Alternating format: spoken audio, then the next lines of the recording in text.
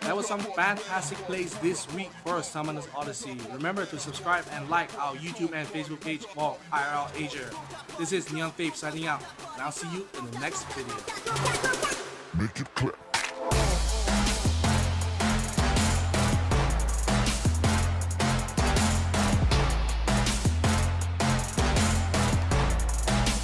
Rooftop party, we get naughty.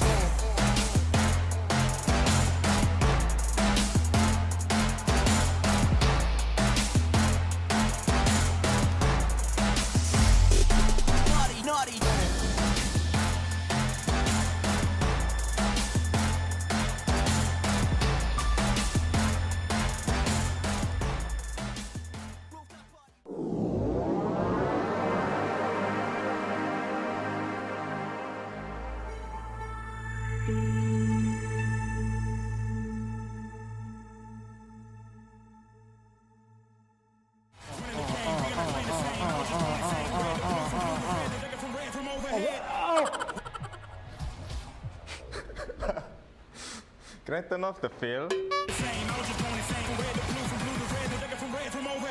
Wait, apa benda? Apa benda tu? I missed both? What? Huh? Hey. Oh, sorry. I'm a dirty. Alright, let's play some Beat Saber. Let's go. We're playing, yo! I got the power. Eh, itu easy lah. I got the power. I got unlimited power. Game. I got unlimited power. I got the power. I got unlimited power. Running the game. We gonna play the same. I was just going insane. Red to blue, from blue to red. They're from red from overhead. We're playing. Habis.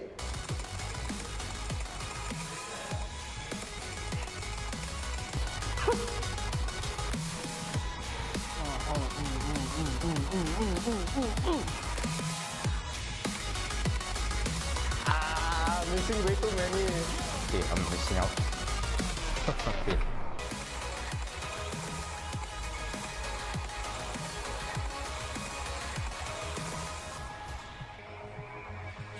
I'm coming closer. Victory is mine. I'm making history this time. I'm living this moment. Living the I'm a dirty. Okay. I'm a dirty. I'm colorblind, actually. That was hard, but nothing too hard. It's way too hard, man. Too confusing. That was challenging. Yeah. Good game, good game. It was good. I beat Lionel. Wait, sana. Asal aku tak lulus, man. Serius ah. Tapi serius, susah. Tak boleh. Sebab dia bagi aku hard. Aku tak boleh nak main. I'm a dirty. Okay. I'm a dirty. I'm a dirty. Bulk accelerator. I'm a dirty.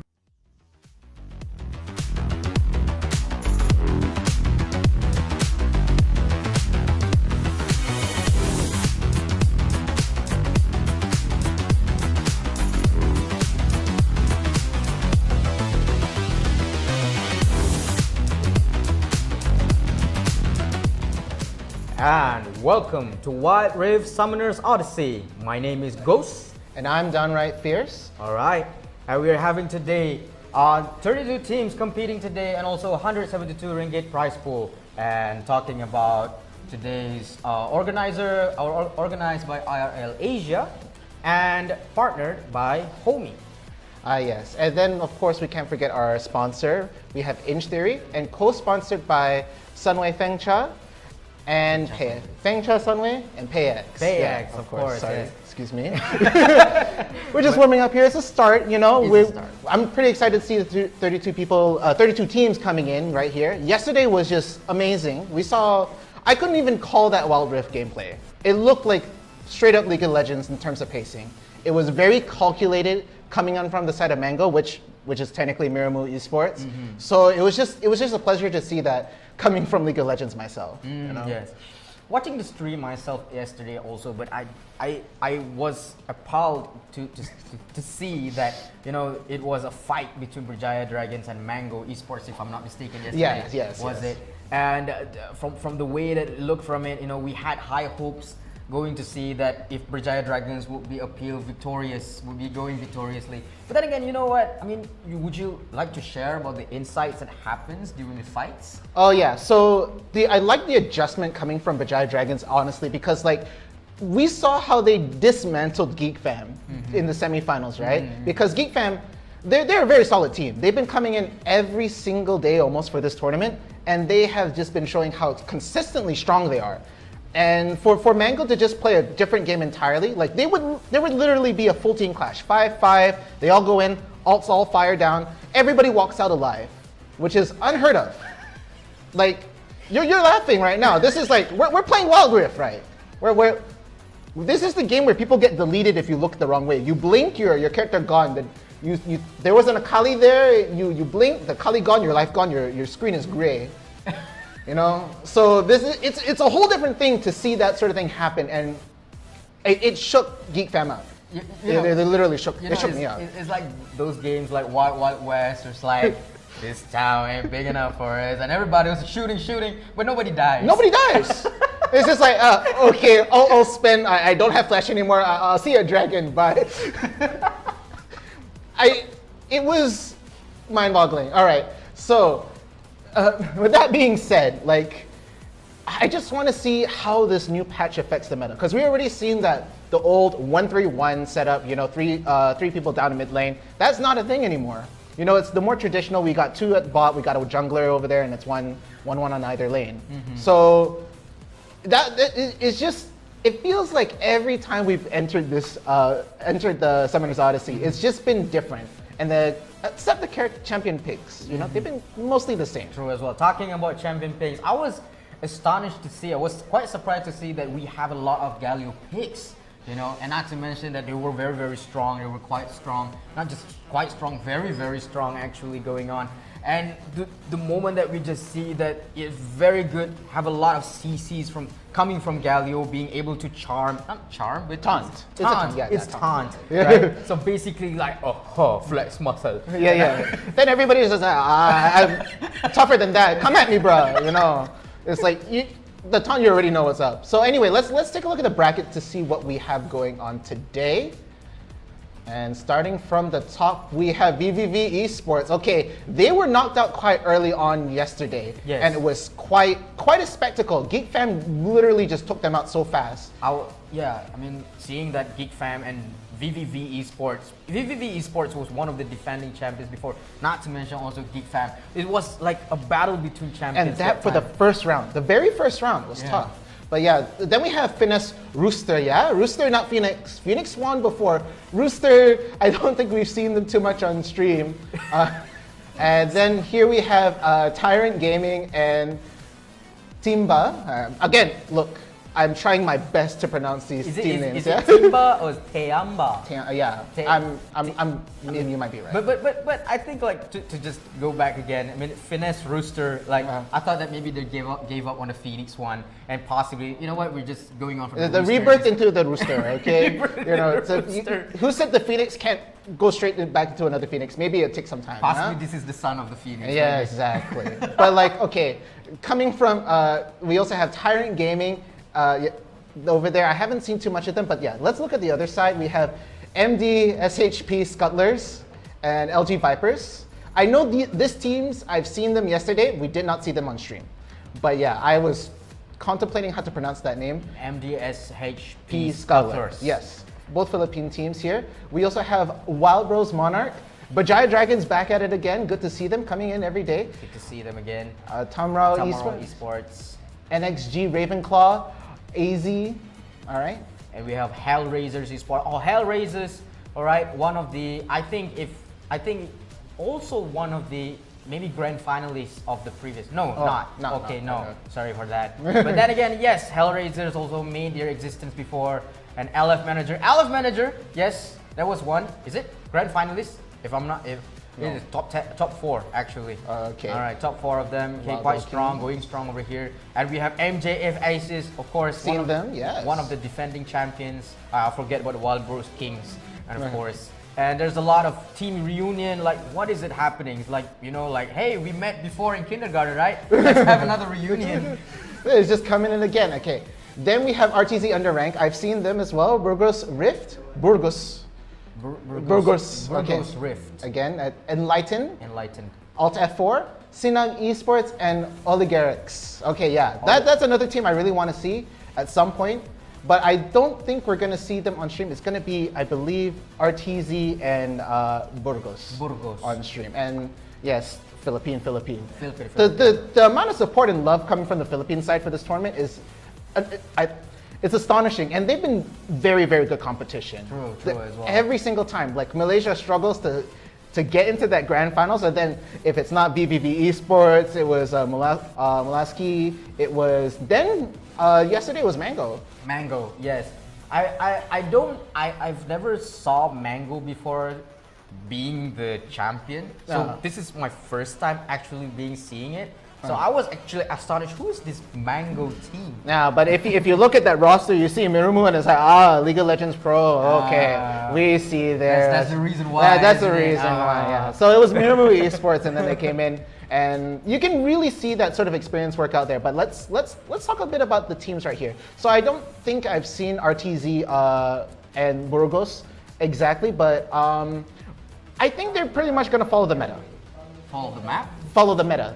Follow the meta. So, you know, I say they're gonna straight away ban Galio in my head, right? This has been the flow of yesterday's tournament as well. They didn't want to have Camille and the Galio comp, right? Because having both of those in the single team is not fun. Because you got Camille mobility, you know, with her grapple hook, she's doing Attack on Titan stuff. Yeah. She's having her own way, and then you have to worry, it's like, I'm gonna attack that thing, then Galio comes from the sky, comes straight down. Basically, when these two champions coming, suddenly anime soundtrack just got popping out. And then every time you think it's okay, this guy's off position, it's safe to engage, we're gonna go in, then I was like, where does Galio come from? So what's happening here? You just saw that he's flying from the side of the screen. It's like, I saw something flying up there, but I didn't know what it is. Yeah. So Galio just come inside and boom inside. Even if he doesn't hit you, it still comes as a surprise. Yeah, and then we saw coming in from Mango's side, they used it as a disengage. They didn't really use it as like, we're going all in. It was more like, hey, you don't touch my ADC. He's my buddy, he's my pal, please. Just back away, please. He's more like that bouncer where, hey, don't touch that. Yeah. Hey, don't go there. Nuclear deterrent, if you would say. Yeah, it was just like, not here. Yeah. Don't want that, all right? Off the road. Yeah, like, please. shoot. So yeah, we also didn't see Camille until the last game where they didn't want to ban, right? So yeah, let's just take a look over here. Again, guys, it's been great that you've been all tuning into the chat and, you know, and coming in every day on stream. You know, we really want those 10K followers, and we've been streaming a lot, and we hit 2K I think yesterday, and it was really cool. Yes. We got another promo vid, you know, that you get to see if you throw down some stars. So if they put in more stars, you get to see the promo vid that we're talking about. I won't mention it. You have to put in the stars, and then you can see it. True. All right. Don't want to give it away. So just to recap on what Downright Fierce have said, so we want to have support, so please let us achieve 10K followers and likes for our page, of course, IRL Asia, and of course we have our supporter batch available for those who are coming to our streams, and not to mention for the promo videos, as you have mentioned, you know, promo videos. Oh, like you didn't? Did you see it? No. If we that's a secret, you know. If we ever get 10K it's a little followers, present. yes, we will be able to showcase all the promo videos and high quality content to all of you guys. So of course we're going for that. So we're moving on to the comments, and we're seeing that we have Leon Su saying Dr. Ganas. Yeah, he's a pal of mine, and again, actually before any of this commentary, I was doing fighting games, and it was always just like, why is this guy not so fierce? You know, what's up with him? Why doctor?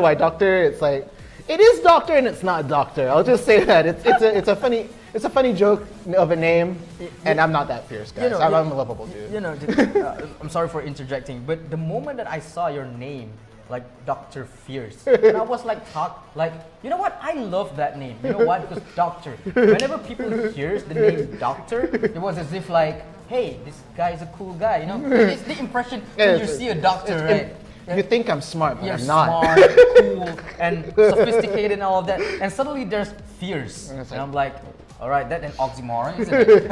Yeah, it's like, the whole joke is that I'm not really fierce, basically, guys. All right? I'm easygoing, okay? So don't blame me on that. But yeah, like... He's fierce somewhere else, I knew it.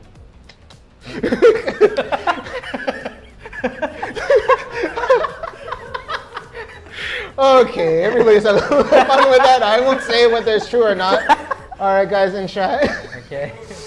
So to our fans, there's always a reason why the names are like that, okay? It always comes with inspirations or just coincidence, but no matter what, you know, it represents what we believe the most. So, yeah. I mean, like, you know, I just recalled there's one fight where Geek Fam was fighting Veni Vidi Vici, and I was seeing that, was it able, like, Veni Vidi Vici would be able to contest for you know, the grand champion? Oh yeah, for sure. It was definitely within their grasp, but it's just that early momentum Geek Fam got in that game alone was just, it was staggering. It was literally an uphill battle straight from the 5-minute mark. Yeah. Right? I think even in the 3-minute mark, it was already uphill from there. They were losing objectives, and the kills just started slowly adding up, and that's the game of League of Legends and any MOBA in particular. Once you get that initial momentum, it is very difficult to come back. Extremely. They're basically snowballing all the way, man. And it was like there's no chance even for a defending champion to go through the might of the Berjaya Dragons, and they just keep on going. But then again, it was an amazing fight between Mango and Berjaya Dragons coming up yesterday. Yeah. Oh yeah, like that one, it was well disciplined. It was definitely one of those games where it's just like, you expect this from like a best of one, because everybody's sort of like hesitant to try and take like the initiative and just go straight into it, and it's a bit too, you know, scary, you know, because you lose one game, you lose it all, right? You won't be able to progress further on. But you know, it dragged on past 20 minutes. We were legitimately playing the PC League of Legends at that point. You know, it was a completely different game. True as well. I mean, the way that from what I see is like everyone is like going inside, hello, knock, knock, knock, and just going back again. And you know, like it was like I think I saw like 2-3 fights and nobody dies. Yeah. The Mango special. 5 man go in, 5 man come out, both sides. So okay, you know, like my ult was a poke. You know, so it just, yeah. Very, very nice cataclysm by. You know, it was just. Hextech ultimatum, yeah, you're not going there, I'm not coming in as well, you sit down. I'm just going to lock you for the first 5 seconds and then after that we're done, okay? Yeah. You've been a bad carry. You've been bad carry. You hurt my teammate. Bye. It's like, alright, bro, I'm gonna slap you in the face for once and then I'm going back. Yeah. I'm going back. But speaking of which, that game, it was a very interesting ban phase, because we saw slightly unconventional bans coming in from Berjaya Dragons. Like, I was talking about how XDX was really doing well with the Vi, right? Was doing very well initiating, controlling the match with every time he threw the ult, there was gonna be a play made on top of that, right? True, it was very well played. So they said, okay, fine, no more Vi. Oh, okay. And then like, it's like, oh, now what? Yeah, it's like, but then again, like, Vi is meta right now, right? But is she one of the best champions? And they're definitely not. So with that play, they were like, fine, we take Mundo. I was like, yeah, sure, we haven't seen Mundo all day, and Mundo's pretty good. Even with the nerfs, it's like, why not? So for the moments that Berjaya Dragon took away their favorite characters, the Diane and the Vi, it's like they gave them better characters. You saw, then the Galileo came out, then the Camille came out, then the Akali came out, you know? It was, I can't say it was a bad play from Berjaya Dragons, because like, they just didn't know how to deal with those champions at that time, and it was a good call there. True as well. Yeah. I mean, from the way that I see it, I mean, the amazing control from Vi going on with that. I mean, it's just amazing, you know. Like I'm a Vi main, so that's why I was really happy as well talking about it. So a little subtle thing, okay? But I saw you. No bias. I saw you play with Blitzcrank just now. Yeah. Did you just cheat? Look, on your okay, Vi? no. You just cheated on. I can your explain robot. that Blitzcrank game, okay? Okay. To be fair, I re-downloaded Wild Rift on my phone. All right, I re-downloaded it. Then I forgot which account I logged in. So then I used my Riot account. Oh, level 0. And I said, okay, fine. I play and I level it up. So just the early elos of Wild Rift, man. It's a wild ride. Nobody knows what they're doing. So like we got 2 junglers that game. It's like there is no way on earth I'm picking a 3rd jungler. So I played Blitzcrank and then I solo top lane and won. So let's not talk about that elo. Because your marksman happened to be AFK at that time, and wasn't even, and not to mention the jungler just go diving into tower for no exact reason. You're like commentating my game right now. It's like it's like we're so used to commentating like high level play and all this. So like when we see just weird, dumb stuff, we can call it dumb because I'm the one playing. I can call myself dumb. It was just dumb stuff happening. It was just, I was tilted already. Because basically, like if we're seeing like other players playing it, like especially we're commentating over here, right? Yeah. We can't really say the dumb things about dumb things, you know. Yeah, no, we had a moment yesterday with Chef where we were looking at, I believe, Mango's Lux, and they were pushing in top tower, and there was just one ranged minion just whacking away at it. Then this Lux ult came out of nowhere. It's like, just for the minion. It wasn't even a cannon, you know. Like this Lux thought like, I don't like that thing. You know, I don't want that minion said mean things to my mother in front of my tower. Gone. I ult you. How dare you? How dare you? How dare you knock on my tower? Do not knock on that tower. And then, bah, single ult. Nothing else in the way. No champion, no nothing. So it's like, okay, fine. You know, maybe there's a play here. Then they got 3-man gang. 2 died.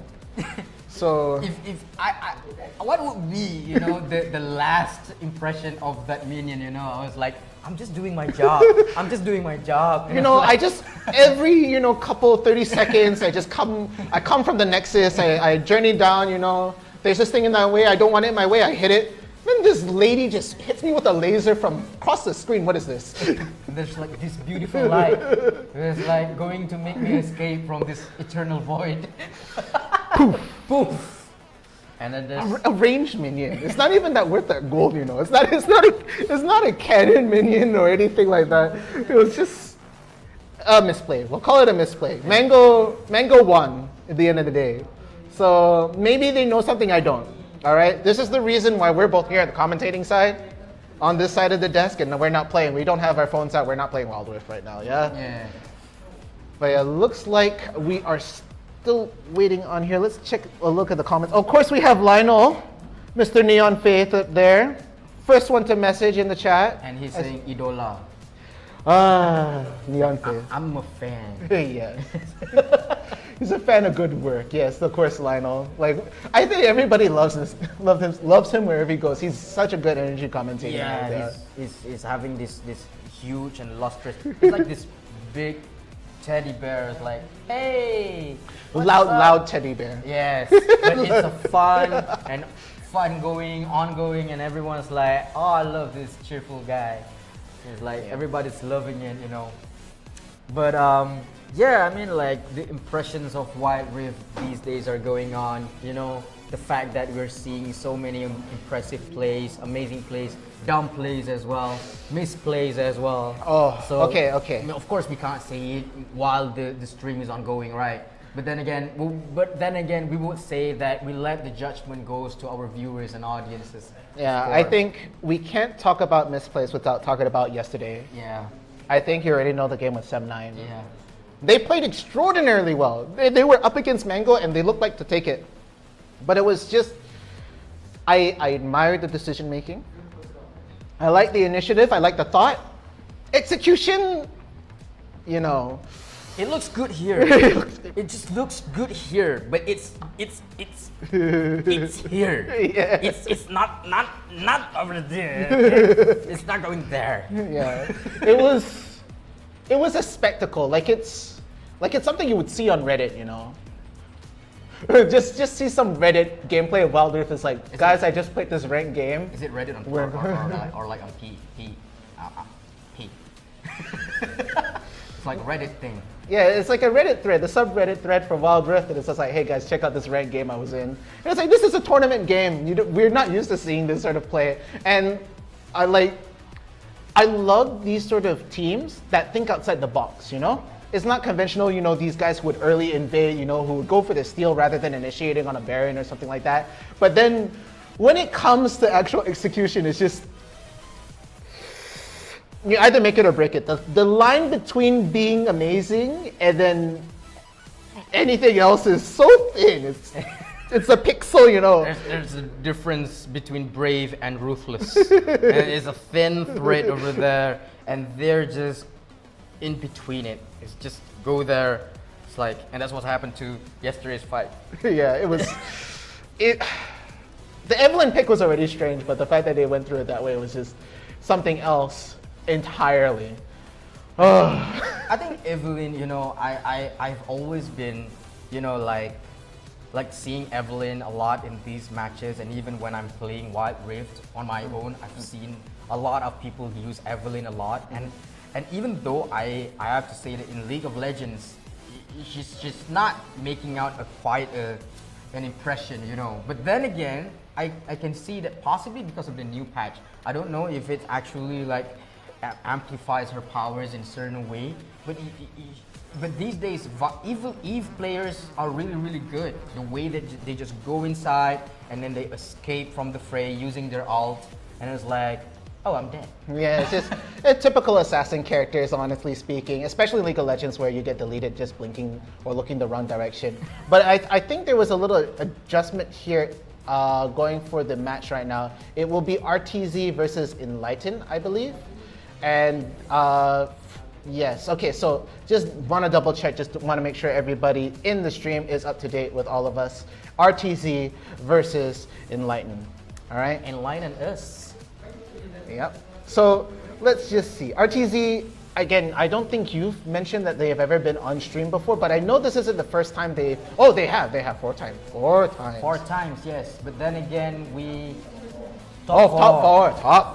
4. Okay, yeah, sorry there. So top 4. So before this, we have RTZ underrank Malaysia becoming one of the defending champions, of course. But then again, for RTZ PH, the greatest achievement that have been would be in the top 4. So possibly today we're going to see a miracle. Maybe. Like again, as much we see a lot of new names coming in here, and it's really good to see some variety. Like Mango is technically Mirimu won once, you know, but like it's still refreshing. We saw some new names. Like I still want to see that Bangladesh team that came in, won it, and took it. So it looks like, okay, before we go on, it looks like the ban is coming up right here.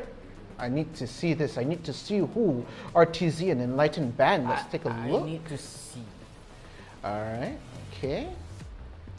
So again, RTZ, I believe, will be doing the first ban here, right? All right. Oh yeah. Okay. RTZ underranked, first ban, and what do they go for? Okay, Orianna. I agree with this. Orianna, very good. You know. Huh? With the amazing Kamehameha coming from her.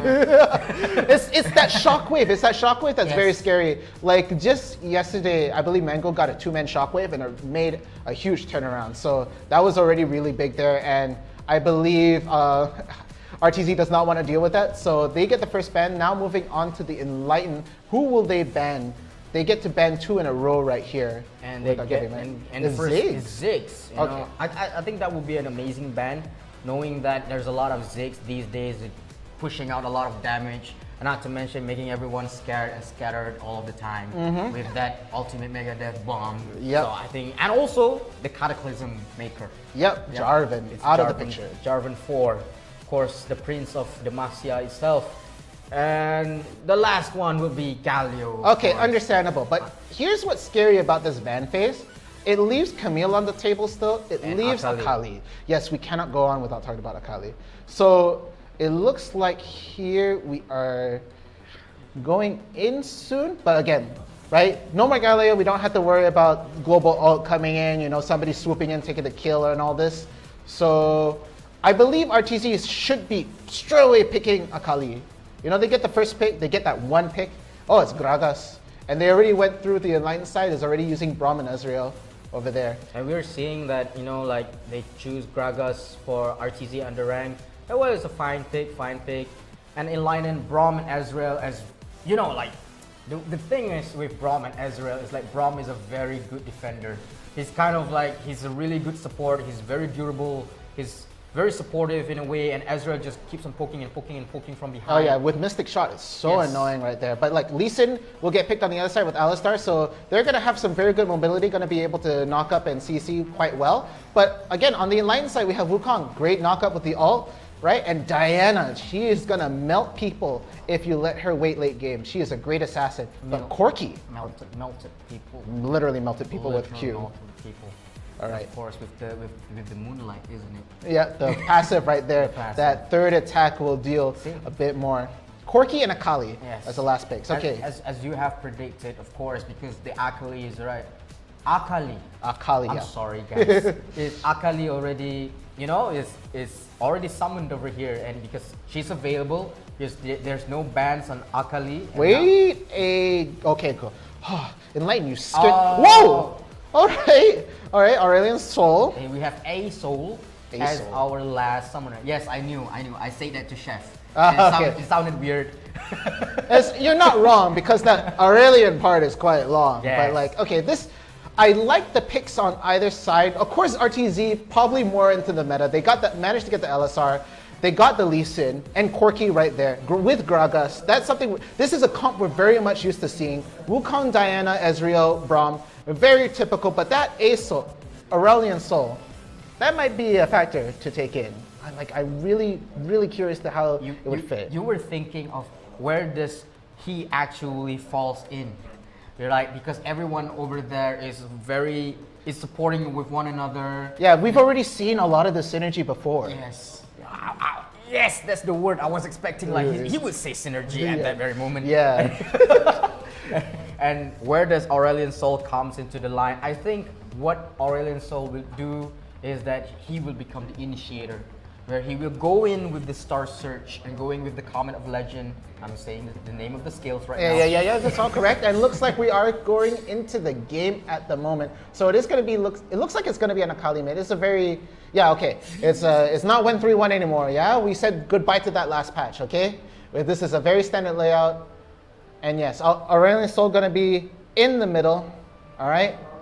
It's basically similar like League of Legends right now, of course, because the way that they are playing safe right now shows that they are more focused on clearing the objectives at this moment. So of course we're seeing that there's a leash. In the previous patches, we rarely see leashes around. I mean, of course, in tournaments, yes, leashes make things more faster, but now we're seeing there's leashes right now.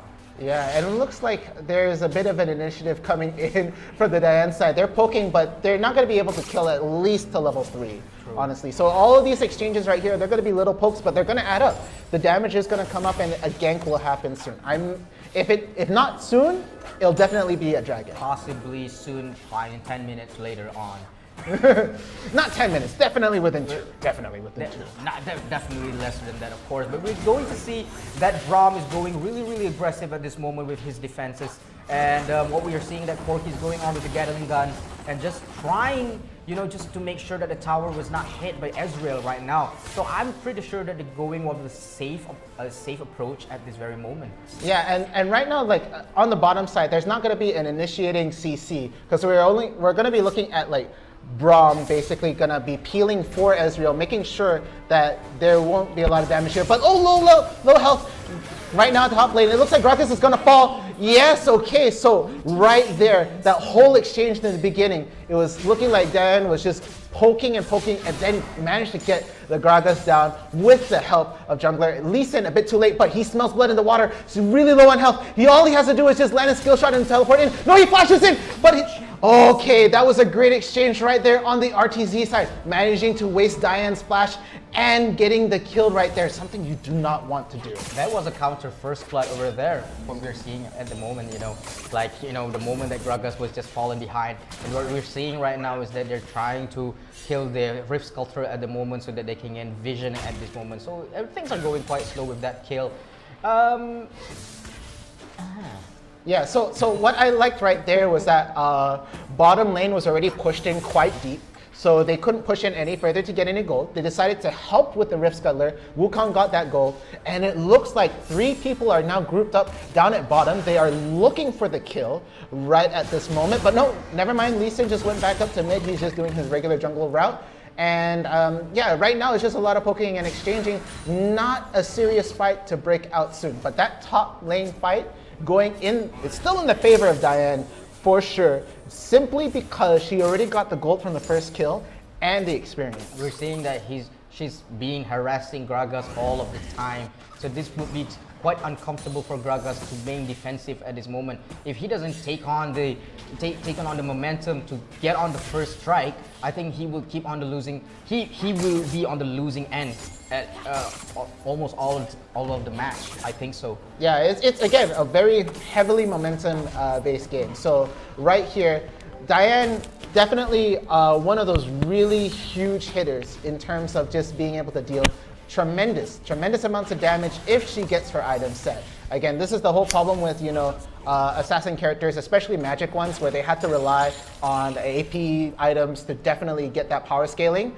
But Diane, she's gonna get there eventually, and it's just better to get on top of it and handle it and stop it from happening. True. We've been focusing a lot on top champion, on Diana and Gragas right now, but currently we are just 4 seconds left until the next dragon arrives, and it's not only that, it's the Ocean Dragon right now. So this will be very helpful for the team, I mean for RTZ Underrank or Enlighten to get, for sure to get on this strike. So will they be able to contest on this dragon?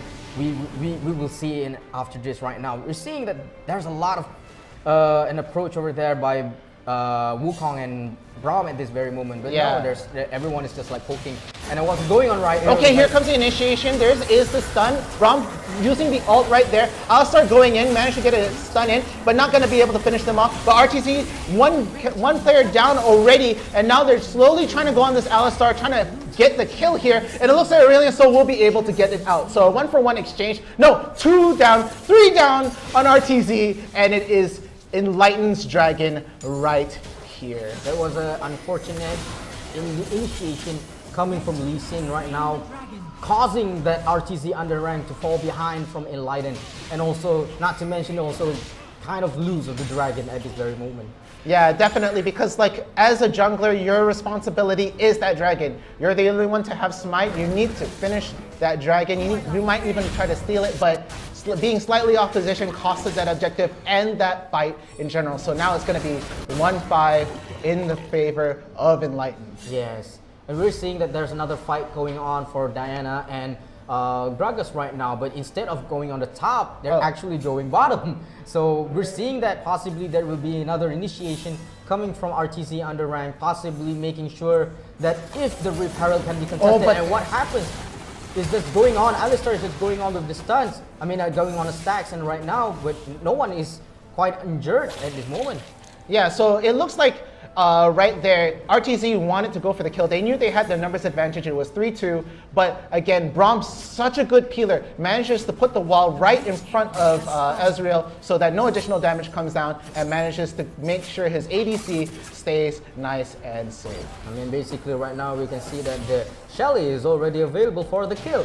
So we can sure Lee Sin is currently going inside, and we're making sure that if Diana will be able to go inside with all of the teams. Wow, we can see that all of the villagers are coming inside, and Corky is just going on for the strike with the Braum going on the first kill. And what happens is that we're just seeing that all of them rumble with each other right now, and seeing that Corky is just going inside. Lee Sin finally slays the Rift Herald, and not to mention that what happens right now, they also made an early summon on that Rift Herald as well. And I think that because Lee Sin stayed too long right now, and he's already been sacrificed to Enlighten, so that goes another 1 kill more for Enlighten this time.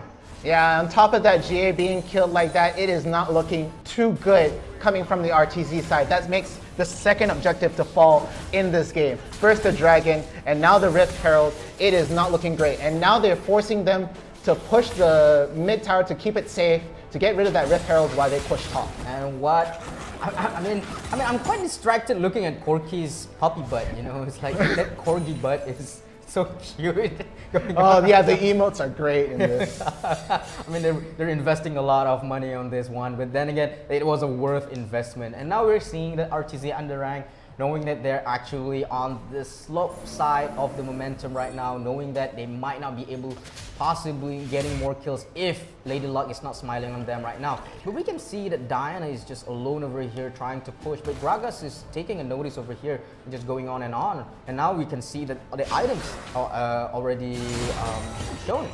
Yeah, so it looks like down, we have Trinity Force already going on for Corky. Wait, I think I got the items wrong a little bit there, the way they're laid out. Yeah, it was quick, but it looks like the first bit of the core items are already on for the majority of the team on either side. Again, the gold difference, it's 3K. It is not substantial, but that's just one core item amount. So that just means, like, look at the bottom right there. There's already like 6K coming in over there. Trinity Force already stacked up. Looks like a BF sword on there. And yeah, it's damage is going to start adding up really soon. This is going to be very, very scary on that side. But then we take a look at Azrael, also Phage, and then working on the Sheen right there. That's going to be adding up a lot of damage in terms of ability power right there.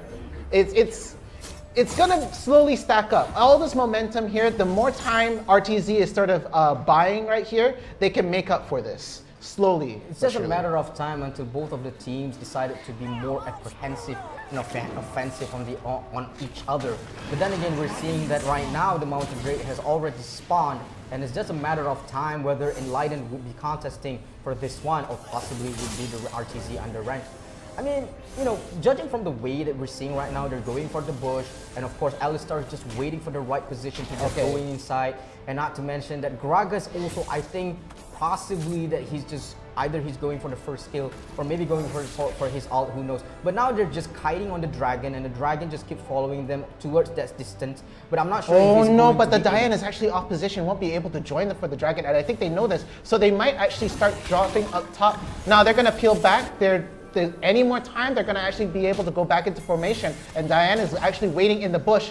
Nobody's initiating quite yet. It's just pokes and exchange. But look, someone's in the Dragon Pit. Lee Sin managed to go in, and he's going for the Scuttler. That's a bit off. Alistar didn't know who to initiate on, but now they're, oh, there we go. Wukong was actually off position and almost got killed right there, and now has to peel back in. But it looks like it is going to be Aurelius. So managing to kill off the Akali right there. No, wait. Okay, yeah, and that's it. That's gonna be Enlightened's Dragon all over again. That was one fine match, giving Enlightened 2 more kills to the fray, and not to mention that if Lee Sin will be able to go, but oh, he gets the steal, stealing the Mountain Dragon in that side. So I'm like, okay. I was like, okay, so they decided to lose 2 of their champions, but now they get 1 dragon behind, 1 dragon instead. So now they're having the advantage of having 6% of health being their shield right now. So this possibly giving them a more advantage at this side right now. It's definitely closer to an equalizer, but that is still not a great trade. 2 champions down, especially Akali, not looking too good. The Alistar is a support, you know, at that point, is not too painful, but losing the Akali in that earlier fight was really bad. But a very, very clean steal coming from 34+, you know, with his Lee Sin, shooting down the Drake, teleporting in, and then flashing out, making sure he did not extend at all. But now we don't see a flash coming in from Lee Sin, and I believe his smite is also that was a really fine steal coming from him. I mean that was really fine. But now we're just seeing that all of them from Enlightened. Oh, Alistar's coming from behind and just going inside. With also the critical from the ult from Braum right now, just going on and just making sure that he can stun on Akali and just Akali is just dead on him right now. So what's happening that this is just basically a kebab on the roaster right now. What's happening to him? And of course, Alistar is again becoming another prey on the slaughterhouse at this very moment. Yeah, I really like how the Alistar tried to go for the flank earlier, but was just off position in general because, again, Enlightened knew that they were trying to go for the flank on them, and it just did not work out well. So they countered the Alistar trying to initiate and just fell in on him. So Akali will go down, and Alistar, which is, again, these two, they need this momentum. Akali cannot lose any more fights in this, and it's going to be really, really tough. I guess they forgot to give Alistar some Red Bull, you know, so that he can fly.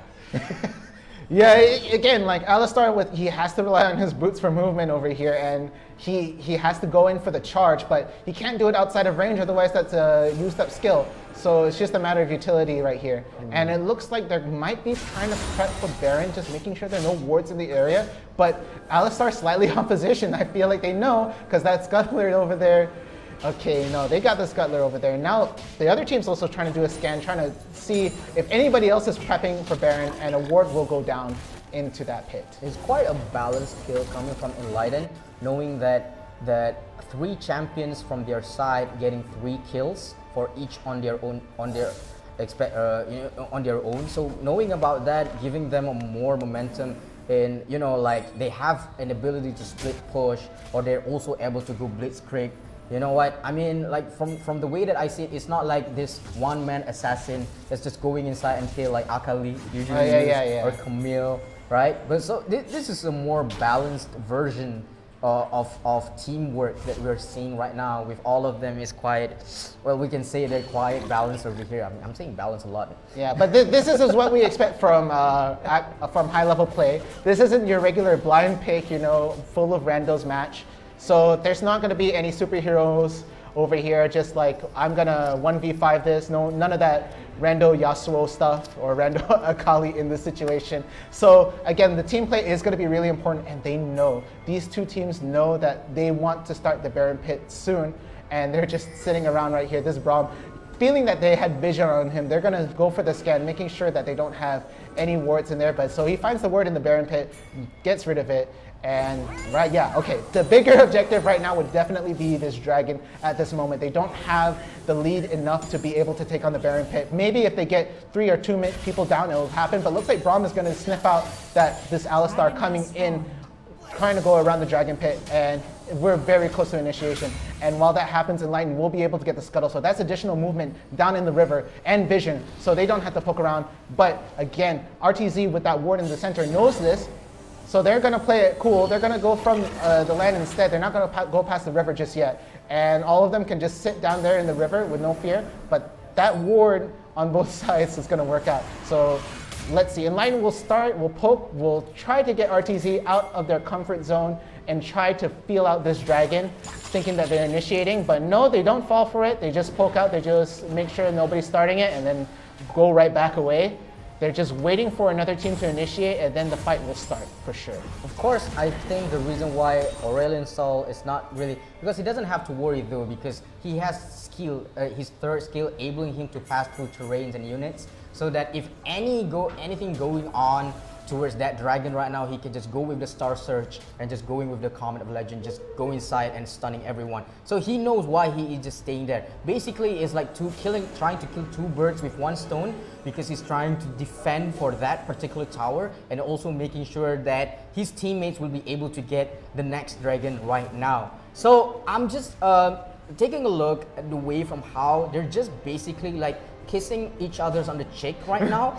You know, like they're like basically like, I'm just going to moi here, I'm going to moi there, and poke here and poke there, and this pet dragon over here is just going to like smooch on you two, and you guys are going to see it. And what happens right now is that while we are talking, Red Team's turret has already been destroyed, and what we are seeing right now, Alistar engage from Alistar, going inside, of course going for the stag, and right now Porky just going on with the missile barrage, just going inside, but that's just another poke. And of course, we can see that Enlighten just going inside, going with the 50% health for the dragon right now. We just go on the damage. But what happens? The Alistar goes going in. And again, another steal from Lee Sin. What an impressive feat coming from him. Again, not for the first time, but the second time as well coming from him. But GA has already been used by Lee Sin. So right now he's in the middle of the surroundings of Enlighten. So it will be a bit worrying if he can be able, but he is actually being able, not him, but actually Gragas was able to escape from that. And what a match. That was amazing. I mean, like,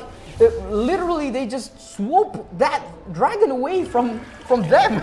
Yeah, that was the only way they were going to come out of that fight victoriously, because this money lead is now 6K. Having to lose that tower early on and the kill momentum right there, it is now a 5K gold lead. If they were up against a fight face to face, I doubt they would actually win. But right there, they waited for Enlighten to initiate, because the longer time they took to try and take the dragon, that was more time they're losing money, more time they're not defending their towers, and more time not getting farmed. So they had to initiate it right there. And again, the play from RTZ34 Plus, just being able to shoot the dragon right there, flash in with the Lee Sin, getting the dragon kill with the smite, and then walking back out. Really, really good. Again, loss of a GA, but still, you got the objective, nobody died. That's already your victory right there. It doesn't matter. I mean, it will always be there available for the cooldown.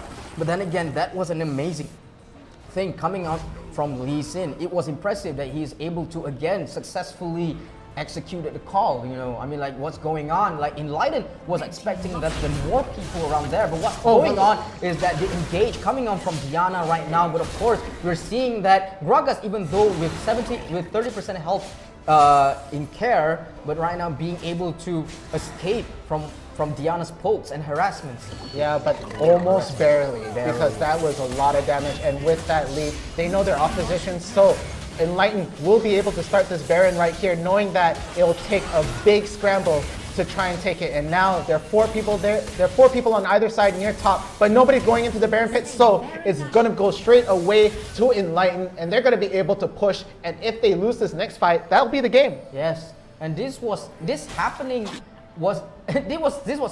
unknowingly from RTZ underranked. They did not know that actually Enlighten was actually taking the Baron, because there was no ward over there. So they did not have vision, and they were just trying to secure the perimeter in what way that they're trying to do over there. While Gragas is over there defending, and while 4 of them is actually quite scattered in each lanes right now. So the fact that Enlighten took this opportunity to grab that Baron was actually amazing. Yeah, both teams actually hesitating, because they knew that 4 people are missing. I only see 2 of our top laners down at bottom doing whatever it is there. They knew that they were going to make a play, so they were hesitating on the Baron, but that's all that counts. But it looks like the fight might be starting off and breaking off in mid. They want this inhib tower right here, and it's going to be a split push. Aurelian's Soul going from the bottom and trying to push this tower in, and they're slowly shifting down towards bot.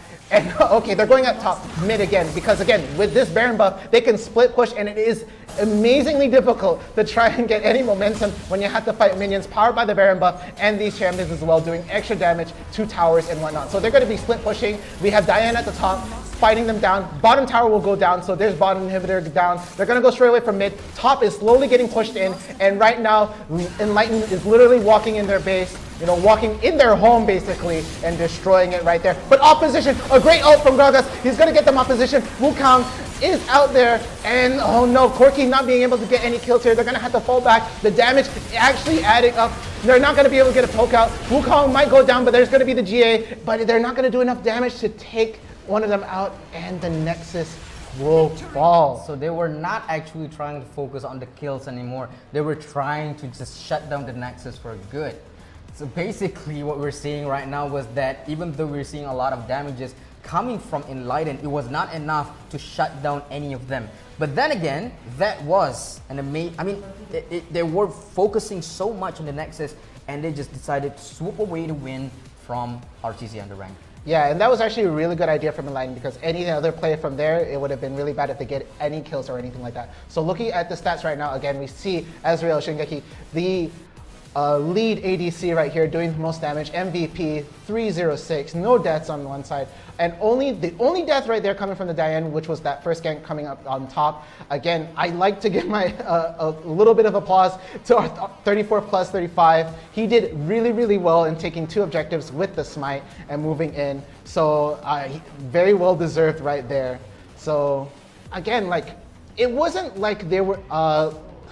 Not Enlighten. Enlighten played really, really well. RTZ also was a bit hesitant in their plays, and it was just they were just unable to get any momentum. That huge kill lead, not being able to do anything there, but they did hold their ground as long as possible. And Corki almost had the potential to kill Enlighten right there, but not fast enough. Focusing on Ezreal right now for Shigeki, right? This is kind of like the item build that's going on for Ezreal right now. It's kind of like the in-game meta, if I was not mistaken. Oh yeah, Trinity Force. I was seeing a lot of people, the combination between Manamune and the Triforce. And that's what's happened, like you've dished out a lot of damage because of his Flux Essence. Yes. You know? So basically like every single time he's just dropping off skills, he's just increasing his mana input and just watching his damage over there. Yeah, but as much as we're talking about Shigeki, look at the Corki on the other side. Remember, this was a 9-kill lead. He was not just the K under doing as much damage as him. If Enlighten gave them a little bit more breathing room, this would have been catastrophic. There would have been potential to come back. Akali, unfortunately, not going to get any momentum there. Gragas doing as best as he could, but again, that Diane outputting the 2nd most damage in this game. It's horrifying to have to fight a Diane, a very, very well stacked Diane in this situation. That is being a great bruiser at this game. You know, the way that she just keeps on peeling Gragas again and again and again. I mean, Gragas was, you know, he also quite a tanky champion in his own right. But then again, you know, like Diana was like, I'm going to hack and shack, hack and shack, hack and shack with the Q and pew pew pew melt you away. Yeah, that passive kicking in on the 3rd skill, she was just ready to. As soon as she got her item, she had enough mana sustain to just keep poking in there, and it's really tough for Gragas, the tank, you know, having trouble dealing with all that nuke damage. But that will actually be the end of game 1, and it looks like we got some replays coming up really quick here. So yes, this is looking at the first fight. Again, Gragas being caught off. But again, I believe the Lee Sin smells that Diane does not want to go away from the lane even though that low health. We'll go for the flash, and then yeah. I like the play there because he didn't use the skill first, knowing that she can flash away. So he burnt his flash in that situation. Braum with a great ult here, gonna be able to peel away for Enlighten here, making sure they won't be able to get that kill easy. Managing to get the trade there, getting the Wukong, and then Alistar not going to be able to run away from Aurelion. Okay, I was astonished to see that Wukong was able to kill Lee Sin because I don't think Wukong actually has an Ignite. So possibly it coming from his red buff. Yeah. So what's going on right now is that all of them is just going inside, but basically Lee Sin gets the Rift Herald, but he was, you know, trying to escape from but he's trying to summon himself from the GA, isn't it? And then he's dead from there. Yeah.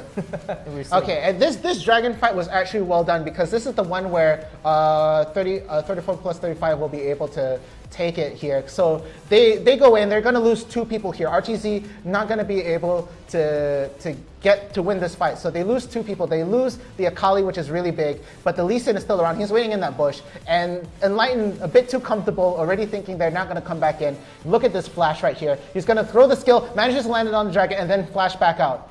Easy in and easy That out. was an amazing distraction coming from Corki, because Corki was actually going, while Lee Sin was going in, he was also going with his skill as well. And now we're seeing that Wukong actually gets the turret, and now we're seeing that Braum, as defensing, getting the kill as well on Akali. Well, actually that's quite a stun if Akali gets to live on. But then again, we're seeing that if Alistar could be able to escape from this, but no, you know what? It just doesn't happen. It's not his luck. It's just not his day, you know? Yeah, okay, and this is going to be the second, or if not the third steal coming in from 34 plus 35. So again, that clean skill shot coming in, he's going to try to come out there, but he won't be able to do it. He has flash, the GA will proc, and then this fight is going to be a losing fight. They're going to lose another player right here.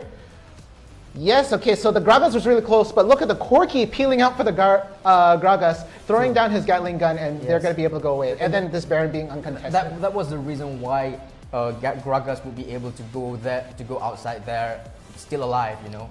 I mean, from this moment, we already knew that they are just going on with the split pushes coming from every lane that is available right now. So Wukong is just waiting for the right time. Even though Corki, as we have seen, Corki was really destructive, going with all of the damages coming in. But then again, we're seeing that the bottom lane already has been destroyed. The inhib turret for the bottom lane has already destroyed. And then coming in from Diana as well, going from there. And I was just waiting, you know, like everybody has seen the cake. You know, the birthday boy is just waiting, and we're just seeing that when he is going to blow off the candles. And it's just going to happen in the next 6 seconds. Yeah, so like it looks like they were trying to fight this one out, but secretly Enlighten was not focusing at all on the champions. They wanted this tower, and that's exactly what happened. Just peachy. Yeah. So that was the bigger picture, you know, because sure they were going to lose champions with that push. They were going to get a kill eventually, and any momentum that RTZ could have gotten from there could have been catastrophic in terms of a comeback. It was just not going to look good if they tried to just go for a fight for fight. So they decided to take on the Nexus with the Baron buff, and that was the bigger play there. So again, congrats to Enlighten. They get to move further on into bracket, and when we come back after the short break, we are going to be continuing into the next round. So guys, please stay tuned on the stream. We will catch you in round 2 of Summoner's Odyssey. Stay tuned.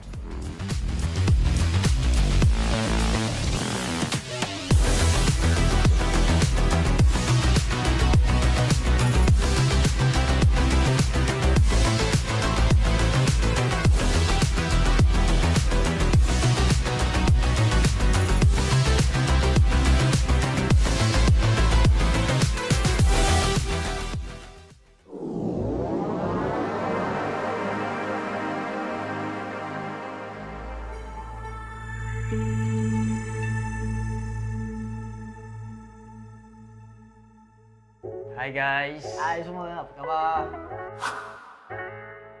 Apa benda kita nak buat ni ah?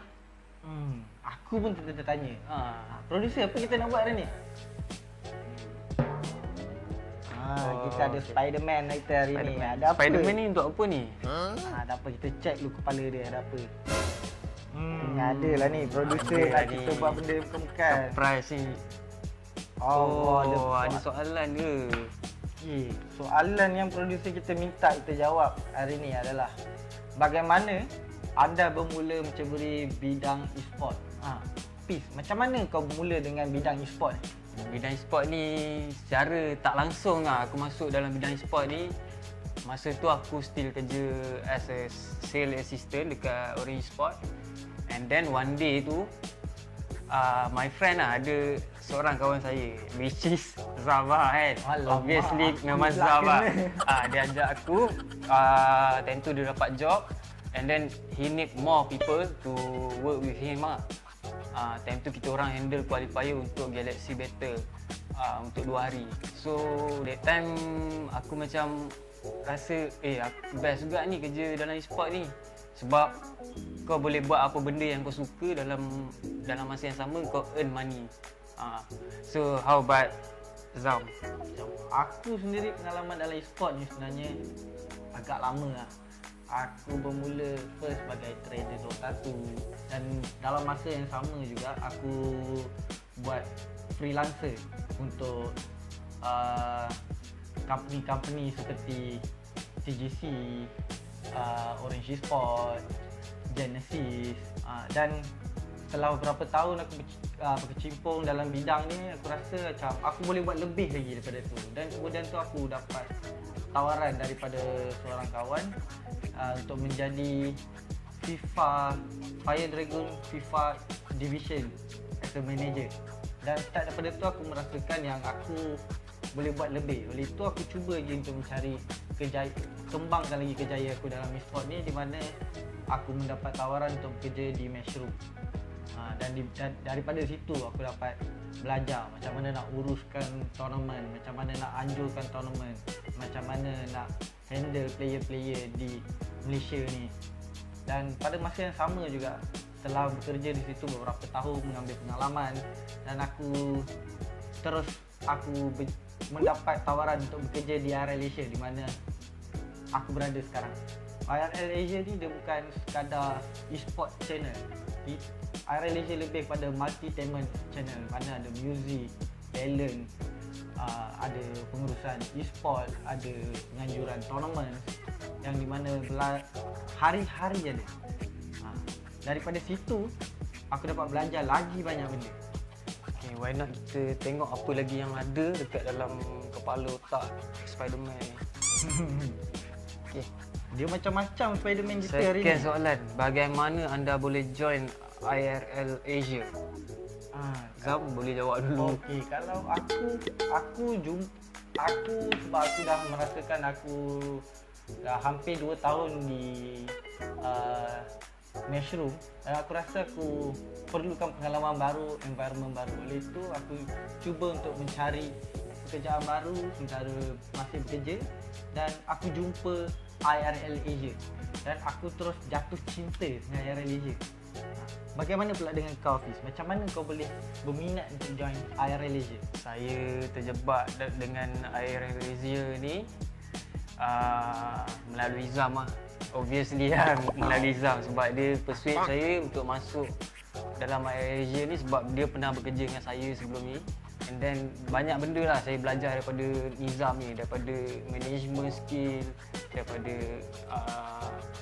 production. So saya rasa saya boleh grow more lah with him. Aku macam kembang pula sekejap. Kita pergi ke yang seterusnya. Apa yang ada dalam dia ni? Spider-Man pun ikut SOP. Kita ni macam mana? Macam mana ni? Tiba. Yang ketiga, alright, kita ada apa nasihat anda, kita punya nasihat bagi yang berminat untuk join IRL Asia? Apa pendapat kau, Fiz? Aku rasa lah, siapa yang kat luar sana dia rasa dia ada bakat dalam e-sport ni, tak kira lah daripada apa-apa bidang, management, production or anything else lah. Sebab e-sport ni kita tahu lah, dia makin lama dia akan makin berkembang. Sebab dia dunia IT. Sekarang orang lebih menggunakan IT daripada sistem-sistem yang secara manual ni lah. Oleh itu, pada siapa saja yang ingin join IRL Asia, layari Facebook kami dan kami akan cuba yang terbaik untuk membantu anda terus berkembang di dalam IRL Asia.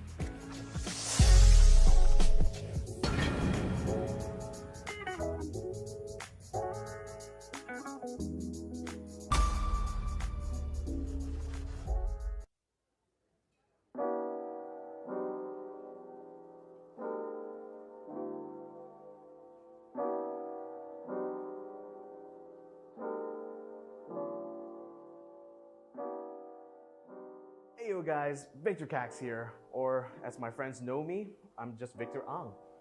My full name actually is Victor Ang Kai Xuan. I'm actually East Malaysian, but I actually grew up in KL. It's kind of complicated, but safe to say, I'm basically Malaysian. So I've been a professional esports commentator for 7 years, and it's quite a long time when I think about it. I think I first started off back when I was still working part-time at Gizmo Arena, which was a cyber cafe in Kuching, Sarawak. And at the time, we were doing an esport event in Unimas, and their main caster needed to take a break. So my boss actually pulled me aside, sat me at the caster's table, shoved a microphone into my face, and asked me to fill in for the caster that day. And the worst part about that thing was that at the time, I didn't know anything about gaming. Like, I barely played Dota 2 at the time, so I literally had to improvise because I didn't know the name of the heroes or the skills.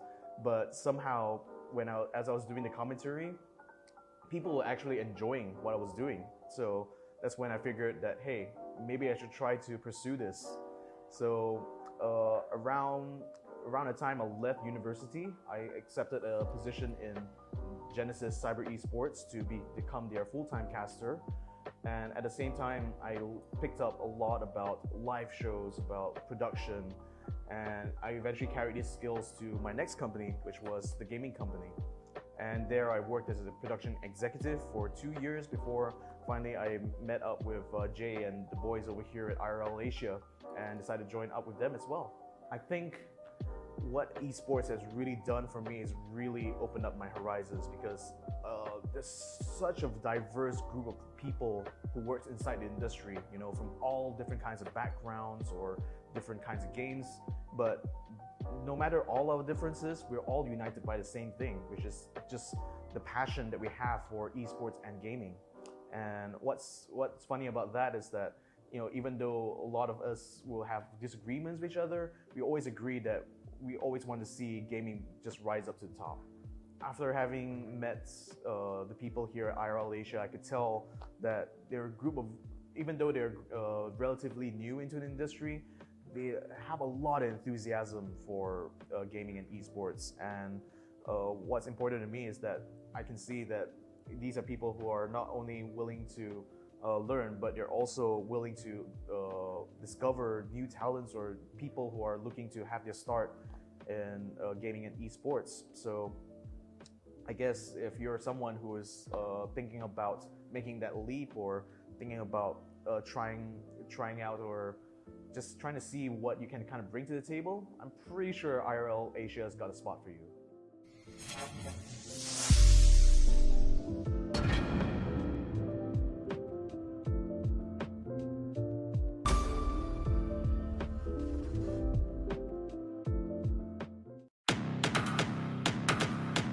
Welcome to Wild Rift.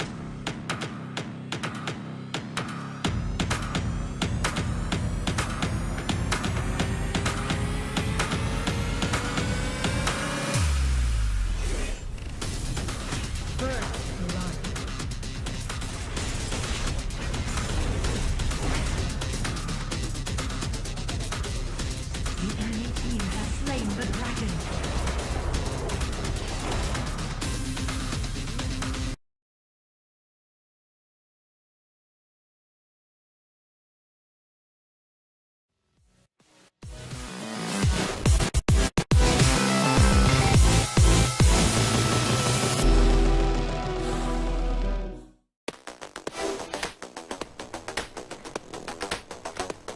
All right, guys, welcome back to IRL Asia Summoner Odyssey. We just finished the first round. We're going into the second round of today. And again, we had 32 people coming in here. But before we talk about the matches or the bracket or anything like that, let's give a quick shout out to all the sponsors and all the partners here. So we have our main partner, Homie, helping us out, and followed by our sponsor, Inch Theory. And then we have our co-sponsors. We have Fengcha Sunway and PayX. Of Yes, course. and not to mention our organizers as well, RL Asia. Of course, the guys who made this possible. Yes, and of course, did we just mention about the prize pool? 172 ringgit and also 32 teams competing today, isn't it? Yeah, yes. We every day, there's just 172 ringgit all up for grabs. So you guys, if you haven't been able to register anything, please do. We're going to be doing this tomorrow. Yes. And the day after that. Of course, and not to mention, hi, my name is Ghost. And I'm downright fierce. That's important too, our names, you know. You see it down there, you guys can see it. But what we haven't been seeing and reading a lot is these comments. Again, you guys, you've been showing a lot of love here. You guys are working really hard for that supporter badge, you know. Like, I can feel it right here. All these likes and all this. Let's see here. Someone asking for kisses too when you were talking about just kissing each other. As in kisses. Yeah. So basically, it's like, you know, it was an amazing fight just now, going for RTZ under rank and also Enlighten. Yes. And what happened was amazing, you know, even though, you know, that Enlighten was going on, like with its supreme victory going on with the amazing matches, you know, but what still our attention was the amazing feats coming from Lee Sin, wasn't it? 34 plus 35 RTZ. Yes. He did amazingly well. He was, again, there was maybe a bit of complications over there. Like if we were looking at the mini map, he wasn't moving too much. Maybe something was going on with his phone. We don't know, but the plays that he made were really good. Now, before we go even more, I think the bracket is ready for us to look at. So let's see who made it past round 1, and we'll be going on further into round 2. Oh, look at that. VVV Esports, of course, very consistent. Going to be moving on to round 2. Tyrant Gaming, LG Vipers as well going into round 2. Wild Bros Monarch, Brajaya Dragons also moving up there. Tamarao Esports, NXG Ravenclaw on that side as well. So we're taking a look that there are already 16 teams moving up to the next rank.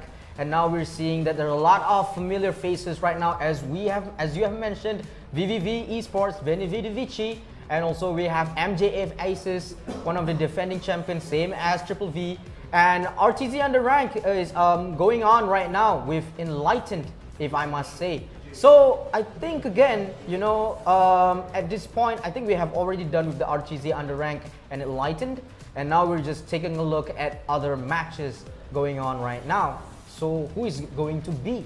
Yeah, and I really am curious about that Alt F4 and Oligarchs fight that has to go on in top 16. Again, there's so many Philippine players here. It's gonna be Philippine versus Philippine quite often, and we only have so many Malaysian contenders. But Jaya Dragons, again, they were so close yesterday to be able to take the game. They went to grand finals but were unable. They called it 2-1. They managed to take one game off the almost completely victorious Mango Esports, who were just coming on clean, almost not even dropping a single game there. They weren't able to keep the momentum, by the way. I mean, like, from the way that I'm looking at it, it was as if, like, if this was a fighting game, it was like this other side, I'm gonna give you a free win on this one. Yep. This one, just like a free win from my side. And this final one, the third game coming up, we're going all out. Yeah. We're basically, like, from the way that I see it yesterday, Mango wasn't giving any chances. And now we're just moving on to our pick selection. And now we're just taking a look at the bans. What's going to be for BJD? Okay, so again, we saw some kind of unorthodox bans in yesterday's game, only because it was a character specialist thing, but a pretty standard ban right there. They're going to get the Ziggs. They don't want to deal with anything of that. No damage there, no more Ziggs. I wonder if we'll even see Ziggs today. And the Lee Sin ban coming from Tamaro, okay.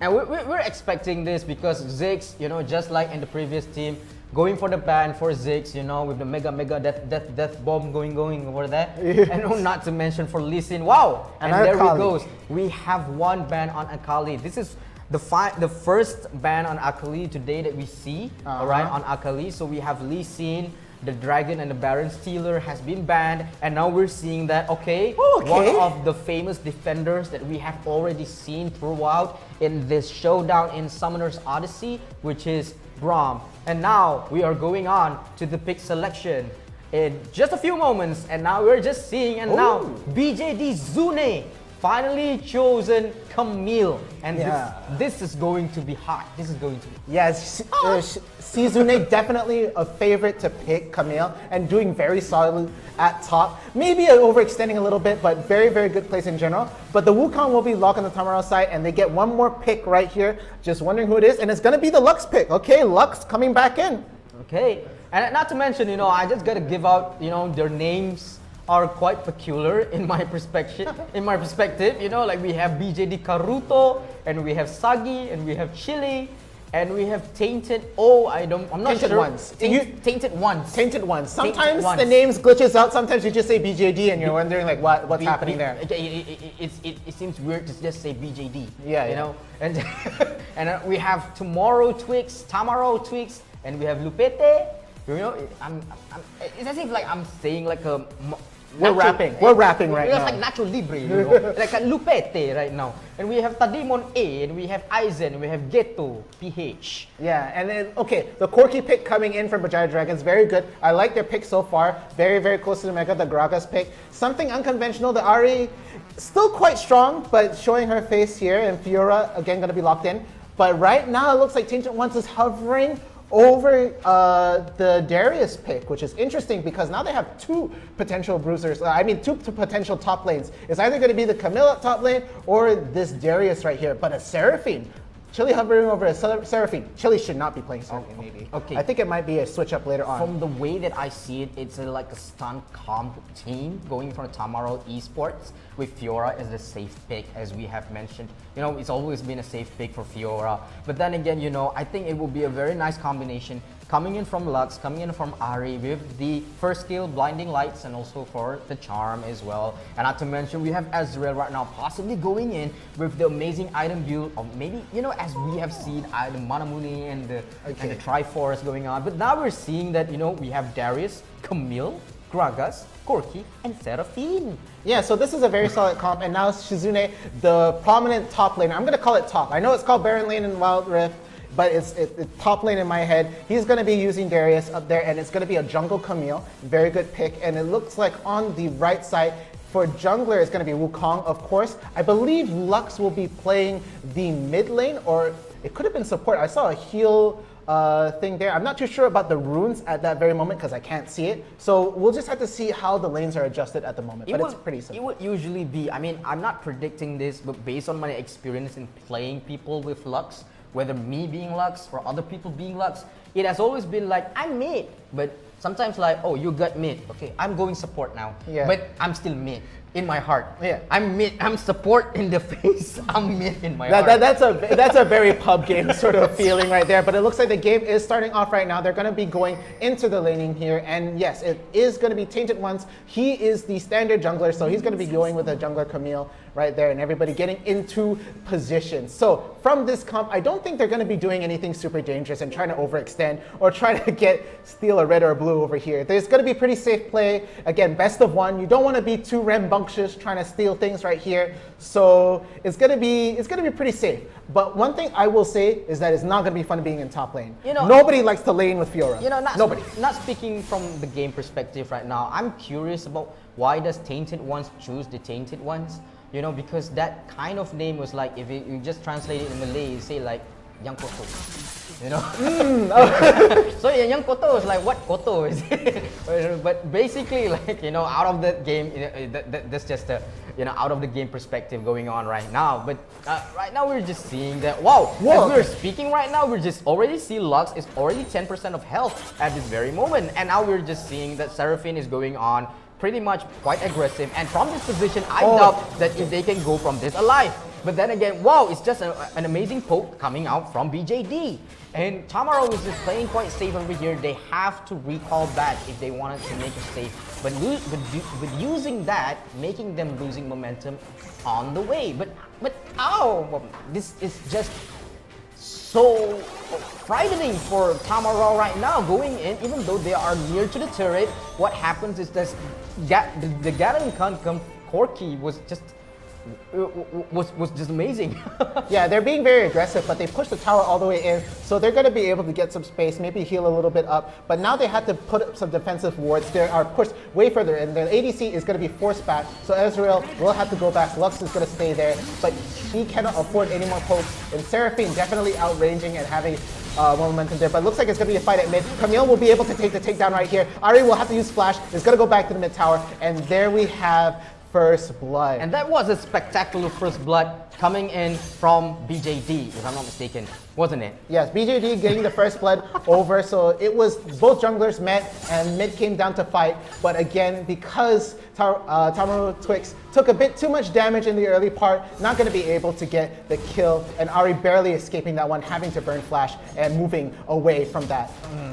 So it's not really a tough fight as what we are seeing right now. I mean, like, of course, it's only early in the game. We're just going in 3 minutes right now. It's only 30 seconds before the third minute at this moment. So at this very moment, we're just seeing that there's a quiet contest going on for Gragas right now. It has been charmed by Ahri. So I'm just taking a look what's going to happen. Of course, Seraphine going inside.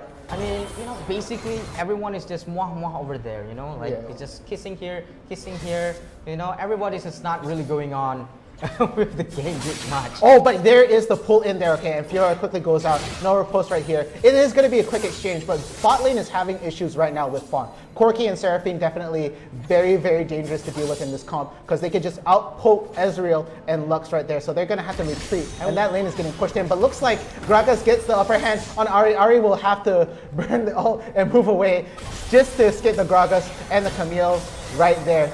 And again, like, there's just a lot of resources being used up on the Tamaro side to just try and maintain staying alive. But again, it's 1-1. We got a kill coming from Tamaro on top of BJD. So it is technically even in kills, but that 1.5k lead is slowly adding up. Oh, but the Residence of Seraphine, Corki going to be able to peel back from the Seraphine. Okay, that was a big hit there. They're gonna have to flash out. It is looking very scary right here. It could be a double kill, but no, the Lux will go down. It is very scary, but Camille coming in, she could kill both of them right there. Corki will go down, unfortunately, and there it is, the Hextech ultimatum, gonna be locking him down, but Wukong coming in, sweeping in with the ult, and will have to peel away, but mid lane coming in, no, okay, this is definitely a bad trade. They had to all collapse in on bottom on top of that fight, and it's still coming out dead even in terms of kills, but in terms of money and experience, it is definitely within BJD's favor. That's already like, there was an outstanding match coming on. Oh, but what's going on with that? And you know what?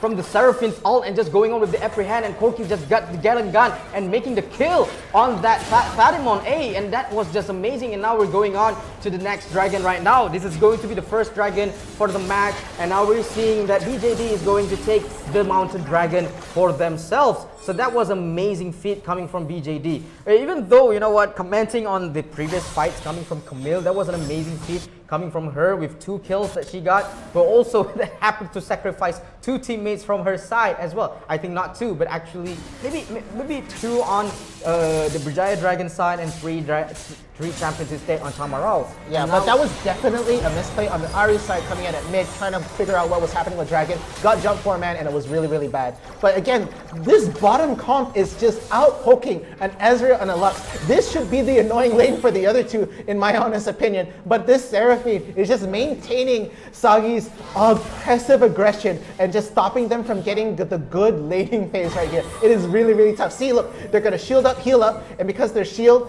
her passive will proc, she's gonna get the heal on him, and then Corki's right back in the fight. It is really tough for any sort of poking to be in their favor. They're getting the slowdown, Sagi's getting hit, but he could just heal up, but Wukong is actually at the top there. It could have been a fight. And now we're just seeing that over here, you know, like Camille just going inside, going with that, and also with even though with the Hextech ultimatum, but not being able to contest it and making Fiora get to able to kill. And now Fiora just flash around and just going inside, trying to chase Darius, but no matter what, Fiora just got only 1 kill from there. And what happened is that he reposted on Gragas' first kill, if I'm not mistaken. And what happens over here, there's 3 champions right now going on from BJD right now, with Fiora just going in, even though we've already 30% health, but not going to stand out, but of course being killed by Gragas' hit. So right now, even though Fiora was bravely going on inside, but then again was acclaimed by Gragas this time. Yeah, that was definitely a mispositioning off of Fiora, but that riposte, there was no way that all. Did you see the ult off the screen and knew to riposte right there, ready for Gragas to try and do something instead? It was insane at that very moment to think that she saw the Ezreal ult coming all the way down there and you just go straight for the riposte. I don't get it. Like they knew that they were probably gonna jump on the Fiora, so she was ready to riposte. It was insane.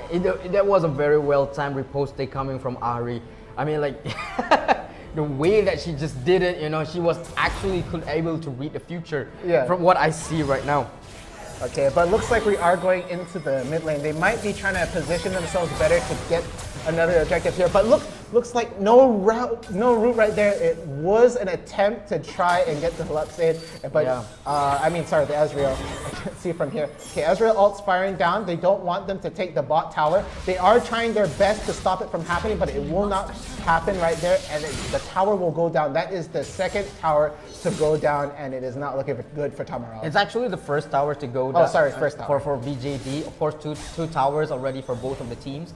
But then again, it's just going so fine for BJD right now, knowing to make sure that, okay, but right now we're seeing that there's a fight between Gragas and Fiora, but knowing that she's just going for the Ignite and going for the shield, and what happens right now is that it's just amazing that Fiora knew how to time his strikes all the way. You know, even though Gragas is going on with the fight, with the pokes and with the harass, with the ults, but it's just amazing to see that Fiora was able to snipe the blue. Lux does not want them to have it, but I think they had the vision from the Wukong, and I thought he was going to go in and initiate, but again, it's going to be outnumbered over there. The Wukong would have died, and a great ult over there. So these little exchanges, they're starting to add up, and it's still anybody's game at this very moment. But the good E over there, Darius is going to be able to tank there, but 4 stacks on Fiora. She is not going to be able to continue the fight without taking a block. And the streak! Oh my god, and of course, Ari is just going inside, trying to... 5 stacks, that could be it. Trying to a little bit. But then again, is it going to be the yes, it's going to the finish for Ari, and that's a double kill going on for Darius. I mean, like, that was impressive. You know, like the magical damage coming out. I mean, the damage is just coming out from his passive was so tremendous that he just made 2 of those champions just go down without the slightest doubt.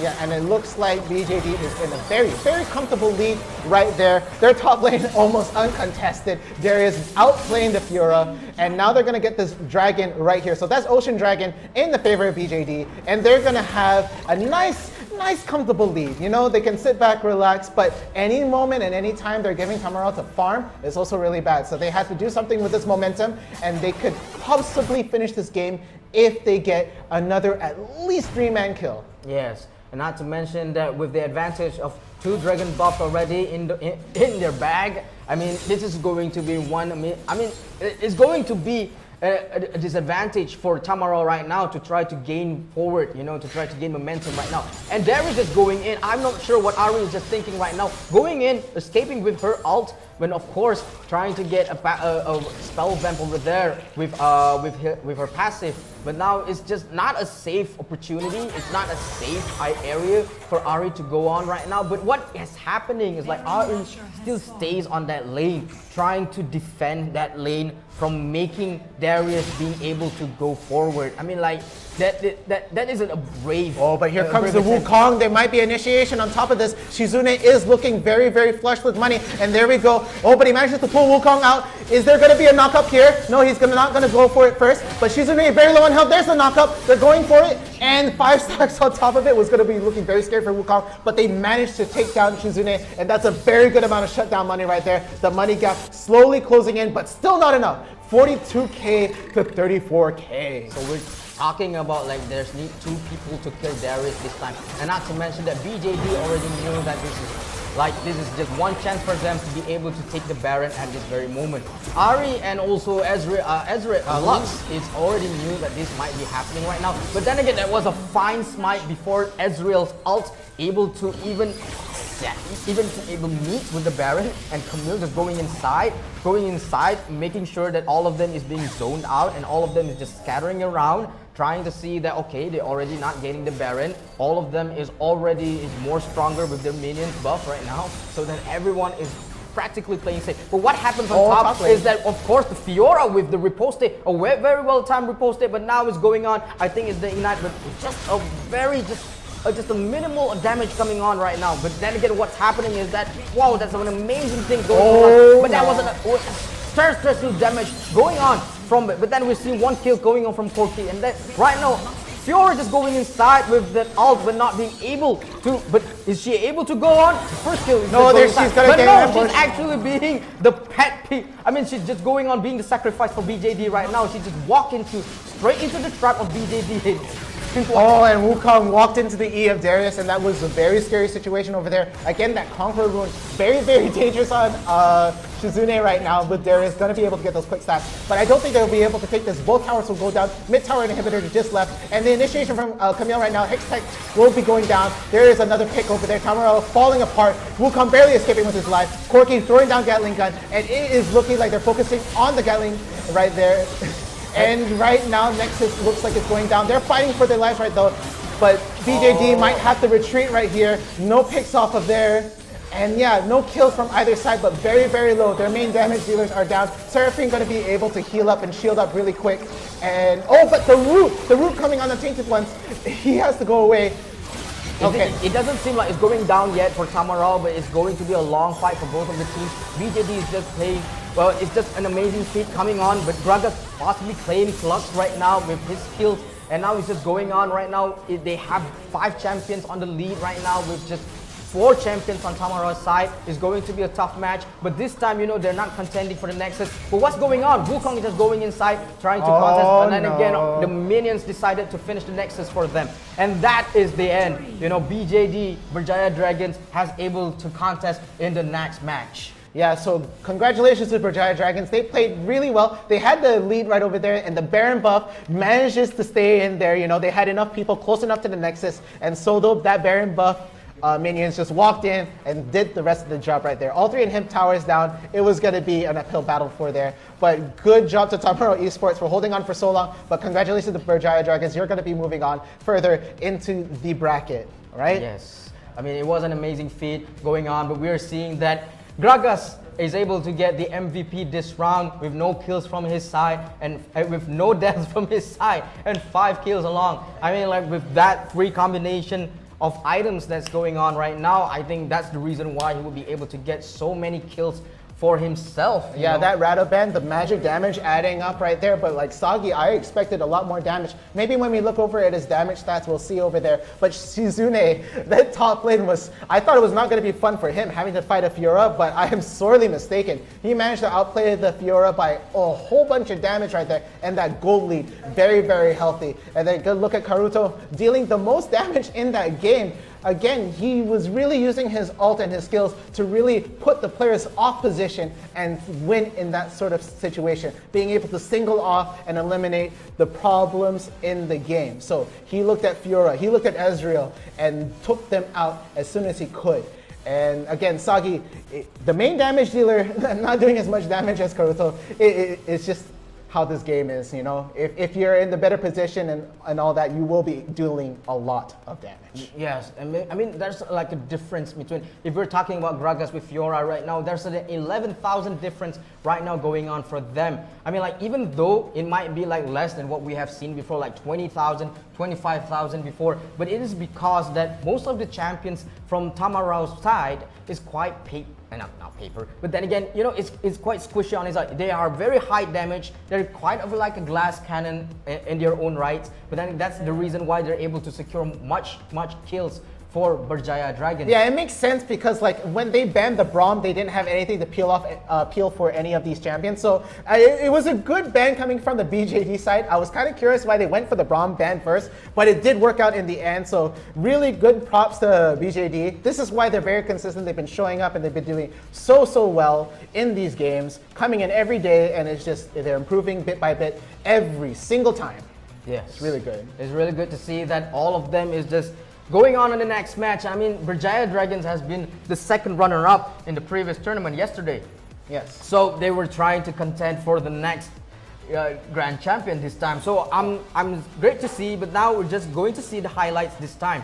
So of course, moving on to right now, we're seeing that this is the moment that I was quite missed out right now. We're just seeing that Wukong was being ignited from them, and they happened to be taking the kill on that. So, and what happens right now is that it was just almost a glimpse of a reality that's going on for them. But then Ezreal able to kill Seraphine with the ult, and not to mention, and now Lux able to take the kill for themselves. And now Camille is just avenging them and killing both of them. Not to mention, even though Wukong has already gone ahead and going for that, but then again, you know, it's just Camille wasn't worried because Gragas will be able there to take the kill for her. Yeah, that was this. At this point, the game was quite even. It was a trade by trade. But again, that misplay from Ari, being off position, trying to look over at the dragon and getting caught, meant that they were going to get the dragon easy over there. BJD using that momentum from that kill. And then again, here we have them trying to kill top. And Fiora, of course, Fiora being Fiora, manages to survive 2 ults over there. And not only that, he manages to almost secure the kill. But right up until he gets a bit too greedy, that's the only problem in this game. He wanted the kill right there, and he was just looking for it, but he's gonna get off position again. Look at this gank right here. They're outnumbered, 3 of them over there. They managed to get the CC on top of Wukong, and Wukong will have to go back. Fiora tries to go in and kill for him, but then it's 4 people, and it's just a bit too greedy, even though they're so low on health. That's the part where this is one amazing feat coming on from Darius. We thought that after that blow coming on from him, we thought that possibly he's not able to get this kill, but he gets a double kill instead. I mean, like, you know, that was an amazing double kill coming on from Darius at that moment, you know, and now we're seeing that Berjaya Dragons happen to be able to take another 2 dragons, and at this moment, you know, we're seeing that Darius is just kind of alone, and he's thinking that maybe I can contest with these 2 of them, but no, he falls down instead, and now again, another Baron buff going for BJD, but then a quick smite going on for Berjaya Dragon, enabling them to get the hand of Baron buff.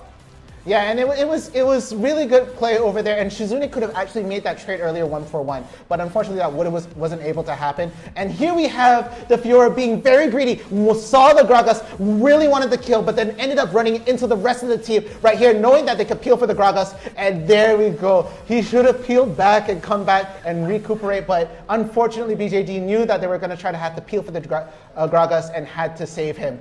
And then at this point, with the Baron buff, they're closing in on the Nexus. Even though it looked like it was going to be a trade-for-trade war at this point, even with the Baron buff, they didn't want to lose the Baron buff, so they were going to go for the fight as long as they possibly could, but they didn't want to suffer any losses right over here. So Shizune using the Q and having the lifesteal on the hack right there is going to be able to go back, and everybody's really low on health, but they're staying close enough so that the minions get the Baron buff. And look at this fight. That tower, the Nexus, is only at 1k health, and they're not going to be able to do anything about it.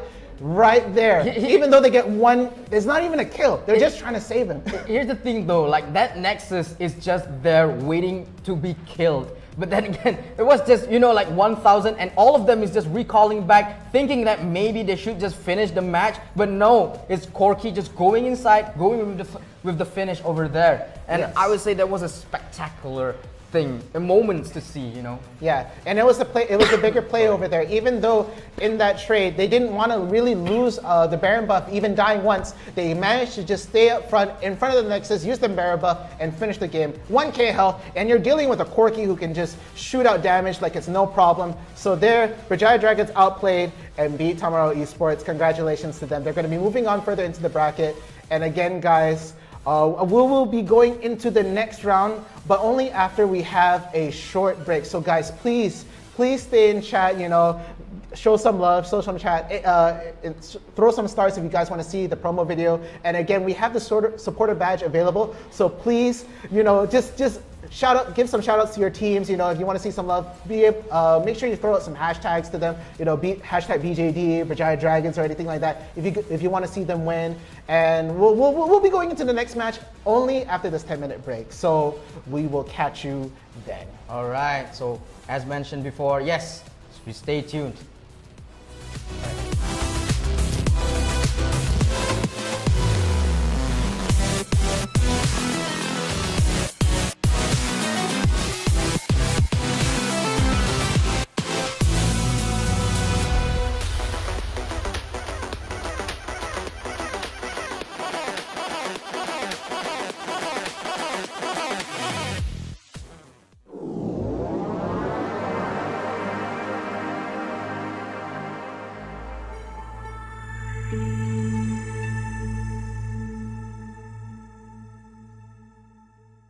Hai guys. Hai semua, apa khabar? Apa benda kita nak buat ni ah? Aku pun tertanya. Producer, apa kita nak buat hari ni? Kita ada Spiderman kita hari ni. Ada apa? Spiderman ni untuk apa ni? Ada apa? Kita check dulu kepala dia ada apa. Ni ada lah ni, producer nak kita buat benda bukan-bukan. Surprise ni. Ada soalan ke? Okay. Soalan yang producer kita minta kita jawab hari ni adalah bagaimana anda bermula menceburi bidang e-sport? Peace, macam mana kau bermula dengan bidang e-sport? Bidang e-sport ni secara tak langsung aku masuk dalam bidang e-sport ni. Masa tu aku still kerja as a sales assistant dekat Orange Sport. And then one day tu my friend ada seorang kawan saya which is Zava kan. Obviously memang Zava. Dia ajak aku, time tu dia dapat job and then he need more people to work with him time tu kita orang handle qualifier untuk Galaxy Battle untuk 2 hari.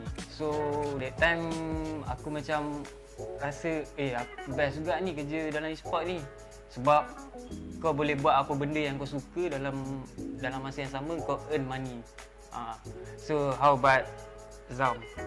Aku sendiri pengalaman dalam e-sport ni sebenarnya agak lama lah. Aku bermula first sebagai trader Dota 2 dan dalam masa yang sama juga aku buat freelancer untuk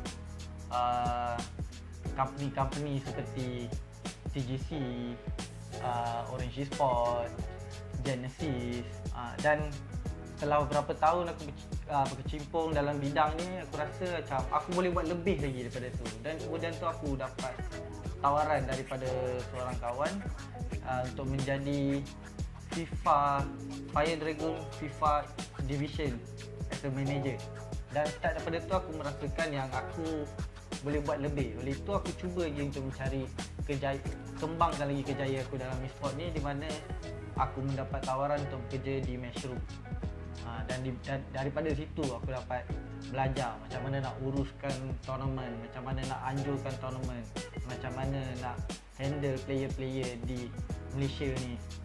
Dan pada masa yang sama juga, setelah bekerja di situ beberapa tahun, mengambil pengalaman, dan aku mendapat tawaran untuk bekerja di IRL Asia, di mana aku berada sekarang.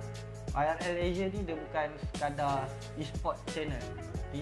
IRL Asia lebih pada multi-talent channel, mana ada music, talent, ada pengurusan e-sport, ada penganjuran tournament, yang di mana hari-hari ada. Daripada situ aku dapat belajar lagi banyak benda. Okay, why not kita tengok apa lagi yang ada dekat dalam kepala otak Spiderman ni. Okay. Dia macam-macam Spiderman kita hari ni. Second soalan, bagaimana anda boleh join IRL Asia? Zam boleh jawab dulu. Okey, kalau aku sebab aku dah merasakan aku dah hampir 2 tahun di Matchroom, dan aku rasa aku perlukan pengalaman baru, environment baru. Oleh itu aku cuba untuk mencari pekerjaan baru sementara masih bekerja, dan aku jumpa IRL Asia dan aku terus jatuh cinta dengan IRL Asia. Bagaimana pula dengan kau, Hafiz? Macam mana kau boleh berminat untuk join IRL Asia? Saya terjebak dengan IRL Asia ni melalui Zam lah. Obviously kan, melalui Zam, sebab dia persuade saya untuk masuk dalam IRL Asia ni sebab dia pernah bekerja dengan saya sebelum ni. And then banyak benda lah saya belajar daripada Nizam ni, daripada management skill, daripada production. So saya rasa saya boleh grow more lah with him. Aku macam kembang pula sekejap. Kita pergi ke yang seterusnya. Apa yang ada dalam dia ni?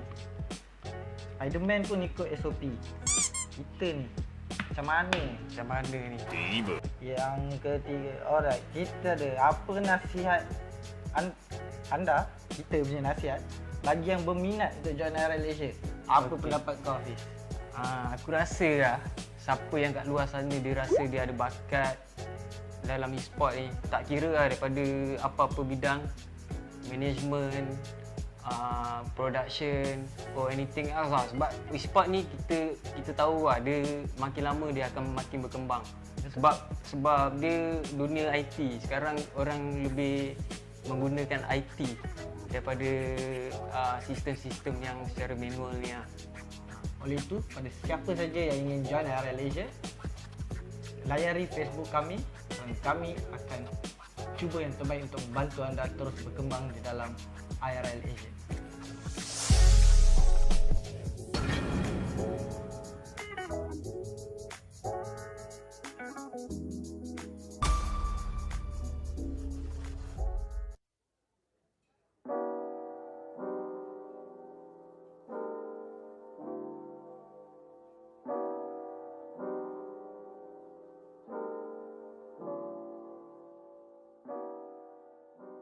Hey yo guys, Victor Cax here, or as my friends know me, I'm just Victor Ang.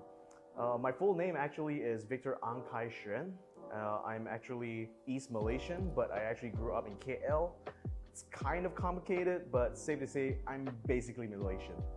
So I've been a professional esports commentator for 7 years, and it's quite a long time when I think about it. I think I first started off back when I was still working part-time at Gizmo Arena, which was a cyber cafe in Kuching, Sarawak. And at the time, we were doing an esport event in Unimas, and their main caster needed to take a break.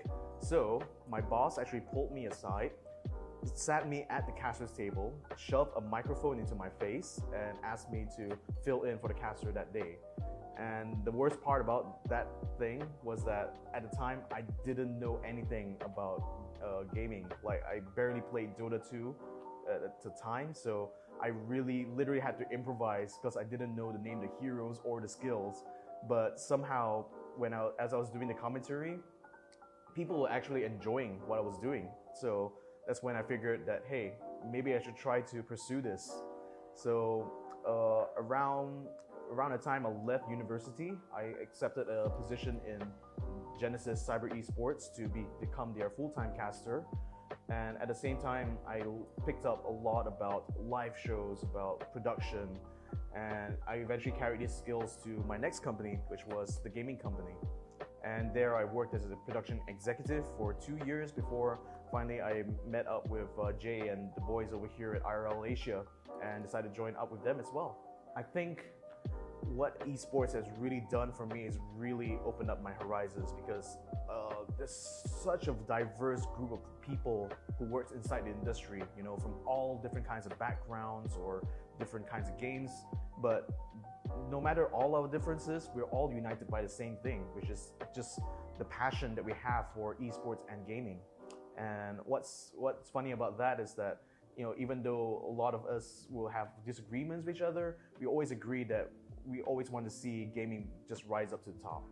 After having met the people here at IRL Asia, I could tell that they're a group of, even though they're relatively new into the industry, they have a lot of enthusiasm for gaming and esports. And what's important to me is that I can see that these are people who are not only willing to learn, but they're also willing to discover new talents or people who are looking to have their start in gaming and esports. So I guess if you're someone who is thinking about making that leap, or thinking about trying out, or just trying to see what you can kind of bring to the table, I'm pretty sure IRL Asia has got a spot for you.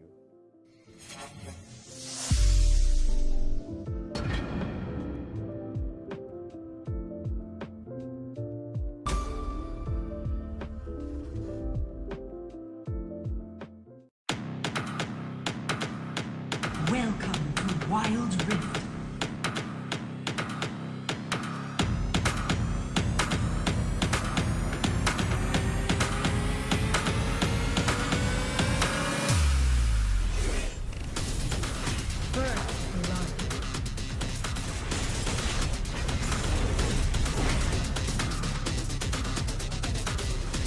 The enemy team has slain the dragon.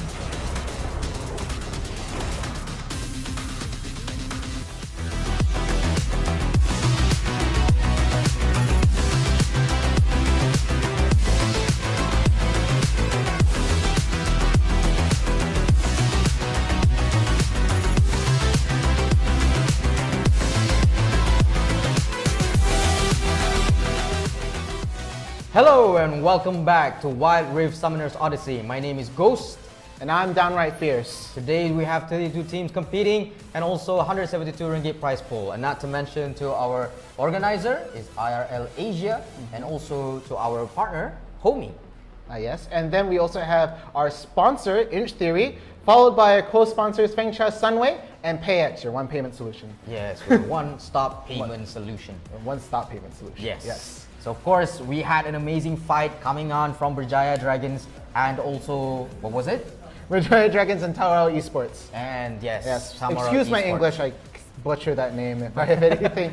But they did a they tried their best, but again, Berjaya Dragons, they've been super consistent in the games, and they managed to take that one away. Like, it was well played on both of them, but again, Berjaya Dragons coming on top. And I see them in chat right here in the Facebook, having a talk with our Neon Faith, having this nice back and forth. It's like, hi, nice to meet you. How's the weather over there, Berjaya Dragons?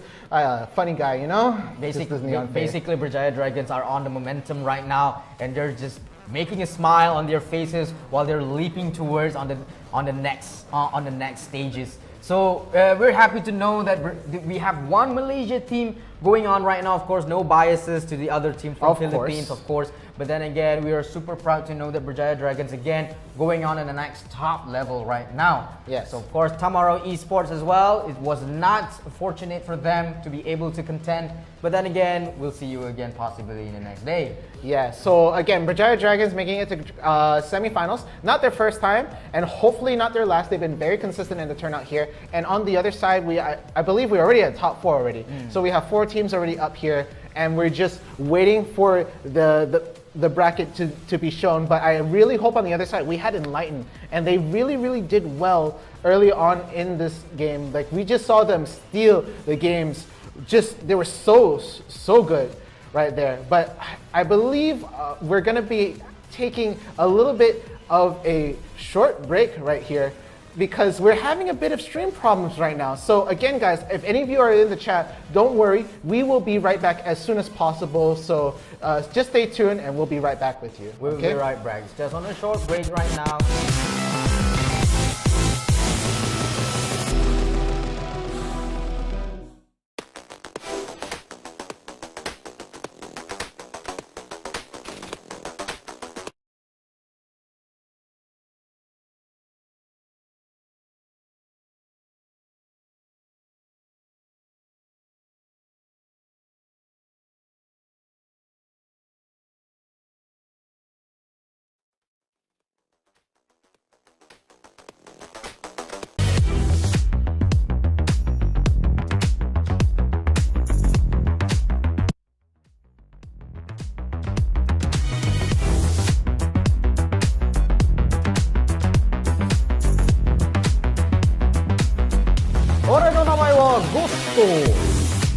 And my name is D.R.Fierce. You caught me off guard there for a little bit. And again, sorry, we had some technical difficulties with the stream, but hopefully we're right back in there on Facebook. Again, guys, we're really trying for those 10K followers, so if you guys can just give some love and support on the page right there, show your comments, show some love to the teams that you are cheering on for in this tournament here in Summoners Odyssey. Yes, to add up on that 10K followers, don't forget to like, share, and subscribe IRL Asia pages. Of course, share to your family, share to your friends, share to your relatives, share to your siblings, share to anyone that you ever known, or maybe you have not ever known. But then again, share so that we may able to get 10K followers. We have our supporter badges available, and we also have our promo videos that might be available for our high quality content next time. So maybe we'll be seeing more Lionel, we'll see Neon Fade and Shark420 going on with the cute videos and going on again. So now we're just expecting all those things. And so it was just a mere coincidence. Technical difficulties just happened just now. It was truly an apology from our side. But then again, we're just right back again right now. So again, I mean, we haven't finished talking about, but then have we finished about talking about Berjaya Dragons and Tamaro? Oh yeah, that game we did end up talking a little bit about how Berjaya Dragons managed to just keep the momentum, take the lead, and Tamaro Esports, couple misplays trying to get the objective right there. It was quite unfortunate, and it's again in the format for a best of one. It's very unforgiving, so it's come back again next time, guys. I'm sure you could do it. You guys made it all the way to the top 8, and we do want to see more of you again. But unfortunately, Berjaya Dragons, you know, they've been very consistent. This is their, I don't know how many times they're in top 4, and they've taken this tournament before. It's very much top 4 in grand finals. Yeah, they've gone there. They're just yesterday they were in grand finals, so it's very much within their power to be able to get in here. So, really quick, we just want to give a little shout out. Shout out to Yoshi, of course. I'm not sure, Yoshi, a shout out for you. And we have Yuno's wife. A shout out to Yuno's wife. Maybe it's your anniversary or possibly birthday. Shout out to you as well. We have Hazel's girlfriend. Haze1 girlfriend. Yeah, just trying to figure that out. Again, guys, huge shout outs to you. I am trying to get, I'm doing multiple things here. We're trying to get the chat back in here. We do want to see some of the comments in here. When we have this bracket up, we want you to show some love and support for these teams like we did that we saw last time, how you guys were posting hashtag BBBB, hashtag BJD, hashtag Berjaya Dragons on all this. So when we get this all coming up, I want to see some love up there. And again, guys, if you send some stars right away, we show some more promo videos. And Get ready for it. You know, there's some very spicy promotional videos. You're closing your eyes right there. Spicy promo videos. It's an adjective that we would use to describe the situation. So how, is Neon Faith anything but spicy? How is it going to be? Is it like hell? Caliente. I want to. Delicioso. Okay. So, vamos, vamos. Oh, it's going on with that. Looks like we're going into the brackets bracket right now. Of course. Let's see here. Our top 4 consist of Tyrant Gaming, of course. We have another. Shout out to you, Hayes One girlfriend, which is named Rona right now. It's Rona. My okay. bad. So we have Tyrant Gaming going on right now in the top 4. We have Berjaya Dragons have been going on very consistent, as we have mentioned. MJF Aces, one of the defending champions, and now, as you have mentioned, Enlightened. Yes. So all of these 4, they have shown us their prowesses in the previous games. Not to mention, we've seen Berjaya Dragons. We have been commentating on Berjaya Dragons in the past previous matches. And not to mention, right now, we have seen MJF Aces, a very tremendous plays coming out from them. But now, it's just one of them is like the Enlightened. We have not seen them before. I mean, I've not personally seen them before. I mean, this is one tournament where they are here and now they're already contested towards the top 4. I mean, how is it going to be for them? I mean, like, so against MJF Aces, it might be difficult, but they just beat Oligarchs to get here. Oligarchs did really well prior, so just seeing them coming up on top there, making their way to top 4, it's already impressive, and I think we're all enlightened by their presence within this top 4 bracket for sure. But I believe the game that we're going to be going into first will be Tyrant Gaming versus Berjaya Dragons. Sure. And of course, not to mention over here, we would like to shout out to our audiences as well. Who's going to be the next champion? Okay, so I'll put your comments over there, right inside the comments. Right inside the comments. It still describes the situation.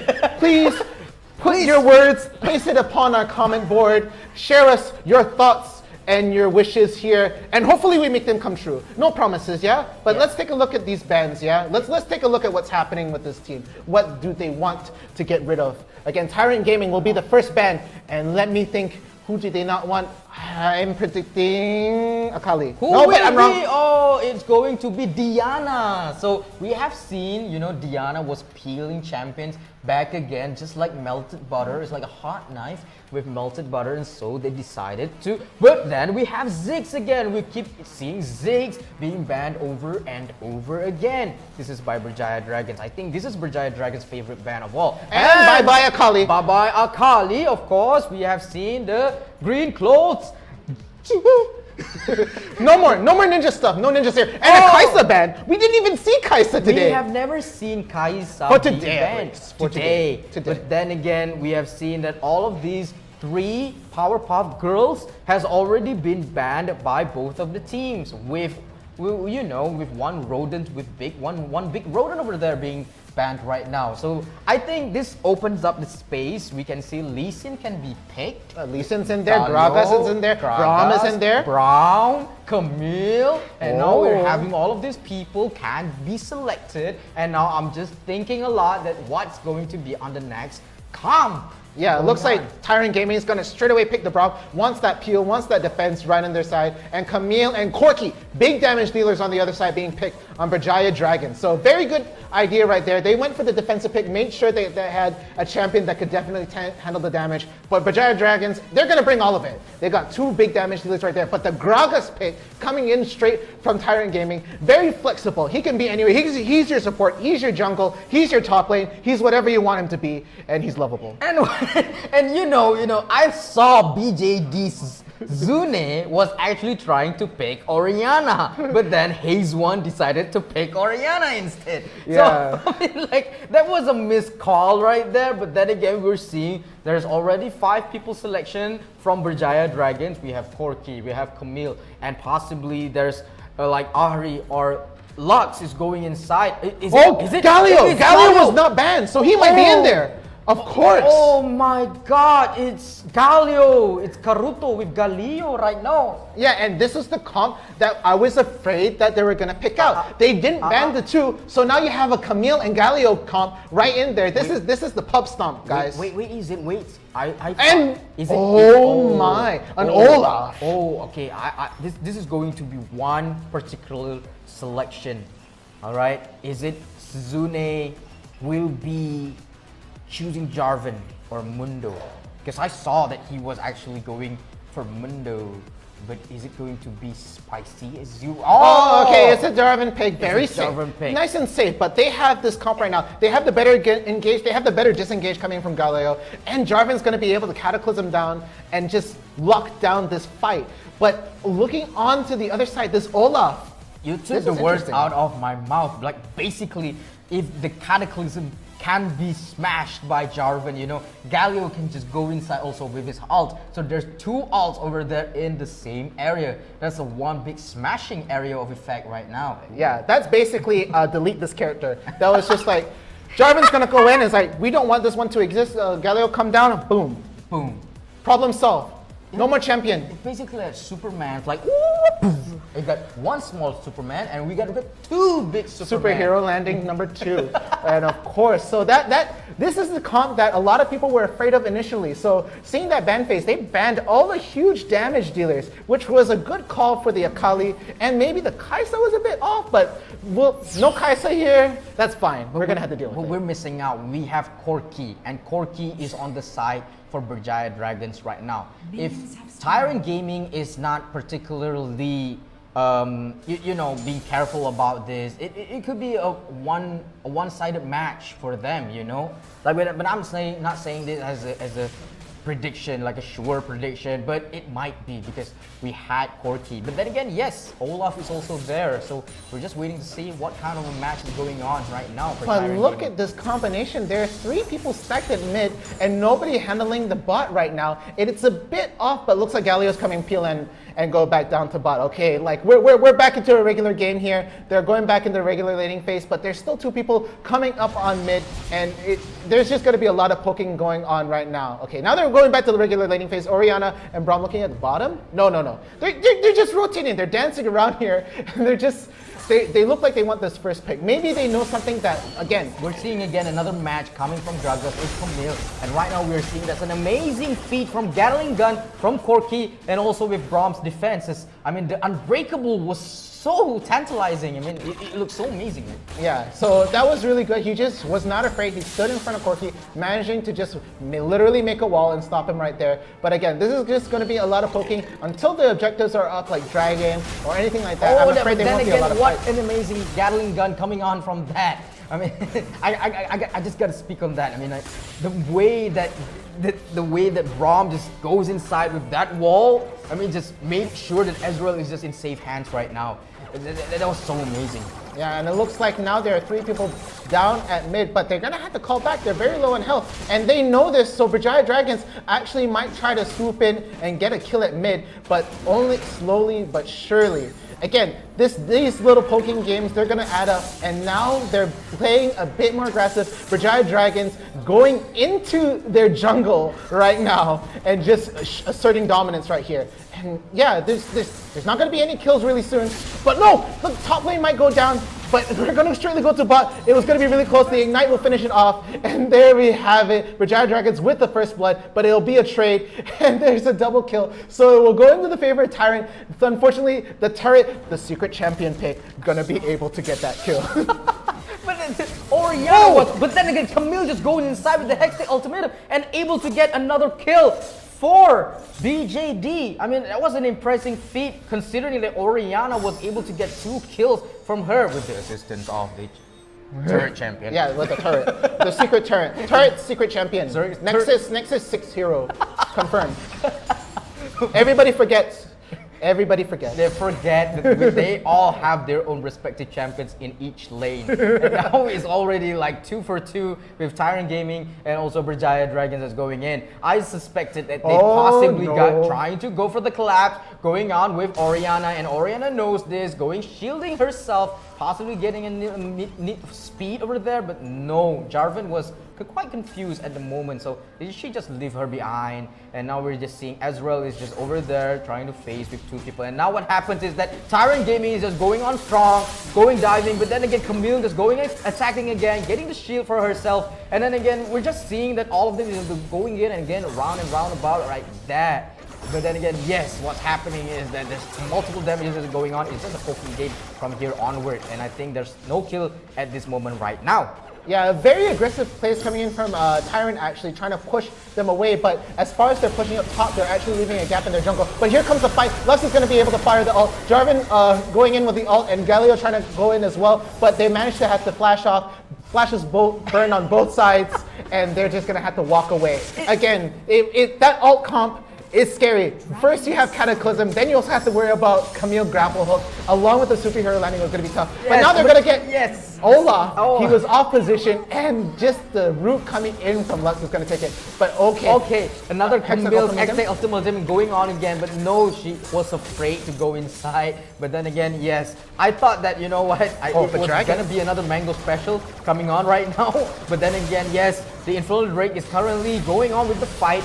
But right now with Galio going inside, but Unbreakable just going inside. But then all of them is just practically just low health right now, with Orianna going on with the kill on Galio, and right now Jarvan has already slain the dragon. But then again, Jarvan is just so close and just dead all the moment.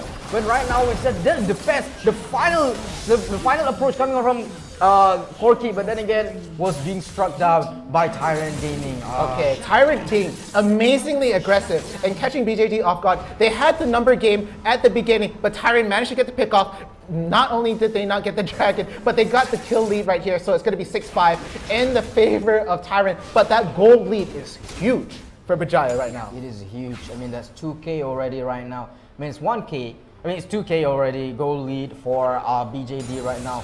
And they also have the lead of 1 Infernal Drake. This is going to be an amazing feat coming up from all of them. And of course, they're waiting in the bushes right now, just getting on into the position, trying to waiting the root, but then again, the root and the ult coming on from Lux. And of course, Olaf is going on very, very strong with his skills. And just what happens is over there, Lux flashes around and trying to escape. But then again, with the third skill coming on from Corki, but then again, was missing out. Jarvan able to claim a 1 champion, which is Olaf from Tyrant Gaming. And that was just max. It was surreal coming out from BJD, you know, being able to contest again for 1 more kill for themselves right now.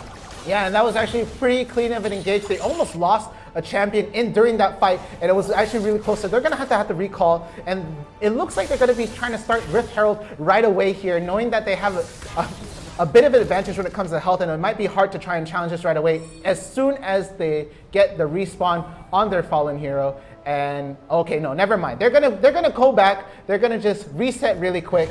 But they're gathering around that Rift Herald. They need that. Both teams know that they can grab that, and it's gonna be huge in terms of objective being able to take towers. But it looks like Corki will get the kill on Ezreal right there, a little bit off screen. He manages to just make his way out. He didn't have to worry about the ult. Ezreal fired the ult much earlier, and so that was okay. So, and we see that there's a bait going on with bottom right now. Gragas is currently being surrounded, but then again, he flashed and using his ult in order to zone them out again. I mean, that wasn't impressive. It was not because of his ult he wouldn't be able to escape from the fray. And now what's going on is right now, Shelly is currently being contested by Tyrant Gaming right now. Will it be able to be going on? And what's happening is that the taunt is going on with Galio right now, taunting all of the champions inside, but then again, Camille just goes inside, going with the hook, and just boom!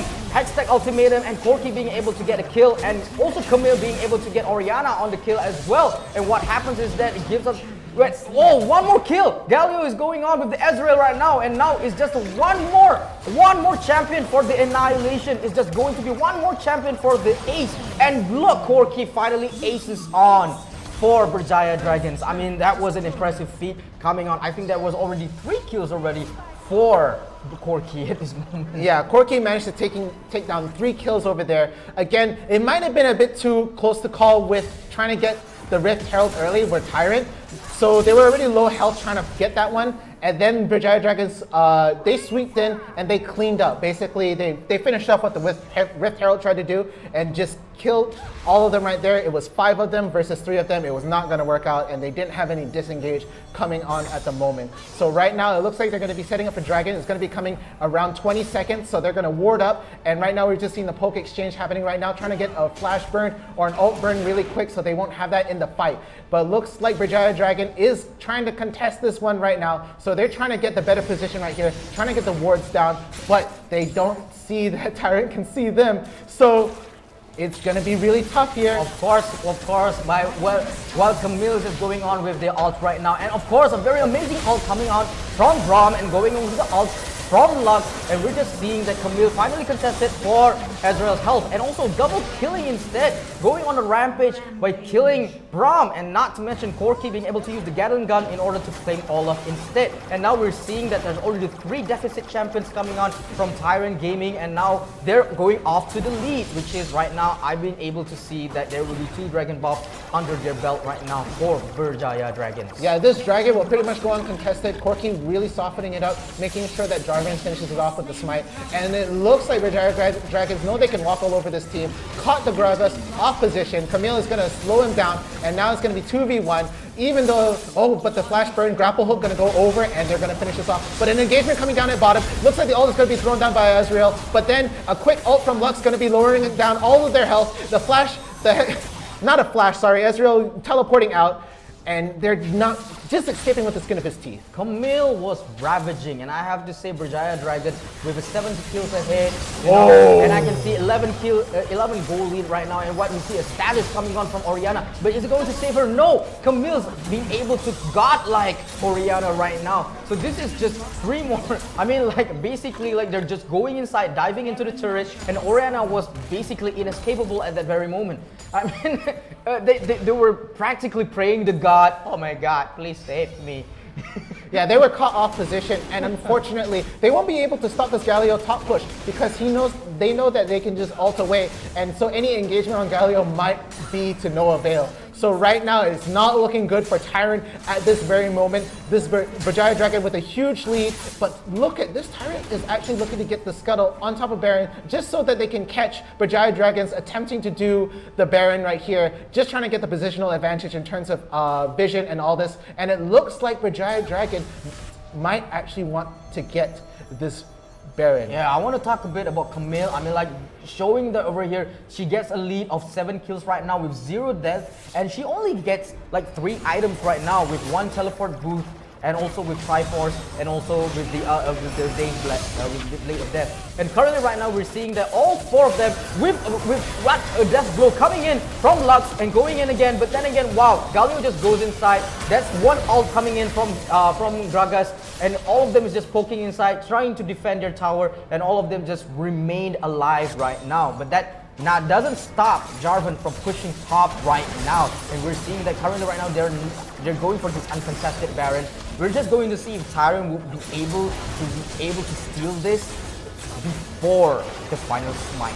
Oh no, but it doesn't happen. It looks like Gragas is going to be caught off position. He goes down right away. Now it's going to be a 4v5. They're chasing in. Taken one's going to go for the Cataclysm. He's going to get a 3-man Cataclysm. Amazing job right there. They're going to have to focus on the ADC. Down goes Ezreal. Down goes 2 people. And now there goes Gragas. And now it's looking like a 4-man wipe. Olaf running for his life. He's not going to be able to take it. And he's going to go down. Mid tower is going to go down. And soon Inhibitor tower is going to go down. Baron buff is available. So this looks like the end of the game. My goodness, that was the cleanest Cataclysm. I'm getting goosebumps. You can actually see goosebumps on my hands from that Cataclysm. It was as if like a one-sided massacre, and we are seeing that a final assault, a final attempt coming from Gragas, trying to save his home away from Berjaya Dragons. But is it going to be another successful attempt going on from Berjaya Dragons, or is it going to be an encounter from this? But then again, of course, we're seeing Corki tries to escape with the 3rd skill, but no, he cannot escape, and shutdown coming out from Ezreal with his skills. And of course, we're seeing that this is just Jarvan 4 is just going to try, but then again, successfully escape from Gragas right now. So that was an amazing feat. We have seen 24 kills right now going on. Oh, with Galio 2v1, you brave soul, and the ult coming in from Lux. Pouring in right now with 1 kill from going on with Galio, and of course being saved, and we're seeing that he has to contest for himself. He's basically getting a double kill right now, and before he goes on with his final death, he finally gets 2 lives in his hand. And so on, we're seeing that Hextech Camille is just going inside, claiming Olaf with his fast, with a first skill, and just going inside with Orianna. Orianna is basically like a roasted lamb right now, just going in with all of the hitch, with the hooks and everything. And you know, it's like Ezreal, it's like basically, I'm not sure, Gragas is just trying to escape, but then again, Camille is just going inside, and then again with the basic attack, just go on. And what we are seeing is that Ezreal going again, possibly trying to tank the damage, but not being able to, while Berjaya Dragons is slowly consuming the Nexus health for their own gain. I mean, like, that was an amazing feat coming on for Berjaya Dragons. Sorry, I think I knocked this guy almost over. that Jarvan ult, that was... Ooh, I literally had goosebumps on that one. That was a very, very good conversion right there. That Galio play was unnecessary, but very, very good. That Lux ult landing perfectly, and Berjaya Dragons just outplaying. Oh, they're really good. Basically, Galio was there. I mean, I was shocked to see that he was there. He wasn't trying to run away. He could have run away. I don't believe that his E was actually in cooldown, but then again he stayed. He knew that they are in the game. They know that this is in the bag. They could have killed at least 1. And so what happens is that right now we're seeing that Camille gaining 12 kills and 0 deaths instead, gaining her with the MVP of the play today. I mean, that was an amazing feat. I wouldn't be I wouldn't be surprised to see that if she actually get a 20k plus damage. Oh yeah, for sure. For sure, right. For sure. Great ults on them, managing to lock down important characters they needed to. Not afraid to ult under tower. But again, we see Orianna being, you know, she can also deal a bunch of damage, but it was not enough. Luden's Echo, definitely not enough early on to be able to deal with the rest of this team, this tanky team. And I would have not imagined having to see a Gragas having to run away from a Lux ever before. But yeah, you were right, 21k on Shizune, but look at Sagi, 26,000. That Corki, so good at dealing damage. Even though he was trying to escape, he was going on trying, but he's basically making damages while he's escaping. He doesn't care. He keeps on going with the Gatling gun. Even though Braum was practically in front of him, he was like, I don't care, I'm gonna shoot at you, you know? Yeah. And then good play by Tyrant. Again, the Olaf pick, something I'm not too familiar with. I would have liked to see more of that. It wasn't definitely the X factor that they needed to take this game. So unfortunately, Berjaya Dragons will be able to move on into the grand finals, but we have a bit to talk about. The match right here. Like, again, Sagi has definitely been one of the more prominent ADCs to see, and he's just been so good either with Kaisa or Corki, always dealing tremendous amount of damage, really good positioning, really good awareness, and it really showed right here. We have been talking about this like from the very first ban itself. They have banned Kaisa, they've banned Akali, they've banned Ziggs, they've banned, what was the first, what was it? Camille? No, it wasn't Camille. Camille was in the game. Camille was in the game, but I remember that they actually was banning that. But yeah, but it looks like the replays. Let's take a look at what actually happened. Look into the highlights right now. So of course, while the match was going on, we're seeing Orianna is basically and then the tower, the secret champion coming in, taking the double kill. You know, giving Orianna 2 free kills for her instead. Yeah. And right now we're seeing at this very moment. Pick off the Hextech ultimatum and then boom again with the precision attacks coming from, and I thought that Olaf would be able to escape from this, but no, it was an amazing feat coming with Ignite coming from Galio and stuff. And Lux, and look as Corki was even escaping, he's still able to gain damage over here. Yeah, and then that was a good redemption coming in from the Tyrant side, but they will be able to catch the into one's offside there. Corki having to use the mangoes right there, using the honeydew fruit, sorry. I always call them mangoes now, after Mango Esports. And they're going to get this pick off under tower. Tyrant doing really well in the aggressive play early on, and it was really close. It was almost an equalizer right here. But the Berjaya Dragons had the goal lead, and it was just really, really an uphill battle, honestly speaking. So, right here, again, that Cataclysm really doing well. He got a 2-man Cataclysm right there, managed to get a double pick off A single pickoff and forcing them to retreat. Galio really coming close to killing Braum right there, but not gonna happen. And then during this Rift Herald fight right here, he's gonna get the E to come in. He's gonna get the taunt right in the center. Braum having to peel off away, using a defensive ult to try and disengage, but that's not gonna happen. Camille goes in with the Hextech ultimatum, manages to lock them down, cataclysm to just any stragglers, and then right there, Azrael fighting for his life, not gonna be able to do anything right there. Gragas trying to peel for him, trying to displace them, but it's not gonna happen. And even this tanky boy won't be able to escape right there at the very edge of the taunt landing, and he's not going to be able to run away from Galio's Q, and Corki finishes it That off. was basically Corki having one final missile barrage going on for himself. And not to mention that as Braum going on with the ult, Lux counters it with her own ult, and Camille getting on the kill on Ezreal. Not to mention that killing Braum instead for double kill right now. So like in that sense, I mean, looking on in the next fight, I mean, at this moment I thought that possibly Gragas would be able to escape, but no, Camille was ravaging. Camille was unstoppable at this very moment, and seeing that all of them is basically trying to escape. Olaf was going to the bush, knowing that he's going to the grave very quickly, but now it's like everyone was like practically like scattered away. But now we're just waiting for the moment to see that Orianna is just in the middle and dominated by Camille with the Hextech ultimatum. It But has Zonya's- to be, of course, with the Zonya, of course, but then again we're seeing that that's one more kill for Camille going on right there, and they have to secure the tower. And of course, this is the finishing moments where they get the Baron and they're just going on, plowing it, snowballing everything. 3-man on their cataclysm way. coming up. Here you go. One pizza coming up, going on with Galio's ult coming on again. And of course, we're just seeing, well, Galio's ult was not there actually, but then yes, a cataclysm from Jarvan right now. I mean, And then nothing this Olaf can do. He knows he's gonna die, just tries to jump on Camille, and this was the final fight right here. Gragas has to use his skill to try and displace them, and the redemption coming down just to maintain Gragas' life, and he's going to walk away with a pixel right here. But at this point, they're playing a very, very dangerous game. Even though Tainted Ones had to burn the GA, it was going to be very tough. But this is a good pickoff on Sagi, so they had to peel back for a while, knowing that their main ADC was out of commission, and they would have to regroup. But right here, the bravest Galio knows that he's going into the 2v1, goes and gets a stun. Lux is going to do the cleanup right there, but Galio gets a kill, and now they're going on to the Braum. But now the team coming in, Olaf is trying to step in, trying to get in the way, but very good play from Olaf, walking in front of the Galio to making sure he can't go away, and they're going to get the pick off over there, and they're far away from an equalizer for sure, but those pickoffs meant a lot. Camille coming back in here, she's going to be able to grapple hook and then slow right away. She's going onto the Orianna, knowing that is a problem for DPS. And look at this. Who would thought that, Gragas would have to run away from a Lux? Very worried about the route. Camille with a grapple hook can just zoom in right away, and free money.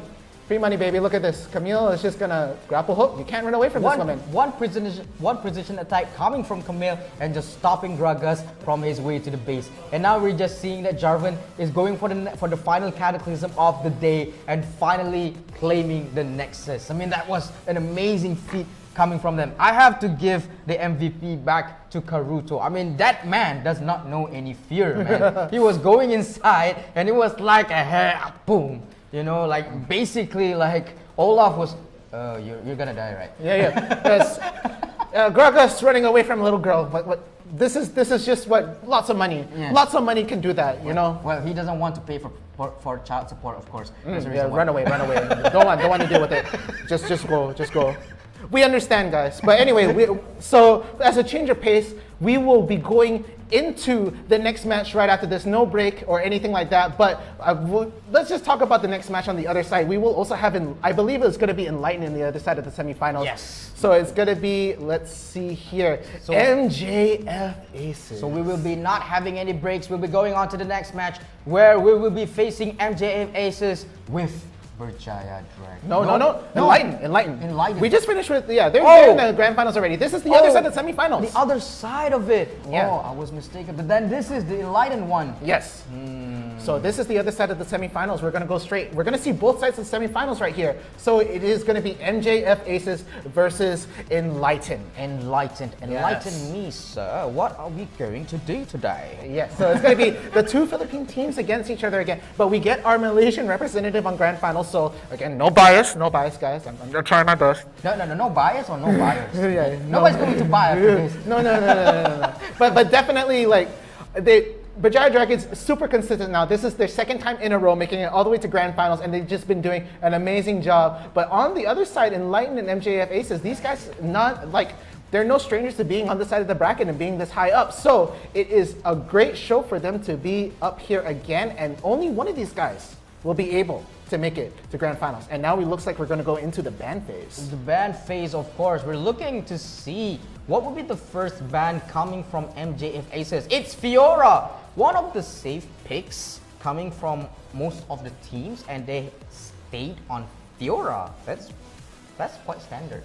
Yeah, it's okay. Lee Sin, we don't want the blind man in here. You know. Orang buta. Yeah, sighted people only. Sighted people. No, okay, you please.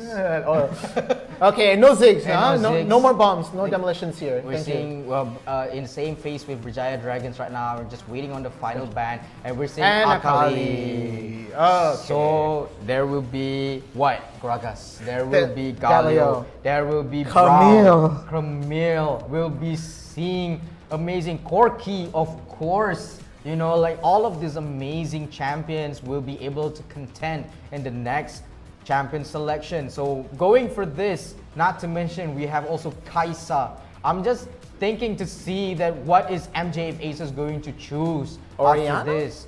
Oriana, of course. And yes, it's original, not spicy selection. Okay, Ezreal coming on the other side, and a Braum. Okay, pretty safe pick right here, but that just leaves the Camille and excuse me, a little bit here. It still has the Camille and then the Galio comp still out there in the open. Okay, so we're just waiting over here. They're just waiting. They're not selection. They're Gragas. just selecting. Is it going to be Gragas or Camille? Okay, it's very strong. No. Camille has already, and Gragas also, taken by Void and Ashmeter. Diana Wukong. Diana and Wukong. We did not see Diana's name. Sorry about that. But now we're seeing that Diana is currently now the orange peeler, the Balto Melter, of course. And now we're seeing Janna. Janna. We haven't seen that in a while. The disengaged champion right here. Very good at displacing any sort of fights and putting him in the favor. So they're hovering between either having the disengagement or the CC from Lux, but they lock in the Janna. And what is the last champion to be selected right here on the Enlightened side? Please enlighten us. What is your choice, sir? Enlighten me, sir. What is it? Choose. What would be one of your Tell favorite me. ale selection? So many. So many for Let's- JVEP. And would it be Canon right now, sir? Would it be for you? Would you Who be is that? choosing Canon? It is Canon! Oh my god! Not one, not two, but three. That was a surprise coming out from Enlightened. But then again, you know, I just wanted to say, you know, like Janna. This MGF Aces, You know, makes sense. I like that side. I can deal with the Enlightened side, but the Kennen pick is.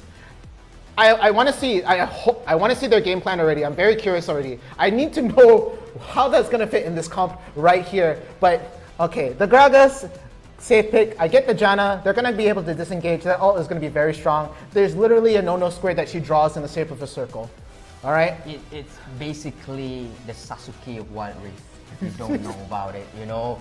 It's like basically, you know what, we've not seen many plays from Canon from most of the teams in the previous tournaments, you know, but I do say that he has amazing abilities. He's able to stun.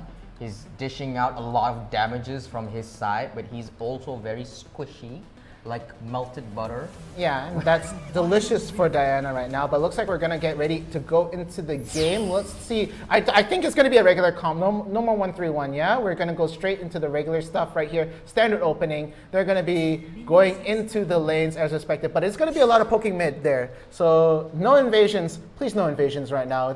We're already at semifinals right here, guys. And that Kennen pick, coming down at mid.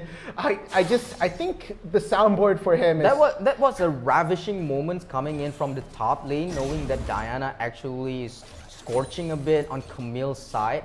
I know that I'm just seeing it from the mini-map, but I know that they're actually battling with one another right now. So that was an amazing thing. They're actually poking with one another. Are they actually going for the kill? Who knows? They're actually just first level right now. It's just going to at least take them to the 3rd level in order for them to make a kill. But who knows? Diana is consistently going out, dishing out damage right now. Yeah, but I'm glad I don't have headphones on to hear Kennen talk, because that is one of the most annoying things in this game. But again, it's just, I can hear it in my sleep right now. Hiya! Hiya!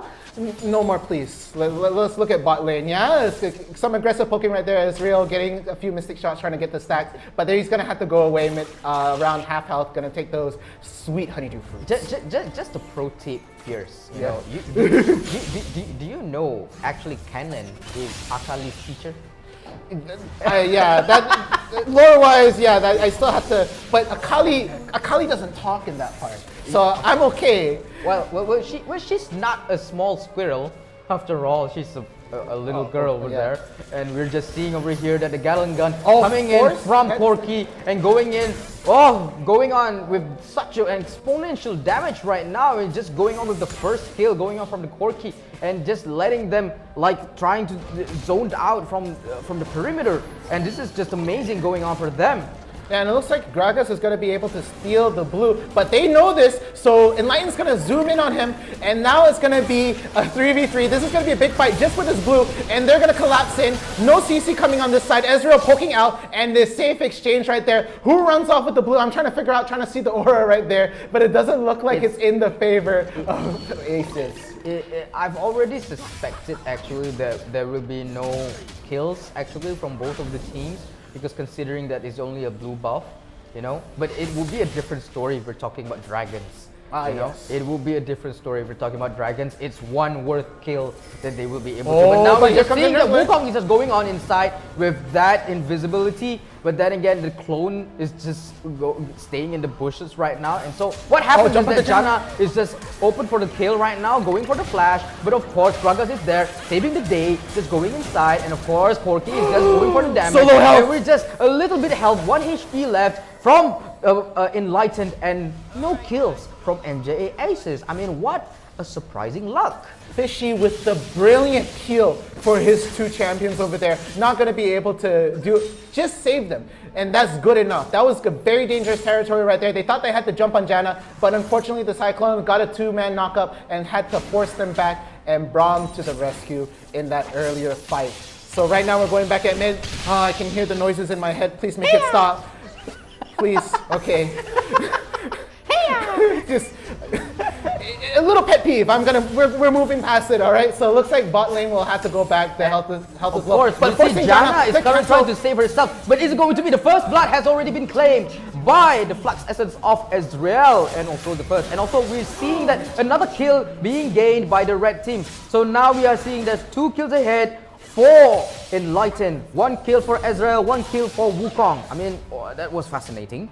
Yeah, so they want that money on top of Diane. Wants to get her nice and plump with all that cash. Gonna be able to get that Luden Zeko, maybe a Leandris early on, so that she can deal massive damage and just bully this lane early in the space, maybe take the first tower. But looks like we're going to go back to bot. Are they going to make their play? No, they're just going to walk for it with the shield, forcing Corki off position and just making sure that Ezreal can get the farm. But now they're going to go on Dragon. MJF Aces with the initiative on this, going on top of the Dragon. But looks like Enlightened sees this and pulls the Dragon away. Now it's going to reset on health. And now looks like, okay, the Aces is still very, they want this Mountain Dragon. So they're still going to stay on top of it. But Wukong sniffs this out, goes on top of the Gragas, and he's going to get small knocked out, but no alt burn. And yeah, it looks like they're just going to play around right here. They're just poking each other, and this Dragon keeps on resetting. And it looks like Enlightened might just go for it right now since they have the better positional advantage on top of this. But Janna's coming in. The Cyclone could come down in any second, but it's not going to happen, and they know this. So they're going to pull back. They're going to get the blue instead, and this Dragon has to go away because it's bothering the hell out of Shigeki trying to go in the recall and does not want any part of this. They just don't want to give up on the Dragon, right? I mean, like, you know, they've been poking the Dragon, and the Dragon was just trying to sleep right now. But then again, they just keep on poking on the Dragon, and the Dragon has no other issue, has no other way but have to go and knocking them out. And of course, we are seeing MJF Aces is making their advances towards the Dragon.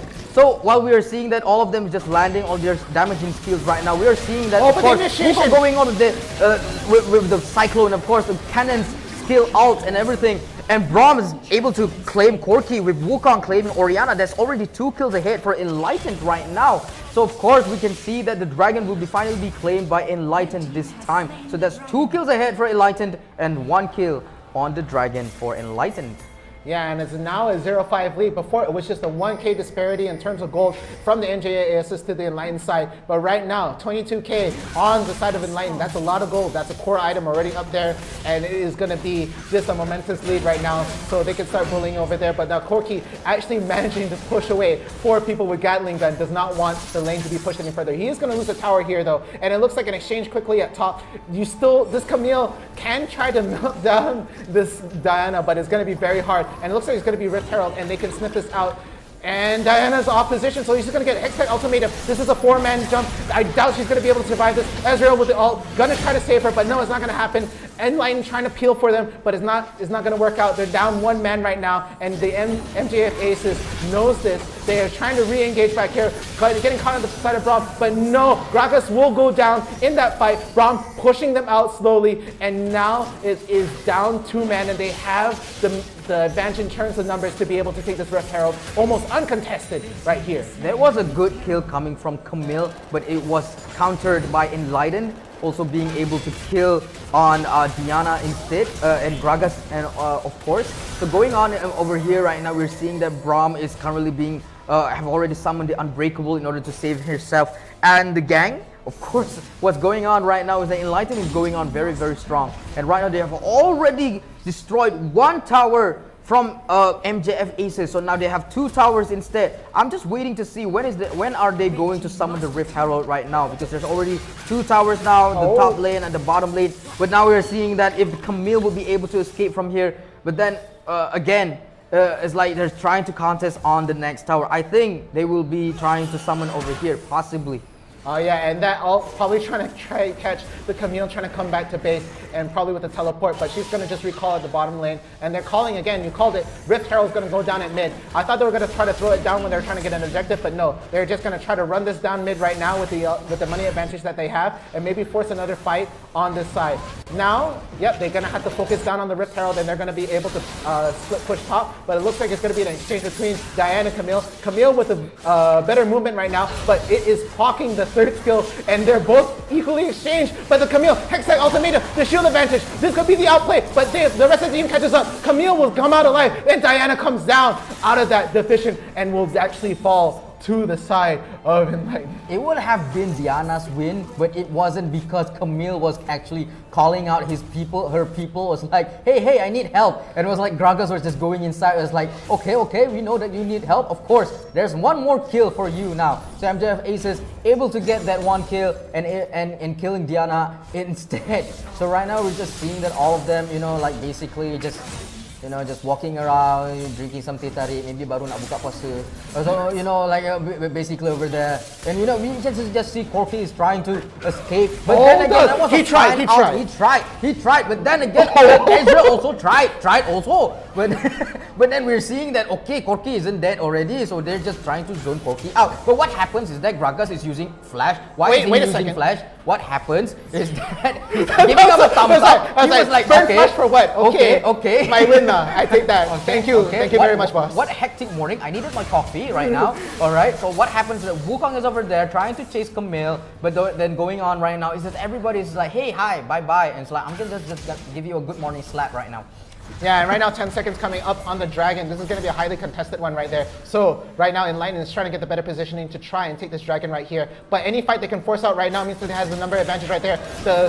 The initiation attempt on the Ezreal side to get the early poke will come out, but no CC to be able to get that kill. And now they're falling back a little bit, and with that, Enlightened will be able to start the Dragon. But right now, Aces is not going to let that slide. Gragas with a quick early poke, trying to get any damage going in. Ezreal throwing down the ult, knowing that they're hiding in there. Jana Tornado will come in. They're going to try to steal the Dragon. And they do! Gragas gets an early smite in there, and they back off. That's a victory in our books, and so they're going to go away. Even though they have a small, but they trade the objective right there, so Corki is going to be able to take a tower, and that is just the lead that the MJF Aces needed right there. So not only did they take the dragon, they're going to be able to take that tower, and they're going to come home happy. Yes. And that's a small victory, if anything. They were coming home happy, especially when Gragas was using his body slam just to smite on that dragon, and of course, escaping from that dragon pit. I mean, like, what a save. I mean, there was no kills, but then again, he was just going inside the, hey, hello guys, I'm just going to take the dragon over here. Oh, and what's happening, of course, they are just trying to avenge themselves, because why do you take our dragon? And right now, the Gragas is currently in the middle, being stacked and stacked and stacked, basic stacks, and of course, Ezreal has been able to kill Gragas instead, and now they're just focusing on killing the Baron right now. Yeah, they have the numbers advantage right here. Any engagement at this point, they're down one man, and it's going to be very, very tough without their tank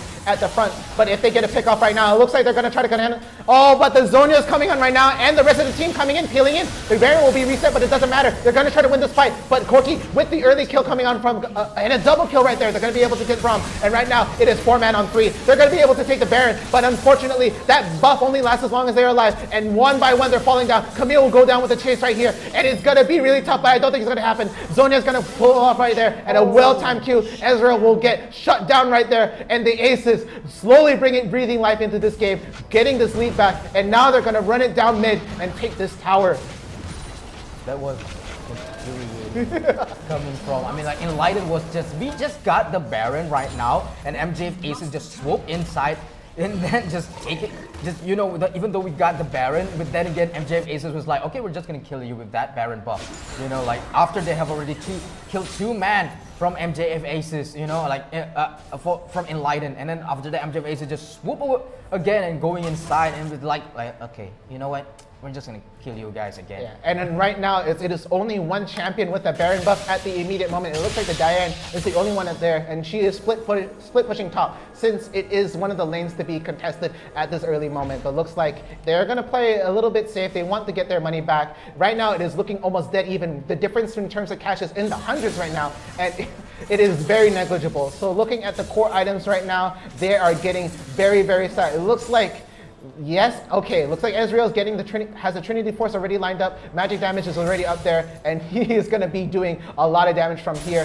The Luden's Echo coming in from... And not to mention the Hextech Ultimatum coming from Camille and going inside, even though Diana going with the ult and trying to restrain herself. But then again, boom, again with the precision attack coming on from Camille, and of course, giving a killing spree title towards Camille. I mean, that was an impressive fight. I mean, of course, being assisted by Janna right now. I mean, like, Camille was sly.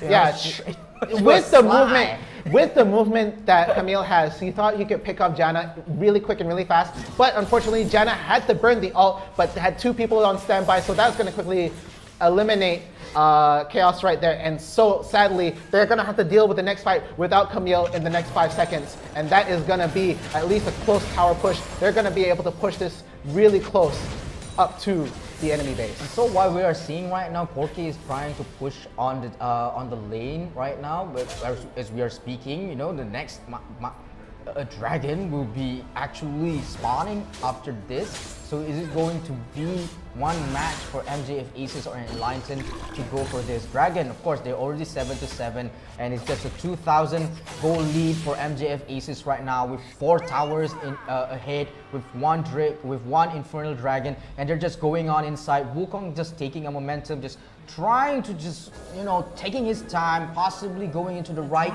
position to swivel his body around and going to knock up everybody into the air. But then again, we're seeing Corki is just going inside there. And of course, Gragas is over here. And of course, while we are speaking right now, Camille finally claims another kill right now from Chaos right now. So we can see that there's 1 man down for Enlightened, and we are seeing that possibly, even though in the next dragon MJF Aces is going really, really strong, possibly they will be able to contest for this dragon. But wait a hit, possibly as well. I keep saying possibly, but then again, you're going on.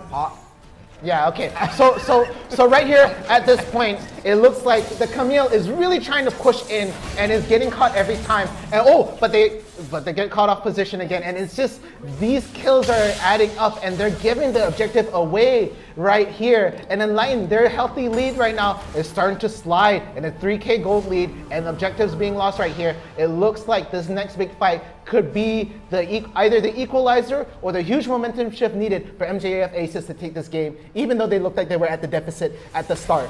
Looking from this perspective right now, you know, looking from this view, I'm seeing that, you know, like it's going on a slow decline right now, going in for both of the team. Possibly, again with the word possibly.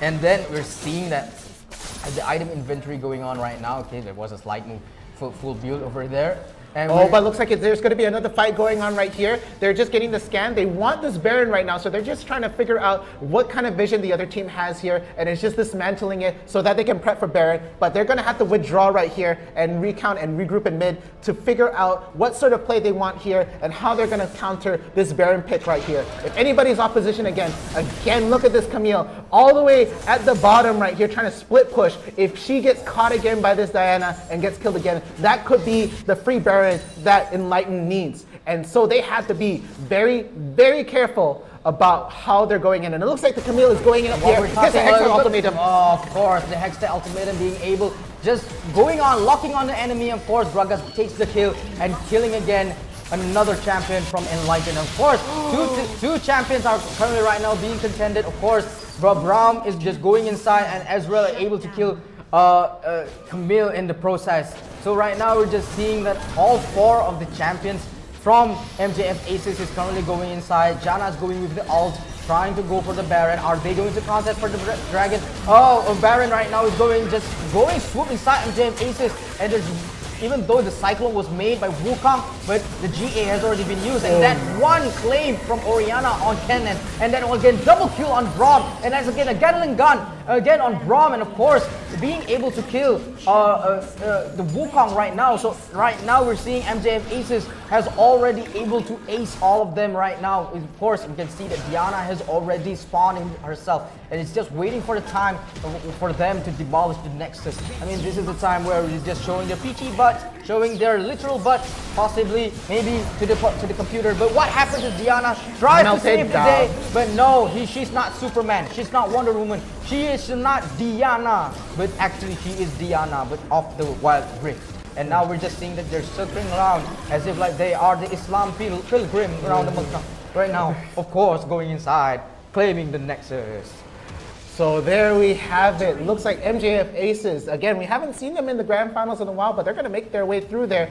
Great games by them. They were looking at a deficit early on, and Enlighten had the lead. But again, these misplays coming in from Enlighten, Diana being off position and getting picked off early, losing the objectives because they were short on people, it just added up. And unfortunately, Enlighten could not hold on to their lead and lost the game. And not to mention that they also flexing themselves. You know, they could have just finished, but they just decided to do like tawaf 3 times over there. And then they just finished over there, you know. Maybe it's because of Ramadan. But then again, we see the MVP of the day goes to Camille. Of course, I'm not astonished to see that she was going with the hooks, going with the stunts. She's able to be just swoop inside and going with the Hextech Ultimatum, just making everyone's being peeled away again and again and again and again and again, you know? So that's the momentum that we needed, and MJF Aces delivered. Yeah, and of course we can't dispute that Shigeki did a huge amount of damage on the opponent's side, but again,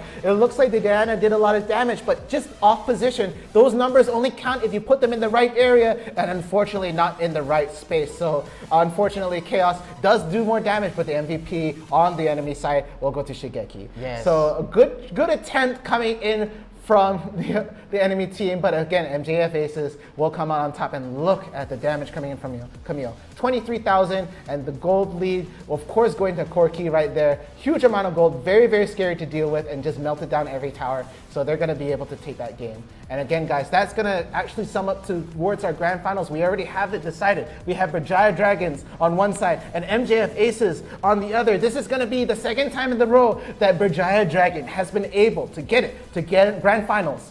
Will they be able to take it though?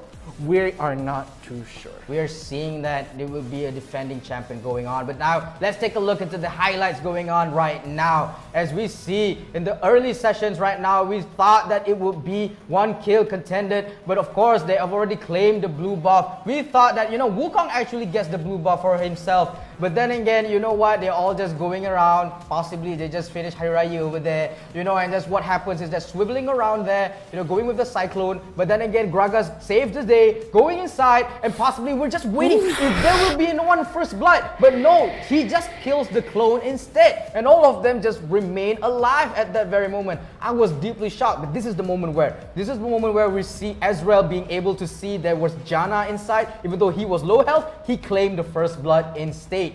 Oh my god, that was an amazing mystic shot coming from him. Not to mention, this was another thing coming on from the Enlightened. Wukong claims Camille instead as well. Yeah, and now coming into that, I believe this was the first dragon fight. A very good initiative coming from the Enlightened side. They managed to get down Void, and they burned him down. So, they're going to be able to get rid of Corki over there. And Gragas has to play defensive, make sure they go away. And I believe they will be able to take the dragon over here. And this is the fight on the Rift Herald side. They're going to be able to single out Chaos again, being off position. So she's going to get melted down. And then, of course, the Wukong trying to peel and trying to just make some space so that they can try to go for this Rift Herald, who ended up being reset with that space being created. And now they're going to be able to single off one of the aces, getting a kill, trading 1-for-1.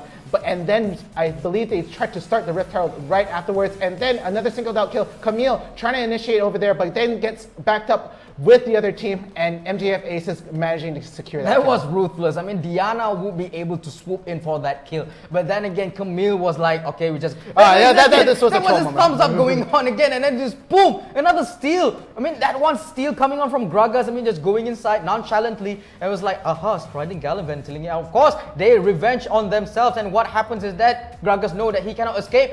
One mystic shot coming out from Ezreal has killed him instead. So right now we're seeing the Enlightened just going inside. Of course, this is one prominent moments where Kennen thought that he could escape, but no, he was able to stun. But Camille, it was actually the final point where Corki was able to get a double kill that time. Oh yeah, god. And they managed to get the Baron, but unfortunately, nobody manages to escape out alive except Diane, who had the Baron buff. But at this point, even Shigeki cannot make it. On a well-timed attack, will be able to hit him out of Zonia's. And a good pick off right here. Again, Chaos off position.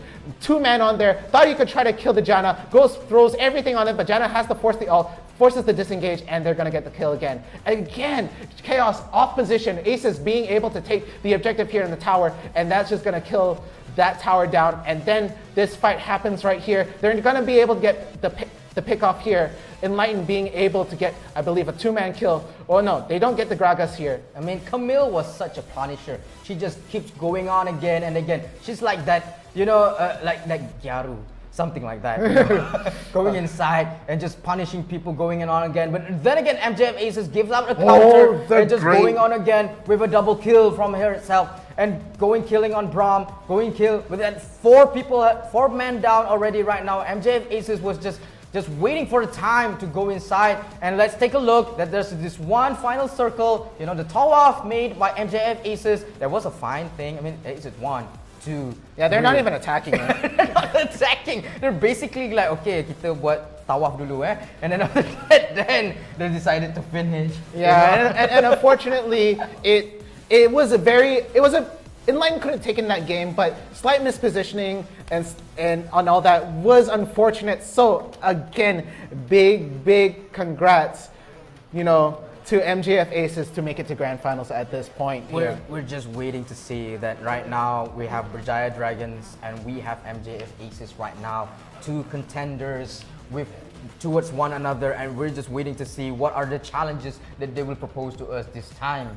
Yeah, so that's our Grand Finals lineup, but we won't be going straight into it. And are there any words to say before we give a little break or anything like that? True as well. Of course, we would like to have our audience's support. We would like to have the achieve 10K followers and likes for IRL Asia pages. And of course, we have our supporter badges available. Not to mention, we'll be having our promo videos once we have achieved the 10K likes. Okay, not to mention the high quality content coming from our casters as well, from Neon Faith, from Shark420. And so we're just allow, basically enlighten people to go and like us. Yeah. Persuading, we invite you to like us. Yeah, for all that support. I'm sure that supporter badge is going to look very nice on that profile to say that you're supporting IRL Asia, and it means so much to us. Again, those promo vids are going to come up every time you guys donate stars, and it's going to be so much appreciated if you guys can give some love. But again, guys, we have our grand finals coming up, so I want to see in the chat some hashtag Bajaya Dragons, some hashtags for MJF Aces. If you guys want to support these teams, please tell us in these comments. Yes, basically you're cordially invited to support us. Yes. Oh, but look right here. It looks like we have 100 stars sent by Vin Paul, and it looks like we know what happens when somebody gives some stars, right? Yes. It's not just one, but 100. 100 stars. Should we play 100 videos then? But it looks like we're gonna see the promo video coming up right now.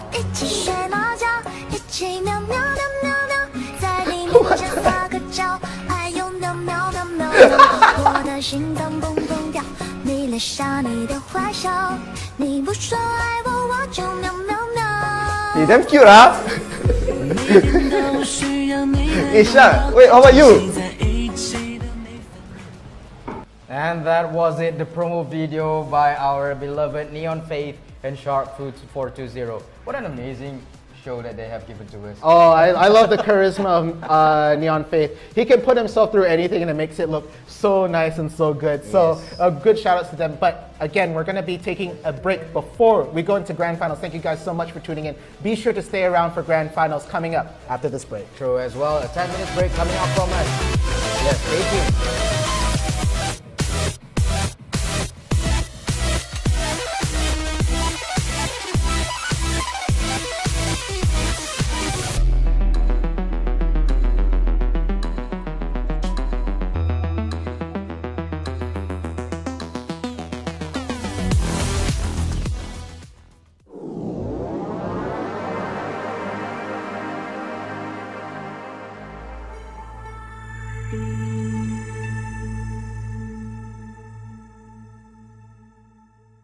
Hai guys. Hai semua, apa khabar? Apa benda kita nak buat ni? Aku pun tertanya. Producer, apa kita nak buat hari ni? Kita ada Spiderman kita hari ni. Ada apa? Spiderman ni untuk apa ni? Ada apa? Kita check dulu kepala dia ada apa. Ada lah ni, producer nak kita buat benda bukan-bukan. Surprise ni. Ada soalan ke? Okay. Soalan yang producer kita minta kita jawab hari ni adalah bagaimana anda bermula menceburi bidang e-sport? Peace, macam mana kau bermula dengan bidang e-sport ni? Bidang e-sport ni secara tak langsung aku masuk dalam bidang e-sport ni. Masa tu aku still kerja as a sales assistant dekat Odysseys e-sport. And then one day tu my friend ada seorang kawan saya which is Zava kan. Obviously nama Zava. Dia ajak aku, time tu dia dapat job and then he need more people to work with him time tu kita orang handle qualifier untuk Galaxy Battle untuk 2 hari. So that time aku macam rasa best juga ni kerja dalam e-sport ni. Sebab kau boleh buat apa benda yang kau suka dalam masa yang sama kau earn money. So how about Zam? Aku sendiri pengalaman dalam e-sport ni sebenarnya agak lama lah. Aku bermula first sebagai trader Dota 2 dan dalam masa yang sama juga aku buat freelancer untuk company-company seperti CGC, Orange Sport, Genesis, dan setelah beberapa tahun aku berkecimpung dalam bidang ni, aku rasa macam aku boleh buat lebih lagi daripada tu. Dan kemudian tu aku dapat tawaran daripada seorang kawan untuk menjadi FIFA Fire Dragon FIFA Division as a manager. Dan start daripada tu aku merasakan yang aku boleh buat lebih. Oleh itu aku cuba lagi untuk mencari kembangkan lagi kejayaan aku dalam e-sport ni, di mana aku mendapat tawaran untuk bekerja di Matchroom. Dan daripada situ aku dapat belajar macam mana nak uruskan tournament, macam mana nak anjurkan tournament, macam mana nak handle player-player di Malaysia ni. Dan pada masa yang sama juga setelah bekerja di situ beberapa tahun, mengambil pengalaman, dan aku terus mendapat tawaran untuk bekerja di IRL Asia di mana aku berada sekarang. IRL Asia ni dia bukan sekadar e-sport channel. IRL Asia lebih pada multi-tainment channel, mana ada music, talent, ada pengurusan e-sport, ada penganjuran tournament yang di mana hari-hari ada. Daripada situ aku dapat belajar lagi banyak benda. Okay, why not kita tengok apa lagi yang ada dekat dalam kepala otak Spiderman ni. Okay. Dia macam-macam Spiderman kita hari ni. Second soalan, bagaimana anda boleh join IRL Asia? Zam boleh jawab dulu. Okey, kalau aku sebab aku dah merasakan aku dah hampir 2 tahun di Matchroom, dan aku rasa aku perlukan pengalaman baru, environment baru. Oleh itu aku cuba untuk mencari pekerjaan baru sementara masih bekerja, dan aku jumpa IRL Asia dan aku terus jatuh cinta dengan IRL Asia. Bagaimana pula dengan kau, Fiz? Macam mana kau boleh berminat untuk join IRL Asia? Saya terjebak dengan IRL Asia ni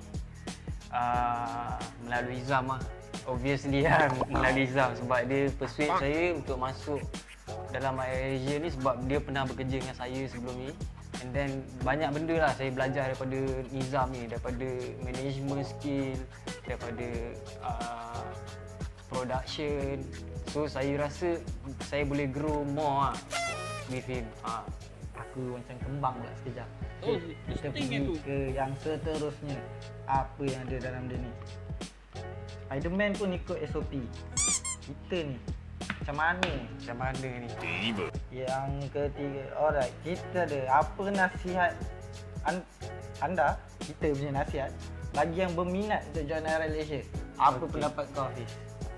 Aku rasa lah, siapa yang kat luar sana dia rasa dia ada bakat dalam e-sport ni, tak kira lah daripada apa-apa bidang, management, production or anything else lah. Sebab e-sport ni kita tahu lah, dia makin lama dia akan makin berkembang. Sebab dia dunia IT. Sekarang orang lebih menggunakan IT daripada sistem-sistem yang secara manual ni lah. Oleh itu, pada siapa saja yang ingin join IRL Asia, layari Facebook kami dan kami akan cuba yang terbaik untuk membantu anda terus berkembang di dalam IRL Asia.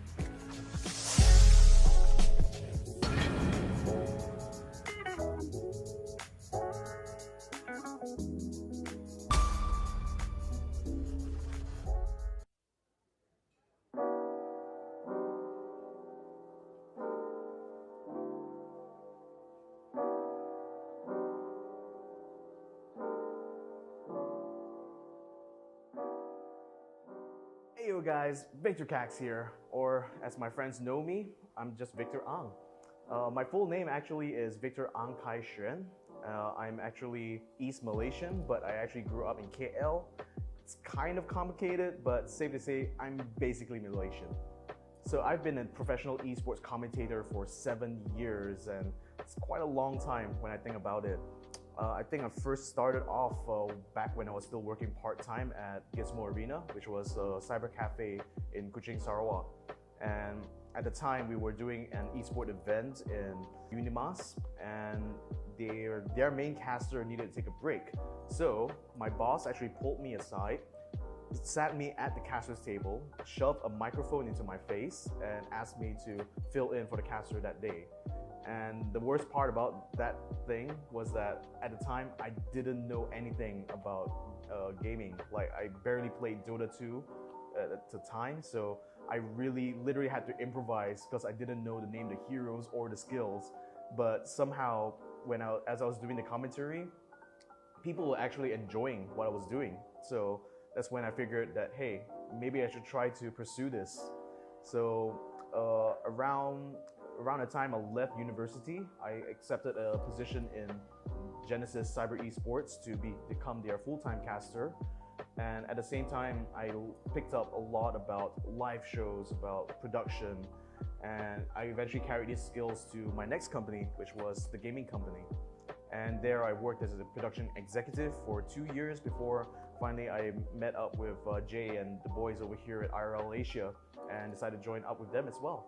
I think what esports has really done for me is really opened up my horizons because there's such a diverse group of people who works inside the industry, you know, from all different kinds of backgrounds or different kinds of games. But no matter all our differences, we're all united by the same thing, which is just the passion that we have for esports and gaming. And what's funny about that is that, you know, even though a lot of us will have disagreements with each other, we always agree that we always want to see gaming just rise up to the top. After having met the people here at IRL Asia, I could tell that they're a group of, even though they're relatively new into the industry, they have a lot of enthusiasm for gaming and esports. And what's important to me is that I can see that these are people who are not only willing to learn, but they're also willing to discover new talents or people who are looking to have their start in gaming and esports. So I guess if you're someone who is thinking about making that leap or thinking about trying out or just trying to see what you can kind of bring to the table, I'm pretty sure IRL Asia has got a spot for you.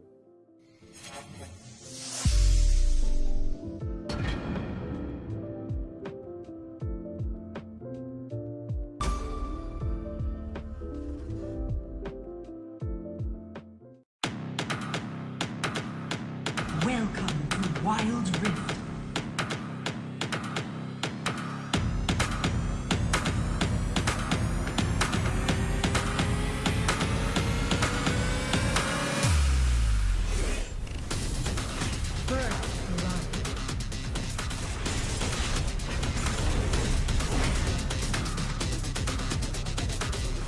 The enemy team has slain the dragon.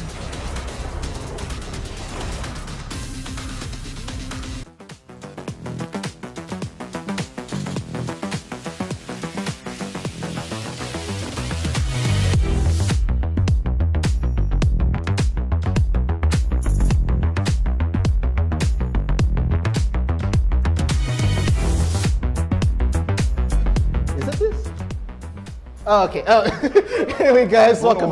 Hey, what? My fault again. As soon as this chef guy comes in, every time he's giving me flat. Anyway, I'm downright fierce, and I am Chef. And welcome back to IRL Asia's Summoners Odyssey.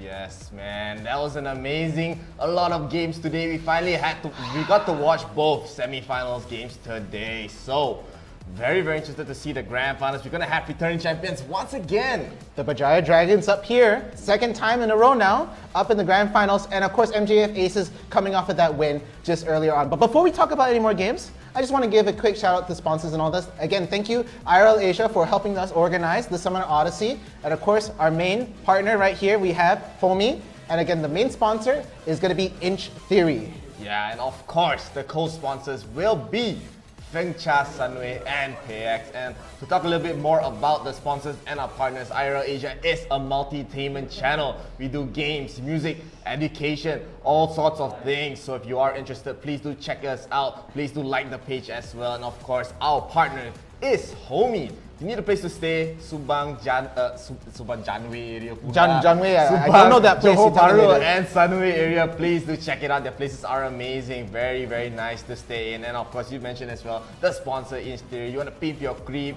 your house looking kind of dull, your office looking kind of dull, please, you can use, you can check out Inch Theory as well. Every inch matters to them. Had to say that line. Had to say that line. It's so well made. Of course. It's so well made. Anyway, so what do you think about the last match that happened with MJF Aces just now? Like, I figured like Enlighten could have actually taken it in that early part, but again, like Chaos, just opposition. It was really, really tough. Yeah, really tough. I mean, it was just all, they had the early game very, very well, but you have to be worried about Camille, especially Suzuki. I mean, it was just so strong, right? Getting the 1v1s, like you would believe that Diana would have the damage, but you even saw a very, very close one-on-one, but the rest of the team just came by. It doesn't matter if it's a one-on-one. If the team is there, they're gonna win the fight 100%, unless you're like Karuto lah.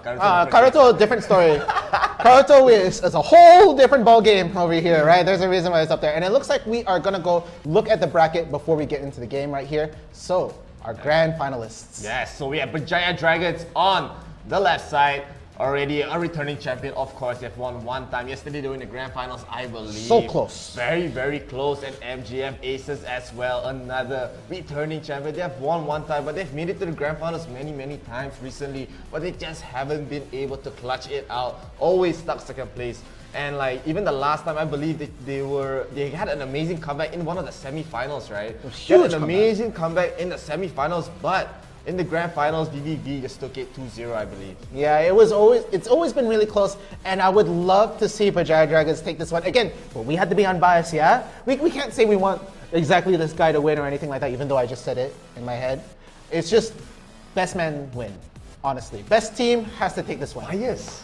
Everything's bias, you know. I'm not biased, okay? I just want to see the best teams win and the best teams play. And of course, we are going to be able to get into the first game. Let's check into the bans. We'll have Bajaya Dragons having the first ban here. So we have been seeing Fiora being banned out many, many times. Like, you wouldn't think Fiora is a bannable choice because they leave so many big, strong champions in a pool, like Akali, like Gragas, like Galio, but Fiora just very, very strong in the laning phase as well. So MGF Aces, they're gonna take out the Ziggs, very normal here. Bajaya Dragons, you have a strong Ziggs player. Karuto is a very, very good Ziggs player, and I didn't know that could happen over there. Oh, okay, take back. Oh, no. Okay. Okay, there we go. Ziggs Akali, no more. All right. I understand that side from the MGF Aces, but now Bajaya Dragons has one more ban left, and it's just knowing the Aces have. Okay, it's gonna be Braum. Wait, this is kind of scary because we have seen the power of Camille Galio in the last matches. That's a very, very effective combo in this game. So Bajaya Dragons, they are leading Galio in the pool. Are they gonna first pick it? Are they gonna just leave it up? Maybe go for that Camille first. I feel like both picks are still very 50-50 now. They're so strong in this meta game. Yeah, there's still a lot of really, really good champions to pick in this pool at the moment. But again, we were talking about that Galileo pick with Camille, and it is a huge factor. But at this point, if they go for the first pick, they might be able to pick Camille, but they'll lose the Galileo in the second one for sure. But it looks like they're going to pick the Orianna straight away. Oh, actually the sides are Tubali, so MGF Aces are going to be on the left my side. My bad. So Bajaya Dragons, MGF Aces, So we're confused. MGF Aces are going to be getting the Orianna first, so leaving Galio in the pool. So immediately Bajaya Dragons strike back. They will go with the Corki, they will go with the Camille, a very, very strong first two picks. But Bajaya Dragons, they're going to get the Lee Sins for themselves, and hovering over the Gragas, this is going to make that laning phase very, very scary here. Yeah, it's going to be very scary early on, just be able to, Gragas to bully early on in that laning phase. But it looks like Tainted Ones is going to be hovering over. Yeah, that makes sense. He can definitely do this. The Tainted Ones has been playing Jarvan and Jungler for a while. It might go for the Galio pick right here to help out in this situation. I think Chili would be the one playing Galio. They're going to swap it out. They're going to definitely swap it out. So they're going to go for the Galio here. Galio still, we don't know. We have been seeing just Galio mid most of the time. But I still believe Galio can be playing a support role. We have seen it once. It didn't really work out. But Lux is going to be the support here for Bajaya Dragons and MJF. They're going to go with their classic. They're going to go with the Ezreal. They're going to go with the Janna. Very, very strong picks here. I like that draft so far. And Bajaya Dragons, they're going to finish it off with the Jarvan. An amazing combo That right is here. 3 literal lockdowns coming in from the Bajaya Dragon side. You're going to have the Cataclysm coming from Jarvan, you're going to have the Superhero Landing coming from Galio, and then you're going to have the Hextech Ultimatum coming in for Camille. I would not like to fight this team at all. If you get caught out, they can just 1v1 you and eliminate the problems right in every engagement. So it is a very scary comp coming in from the Bajaya Dragon side. Yeah, I've also mentioned the fact that Galio Camille is still very, very scary. The moment Camille gets level 5, the moment Galio gets level 5, whoever gets Hextech Ultimatum, they're dead. They're dead. They're pretty much dead. It's deleted right there. They have the opportunity to literally swoop in and finish the fight with that engagement. So any little poke out, any little opposition, if Camille sees it, she can just Hextech Ultimatum and the landing will come in, swoop in right away, and that's the end of that champion. Yeah, I mean, especially for the fact that we've been seeing so many slower games, right? This is where Camille and the champions like Camille, Fiora really, really shine. They're able to just slow down the pace of the game, and they're able to just slowly farm out, get their power spike, get the Triforce, get the Death Stance for themselves. And of course, let's get into the first game of the Grand Finals. We will have MGM Aces on the blue team and BJD on the red team here. Yeah, and it's one thing we actually didn't talk about from the MGF Aces side is because that Janna is still going to be in there, Cataclysm or not. She's going to be able to ult and actually displace all the engagement coming in. So that's one thing that could be the big factor here if Janna is in the fight. Yeah, I mean, we do see Akrill taking a lot of damage in the mid lane right there. Chili loves to do that, goes for that early gank. Not really to secure a kill, but to maybe bait out the summoners out of the mid laners. So, I mean, Akrill didn't have to spend summoners, but he already has to. I mean, lost a lot of HP here, but again, look at Chili being so aggressive. The tornado does whiff over here, and BJD, they're still very, very aggressive. I love their playstyle here.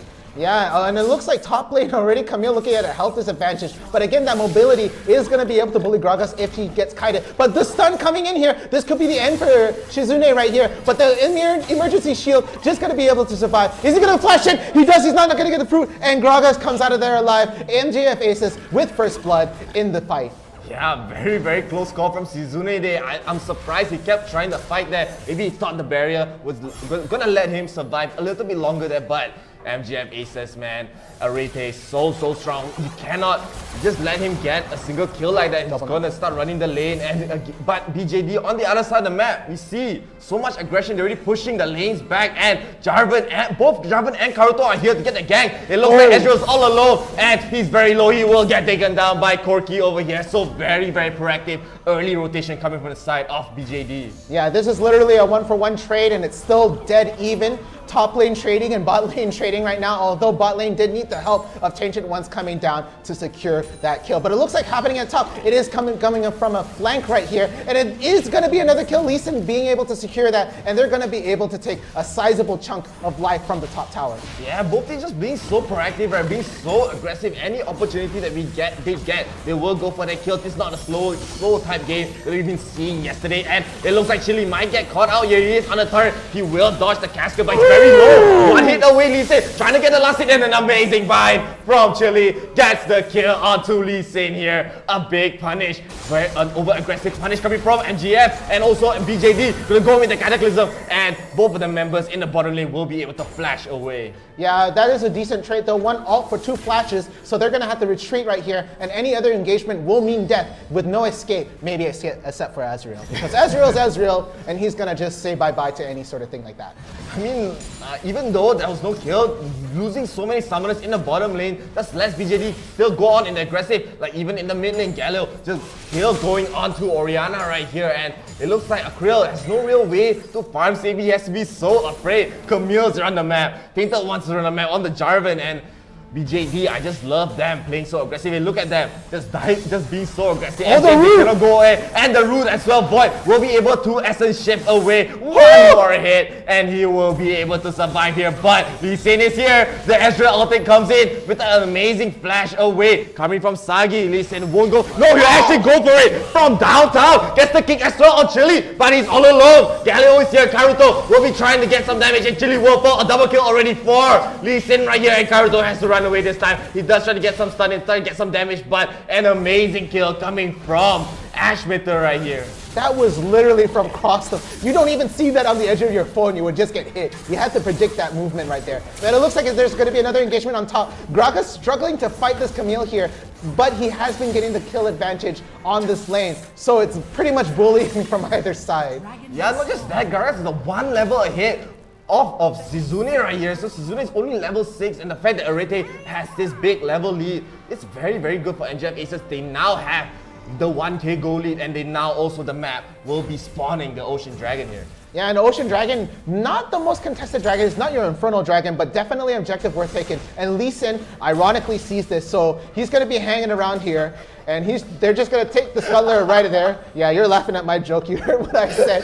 That's a stupid joke. But of course, BJD, as you said, they are going to be spotting on the dragon. They're going to set up, get some wards in. They have already some great vision in the pit, but not much outside of the pit. That's where you have to be worried, right? Ashmitter you already seen how what he can do with the Lee Sin here, so you have to be worried. Lee Sin, very, very good at stealing objectives. Yeah, you can still hear the giggling in your voice when you talk about Vision and Lee Sin.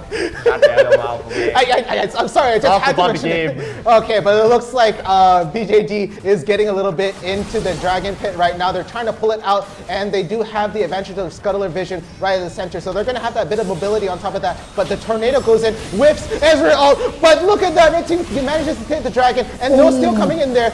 Lee Sin barely escaping, but the Guardian Angel will proc. He is going to go down, and now they're just going for the slow pickoffs. MJF Aces has to retreat. Lee Sin will not be able to make it, and it comes out all good for the Bajaya Dragon side, being able to not only take the Dragon, but being able to eliminate the Lee Sin. Yeah, but they're still down 2,000 gold though. The fact that Arete got the top turret on the top side, the first turret of the game, is going to have a lot of gold for the MGF Aces side. As you said, the Ocean Dragon is not really worth fighting for most of the time. You don't really have to go for it. So I'm quite surprised that Ashmeter really tried to go for that steal there. We do see BJD going to be sieging the bottom lane.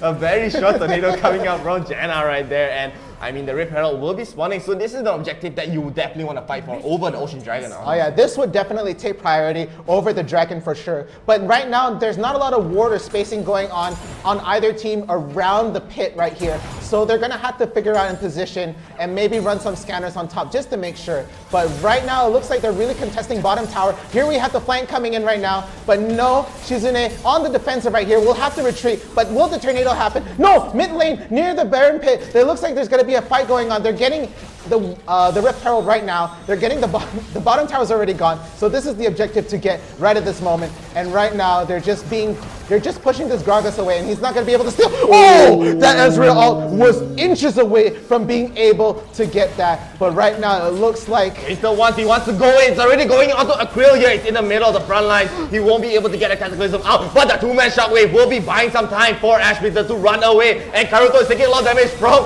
Janna here. The Hextech ultimate will be used on Janna, but Shizune is all alone in the front line. He has to flash away. The last ultimate will also land on 4 people, but that's no damage. And Janna is going to heal everyone up. It looks like Sagi is going to fall. Aces, they're not going to get one kill. Janna barely surviving right now. Gets the Honey Brew. Is able to still survive. Interward has to spend the Cataclysm just to get this one kill. And he will get double kill here. A big misplay coming from MGF right there. So a 2-1 for the side of BJD. Oh, Tainted Ones called it really close, trying to pull all the stops to try to take Janna, and Janna almost surviving with that sweet, sweet honey cake through. It was a parting gift. I think Ashmeter, oh, you want to kill Janna? Kill me also. Kill me. Kill me also, and now BJD. But even after that decent fight, it's not enough. Their gold lead is still very, very high. For MGF Aces, 3,000 gold here. But on the bright side, MGF still do have the Rift Herald. They can still use it for the next Dragon fight. But MGF Aces, they're looking very good. Look at them being so aggressive, already grouping up so early on. Like they've been doing this from minute 0 actually. Yeah, I'm sure they just want to make sure that the Janna is at the center of every fight so that any engagement coming in from the Cataclysm or whatnot will be deterred by the ult. And again, we saw Janna being able to heal up and stop the engagement and get her teammates to stay alive in every fight. So definitely playing around that Janna is really, really good here. But it looks like oh no, Oriana's a bit too close. Shizune, you're a little bit too forward. He will be getting engaged on by Ashmeter, but he will just barely escape. Not enough lockdown for the side of MGF Aces. But with this, MGF Aces is going to take another turret here. Now it's going to be the 4th turret. Look at Akrill. So low. Sagi just needs one more hit in and he will get it. Akrill will fall. And on the bottom side, a nice big casket coming from Arete. But he's getting dove on by 2 people. Galileo gonna get the taunted. Just barely barely in range. Cataclysm as well. So Gragas has nowhere to run, literally. And now it's just a back and forth for both teams here. Yeah, for every objective that MJF Aces has been trying to take, they have been trading back and forth. And right now, Bajaya Dragon is looking stronger. Rift Herald making it all the way to the last tower right here, being able to almost take out the inhibitor. That big knock was going to kill him, but he will be able to take a huge, sizable chunk of life coming there. Yeah, so much value coming up on that one Rift Herald, right? MGF, they got the top tier 2, but at what cost? BJD are coming back into the game. The gold lead is now less than 1,000 gold, and now BJD are also able to start the Dragon here. Very, very good Dragon. This is way stronger than the Ocean Dragon in most of the cases, but it looks like both teams, they want to contest it. Very, very low. No steal. That casket, a great attempt. The 2-shot barrage comes in a little late, so BJD are able to secure the Dragon here. A very, very good Dragon at that. Yeah, and that was a great play attempt coming in from the Gragas side, but unfortunately not going to be able to do anything. And looks like they're going to be trying to set up Baron right immediately after that, coming in at 10 seconds roughly. But the quick recall trying to get repositioning going on will be stopped in because the Aces know that they're going to try to retreat and walk in towards the Baron pit as they try to slowly set up right over here. Yeah, there is some vision on the Baron pit by BJD's side. As I said, the goal lead is getting closer. Boy does get Hextech ultimatum, and they will get a very clean kill right there.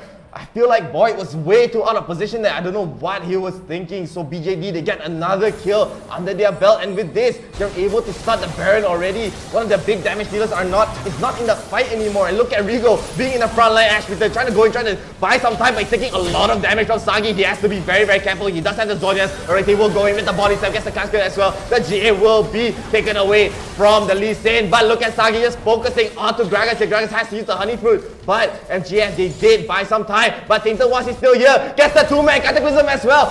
Rigo has to flash away a Krill as well. So still no kills for both sides here. But the damage, I feel like MGF Aces are taking the most here. But MGF, they still want more. Look at Arete going for the flank. They know Tainted Ones does not have the Cataclysm. They want more. The damage dealer is here. Finally, Boyd is in the room. And right now, BJD, they are trying. It looks like now they have to back away. But MGF Aces, they still have Ashpeter in the brush. Will be spotting out Karuto here. Karuto is very low, but it looks like Ashpeter won't be. No, he will actually survive right there, but on the back. Forky does get a kill onto Oriana. Right now, Rigo, another one. Double kill already. It looks like MGF just slowly falling. BJD are just playing this fight so well, kiting one by one. Another kill for Corky right now, and it looks like Boyd has to run away. He even used the flash here. He still has the barrier. Karuto will be getting taken away. There's no more follow-up, so still, that's a very big win for BJD right there. Oh my god! What? Ezreal got the snipe. Oh my goodness, I knew it. Ezreal has been so on point with that ult. It was just a matter of time before it happened. It was just a matter of time. And with that, 3 people down on the BJD side, Aces are looking up at this point, and Baron is definitely a takeable objective at this point. As Gragas comes back up onto the field, there's going to be a teleport. Janna's going to be able to scout out, try to catch any ward, but looks like Bajaya Dragons knows this, is sniffing it out. Tainted Ones already smelling blood in the water, wants to steal this. He sees the vision in there. It's going to happen. The Cataclysm is already back up, so he's waiting for it. And whether the Aces are trying to bait it out or not, there it is. A tornado though is going to counter the Hextech ultimate. It's going to go down. The beautiful ult from Lux. It looks like blue team is going to be able to take the Baron, and they're going to run away. But it looks like they're going to lose some heroes at this point, and that buff is going to go away. So the trade is huge. They're looking at a full wipe, an ace. No Baron buff for you. And with that, Bajaya Dragons will be able to push down mid-tire. What a clean fight coming from Bajaya Dragons there. Losing the Baron does not matter if you're going to just wipe them anyway. No Baron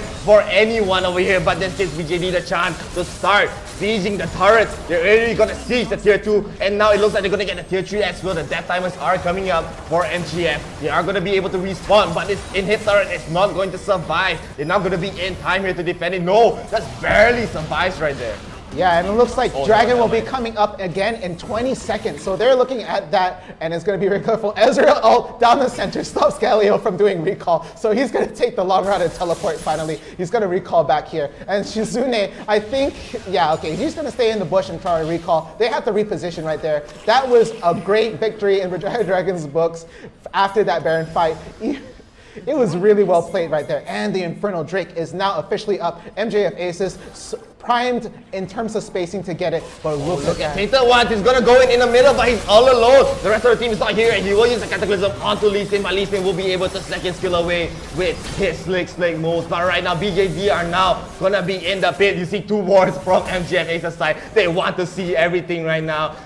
One for each eye. One for each eye. And BJD, they're gonna start it. The Dragon's already half HP. The bind will come up from Lux. And look at Tainted One's gonna go right back and get an ulti as well. Akrill is stuck in the ultimatum, but no one has died yet. Everyone is half HP here. BJD will secure the 3rd Dragon of the game, and Shizune is gonna go in and go back out. Karuto will be trying to taunt it up, and Arete will fall. Sagi wants more though. He's looking for Akrill. He's very low. Another triple kill from his side. He's trying to save the rest of them. Just trying to save Janna, but Janna is getting flanked here. here. GA will already be pumped by Ashbitter. He will, however, get the return kill onto Sagi, but it's not enough. And this is gonna be the game for BJD. They will take the first game of the Grand Finals. That was just relentless right there. BJD knew that they didn't have the means or defenses to be able to stave off the Bajaya Dragons attack. And just with that one swoop, one ace, finish the game.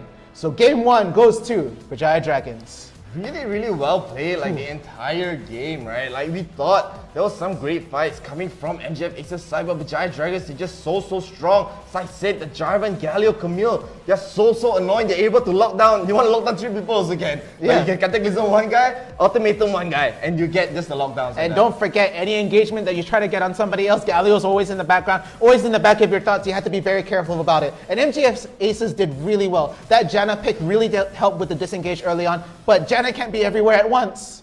Yeah. It just wasn't working out. And there's just not enough damage, I believe, coming from the side of MGF Aces here. We do have the MVP being Tainted Ones, right? And that's the 5-0-13. No name, but it's actually Tainted It's Ones. Tainted Ones. Yeah, so he was the main engager, right? He was just in the front lines, constantly being the tank, having the Sunfire Key, having the Triforce for some extra damage, and he was just in the front lines. He has the GA, so even if he dies, he has a second life. He just needs to get the Cataclysm off, and he did it so well. Sagi as well. Look at that damage, 24,000 here, but Void somehow beating him out. But I feel like the damage coming from Void is more chip damage because he didn't really amount to many kills. I believe. All those mystical shots do add up in total damage, but at the end of the day, it was of course Bajaya Dragons who did come out on top. So even though you have the damage lead, unfortunately it did not count. And again, that fight, so catastrophic right there with that ace. Again, there were multiple aces in this game, and for the longest time, it looked like aces did manage to hold up, but it was just too many, one mistake too many, and unfortunately, they lost that game. Yeah, that just shows how important having momentum is, right? Even if you lose that momentum for just 1 second, it's gonna be over. Look at that. Like, it just flip-flop on the other side, and BJD were able to get control of that entire game. And at the end, somehow the fact they had 2 dragons and someone getting the 3rd dragon, the Inferno Dragon, that was just really hard for MGF to come back after that. Having the Cloud Dragon, having the Inferno Dragon is so strong. Yeah, but the reason why MJF managed to hold on for so long is because for every objective they lost, they made sure they got a tower, they made sure they got the kill. So it was so dead even at a long time, and it was really well played by either of them, and really anybody's game at that point, but that ace was just it. And it looks like we got some replays coming up right now.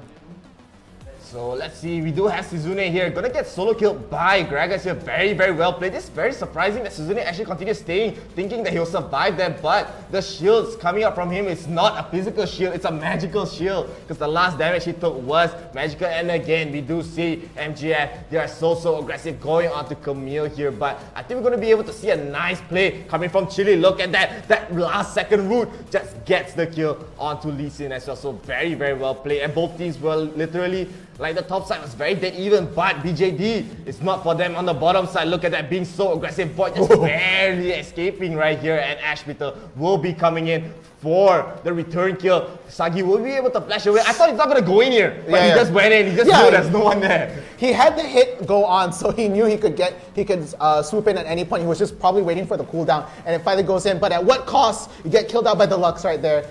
No, wait. Then Galio manages to walk away scot-free. And here's the engagement with the dragon right here. Again, we didn't really think the Ocean Dragon would be contested right there. They managed to get a loss, to get a kill right over there, but they lose the top tower. Gragas is going to take that. GA will prop down on the Aces side, and unfortunately, that's not enough health to be able to survive that. Yeah, I mean, that's just so surprising, the fact that Lee Sin tried to go in to get that steal there. He didn't really have to, and the fact that Ye lost his life gave BJD some life as well. So they trade lives in that sense. But MGF here, they are going to get engaged up with a nice pull-in track coming from Tainted Ones. They're going to just keep going in. Ashmitter is on the sidelines trying to run away, but Karuto is taking a lot of damage at this piece. Rigo trying to chase it down as the support. The Enchanter here, Shizune, will be tanking so much damage here, but it looks like it's still going to be a stalemate. Pretty much Sagi really wants this kill, but he will get focused down by the members of MGF here. You see, like, MGF, they had control of many of these fights. But there's the mango right there. A mango pull out. Honeydew fruit, and then Tainted One's free double kill right there. The second one just given for free. Yeah, just very close call coming in from BJD's side against Shizune. It's gonna get focused up here, but this gives MGF the chance to keep pushing bottom. This Rift Herald got all the way to this in-hit turret here, if you guys didn't know. So So right there and then, the tier 2 didn't really matter on the Acryl getting caught out here. Sagi, so much damage in these fights as the Corki here. And again, as I said, this Rift Herald's gonna go to the moon. Yeah, They're gonna get all the the kill way. on Arete. They're gonna get the tier 2 turret, and BJD were coming back into this game. Yeah, this was definitely a huge turning point, getting the most objectives off of that Rift Herald. And then this Dragon fight did turn bottoms up for MJF Aces, because Vijaya Dragon ended up getting the Cloud Drake, and then at that point, they disengaged entirely, so they weren't able to trade objectives at all. And Void being caught off position did cost them a lot. They costed them this Baron, in fact. And Aces tried to fight back with their ADC short. So any fight they had here was this fishing of damage. They're not going to be able to finish off anybody right here. BJD running them down, running this Gragas down. He will not be able to do anything other than run away. Yeah, I mean BJD here, I don't think they actually got that many kills in these fights. As you can see, they're just chasing back and forth, just trading damage one by one. And it looks like BJD, it was their turn to just run away because they're all so low. But this is where MJF were trying to catch BJD around the Baron pit. But in the back, Sagi, don't forget that he exists in this game. He's gonna get the double kill. This is the first triple kill for him in this game. He will be able to get so many kills here. And BJD, they had to run away. They cannot go for more. Void as well, just had a very, very close call there. He does get taunted, but Karuto, a little too ambitious. They're trying to get a kill. He won't succeed right there. Yeah, great job by Karuto right there. Just making sure that he had some space over here. And now this is the fight in Baron Pit that really turned bottoms up for the MJF Aces right here. So BJD walks in. They're not going to be able to get the Baron, but at this point, they're losing the fight, and this will be a full wipe. So that Baron buff will dissipate right there. So Karuto looks like he was going to die. Void trying to poke him out, but they get the kill. And there was the ace right there. And they were running it down straight through mid. They're going to be able to take down the inhib tower and almost the Nexus uncontested at that point. Yeah, this BJD were able to get a tier 3 turret over here, the inhib turret. They're just able to get it back up, reset. They don't want to go for more. The turret barely died to the cannon minions at the end, but MJF, they did their job. I mean, BJD, they did their job. Immediately objective, not going to go for more. Tainted Ones, look at that. Just in the front line, just shutting everyone down. They have to use so much utility just on one Jarvan over here, and this gives BJD the position. No Shockwave left for Orianna, and right now BJD, they're going to slowly take the Dragon. They're not going to rush it. As you can see, MJF as well. They're just trying to slow it down. Yeah, they were just trying to poke at it, probably try to steal it. But right there, Tainted Ones, very, very good initiation right there. But the Hextech Ultimatum will go down, but a good disengage from Janna. But no more disengage anymore. There's still more ults to be pushed in. And right there, BJD was running it down, being able to pick MJF Aces one by one. Look at Sagi, melting them down with Gatling Gun. And right there, Camille being able to slow them down. And right, it's just over. The GA will proc. Janna can't do anything but run away. And there we have the ace that ended this game. Yeah, just amazing game coming from BJD, especially being in the back foot, basically the first half of the game, but coming back, getting the objectives, getting the nice dragon fights, and of course that last Baron, they didn't have to take the Baron, they just need to wipe them. Yeah. They just kill them all and no more Baron buff for you. No more Baron buff.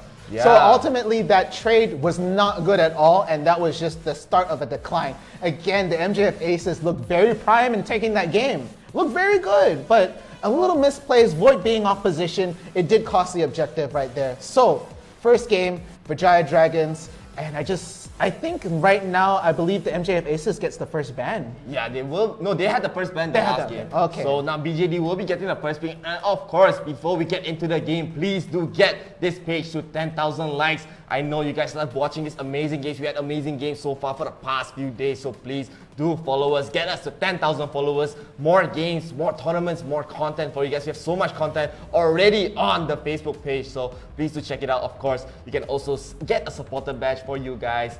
And if you want to send some stars as well, you can send some stars. We'll show you the promo video for you guys. I love watching the promo video. Oh, it's so good. fresh. It's so good. It's so fresh. Delicious. And of course, if you want to support your teams, please do put it in the chat. If you want MJF Aces to win, put hashtag MJF Aces win or hashtag Aces win. If you want Vijaya Dragons to win, you can just put hashtag BJD win and support your regions as well. This tournament is for multiple different regions in the Southeast Asian region.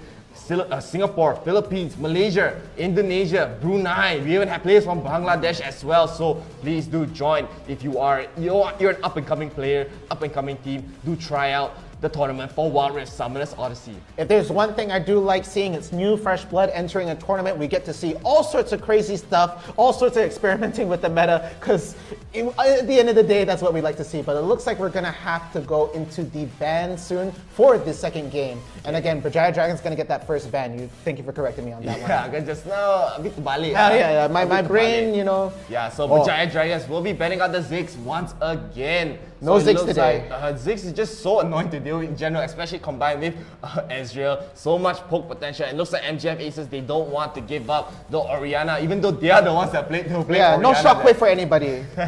Take that out of the picture. And Akali, of course, we won't see her at all today. She is going to be immediately banned. And the last ban for Bajaya Dragons is going to be the Braum again. Yeah, so Braum, I feel like Braum just has so much utility, right? He's able to peel with the shield, he's able to get so much CC with the passive, and the ultimate as well as a great team fighting ability. So not really surprising there, and we're able to see the picks getting in. A first pick, insta pick by Sezune on the Camille here. Always the Camille right there. Anytime that's open, Sezune will go on that, or the Darius. Yeah, all the Darius, all the Garen, but Sezune is just looking so strong on Camille here. It looks like MGF. Fiora is left in the pool, so MGF going to get the Fiora here maybe. I would be surprised if they don't pick the Fiora here. No, they're going to go with the Lux Corki for the first two picks. Very surprising there. They do want to secure their damage. Lux being a very good route in that situation. Her resonance with her shield is super annoying to deal with. A very big lifesaver there. So the Lux pick making sense right there. But this Annie? No, they're not gonna pick Annie. There's no Please. way. There's no way they're gonna pick Annie. Yeah. Don't be teasing us like that, man. No. If you're already at Grand Finals, you're up one game, you take it all the way. Okay, looks like they're gonna go Mundo and Seraphine. Yeah, we have been seeing a lot of Seraphine today. Very, very surprising. I wouldn't think Seraphine would be a top pick, but especially having the shields, maybe they're just valuing the shields a lot in these fights, especially with the Mountain Dragon as well. So very, I like the pick so far. I love watching Seraphine now, honestly. Yeah, Seraphine, very, very good champion if you can line up your skill shots nice, because that resonance, that extra skill shot, the follow-up there is going to be really, really damaging, but it's also really difficult to land. Yeah, I mean, MJ Faces, they are going to get the Gragas. Gragas probably going to go jungle here. Aspira is going to be in the top lane, but we won't know for sure. Lee Sin is still in the pool. Maybe they want to go Gragas mid, but we have seen Gragas mid not being so successful right now since now the 1-3-1 meta is not really it's not really used anymore. We only saw one game they did it, the 1-3-1. Yeah, that 1-3-1. So it looks like Vijay Dragons, they're gonna get a Diana on their own. So Karuto is gonna get Diana here, and Sagi once again gonna be playing the Tristana here. We saw this yesterday, but it didn't really work out. But I'd love to see it. Oh, the Katarina, haven't seen her. She's definitely going to be a mid lane, but that leaves up the other heroes. Which laner they're going to be? Corki definitely have to be at bottom, but it's either the Gragas top or jungle. Gragas is going to be go jungle, okay, jungle, and Fiora going to be in the top lane. So we're going to have on the other side Diana going to go mid, Tristana Seraphine bot lane, Mundo jungle. We saw this a lot the last few days, but this is the first time we actually been seeing it today. So quite surprising they're going to go for it here. Maybe they have another pocket pick once again. BJD, they're not afraid to experiment here. Yeah, at this point with the round lead, it is an interesting way to go about things. Again, like favorite champions were already selected right there. You know, Shizune already straight away locking in the Camille, and that's already huge, in my opinion. I mean, Suzune honestly is just one of the strongest players on their team in general, individually. His 1v1 potential is just so strong. We saw it with his Garen, we saw it with his Darius, with his Camille, with his Fiora. So I mean, Suzune is just one of those players you have to look out for. And of course, you have to look out for the game 2 of the Grand Finals. We'll be having BJD. They're going to be up one game. They're on the blue team. And MGF Aces, they're going to be on the red team here. Yeah, but again, with that game lead, you can't afford to be too comfortable. You can't afford to give any free games here. That just means more stress later on if they go into the third match, honestly. So if this comp does not work out, they do have breathing room. But really, honestly, the stress is really, really bad. Yeah, I mean, BJD, this happened yesterday as well. They won game 1, they go for the Tristana, and it didn't really work out for them, but they're still playing very strong, obviously. Karuto, we haven't seen him play Diana at all today. I mean, Diana, as I said, I even mentioned it yesterday, he was buffed a lot. And immediately teams have just been picking up on it. Like the first day the patch came out, he's already picking up Diana, and it shows Diana has so much teamfight potential, so much damage, and great pickoff potential as well. Yeah, and it looks like bot lane is getting outpoked here. It's pushed in quite deep on the side for Aces. So BJD has some breathing room near their tower, and they're just going to push out again. But right at this point, it's just a lot of poking. But I feel like the play here would probably be close to the mid lane with the Katarina, honestly.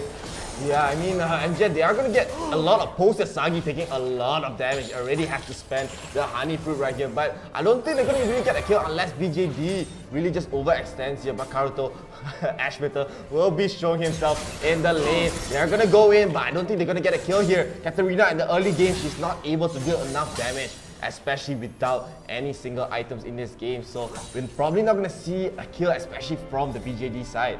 Yeah, and top lane does not look fun for anybody. Honestly, fighting Fiora is really infuriating despite having your movement, because any poke you get in is going to be weak point shot for sure. And it's just really aggressive poking coming from the Aces side and BJD. They're just trading, and right now the lane is pushed all the way in, so they're going to be walking towards mid, trying to stop this fight happening right now. Oh, everybody collapsing towards the Aces side. Oh, but will Gragas come out alive? Yes, he will. No! The Q snipe coming from Mundo, being able to take out, and that will be the first blood coming from BJD. That was a beautiful Q. What an amazing snipe! Bro, really, I didn't even think that was gonna happen. I was like, alright, Gragas gonna alive with a sliver of HP, no problem here. But boom, the Cleaver comes in, gets the kill. But look at that, Ington One still gonna go in. Gragas just only respawned and he's already invading right here. He might lose this fight here, and he will give a Krill a very important kill right here, and I haven't really talked about it today. Katarina is so scary, but of course, not as scary as Corki almost losing his life here. So, both teams are still being very, very aggressive. Yeah, but the kill lead is right now on MJF Aces side, but they are very low health. They are trying to push in. They know that there are one person down. Seraphine slowly just trying to protect this bot tower right here, and top lane having their exchanges right now, but I doubt there will be any kills happening at the very moment, even though Shizune looks low on health. Yeah, I mean, Camille this is a very annoying matchup for Camille, because Fiora is just so good, especially with the Isaac ultimate. Look at this, so aggressive right there. The ultimate already comes up, but won't get a kill over here as Shizune has to spend the barrier here. But in general, this is a very annoying lane for Camille. As you can see, Fiora can just go all in anytime she wants. Even if the Hextech ultimatum comes out, she can just repost it. Yeah. And it's very, very easy for her to turn around the fights here. And she's going to be able to get the honey fruit right in the river. So that's going to be a lot of healing cut off for Shizune, and he has to still stay in lane just for that level, because any sort of gap that he gives will be very, very big to Fiora in the long run.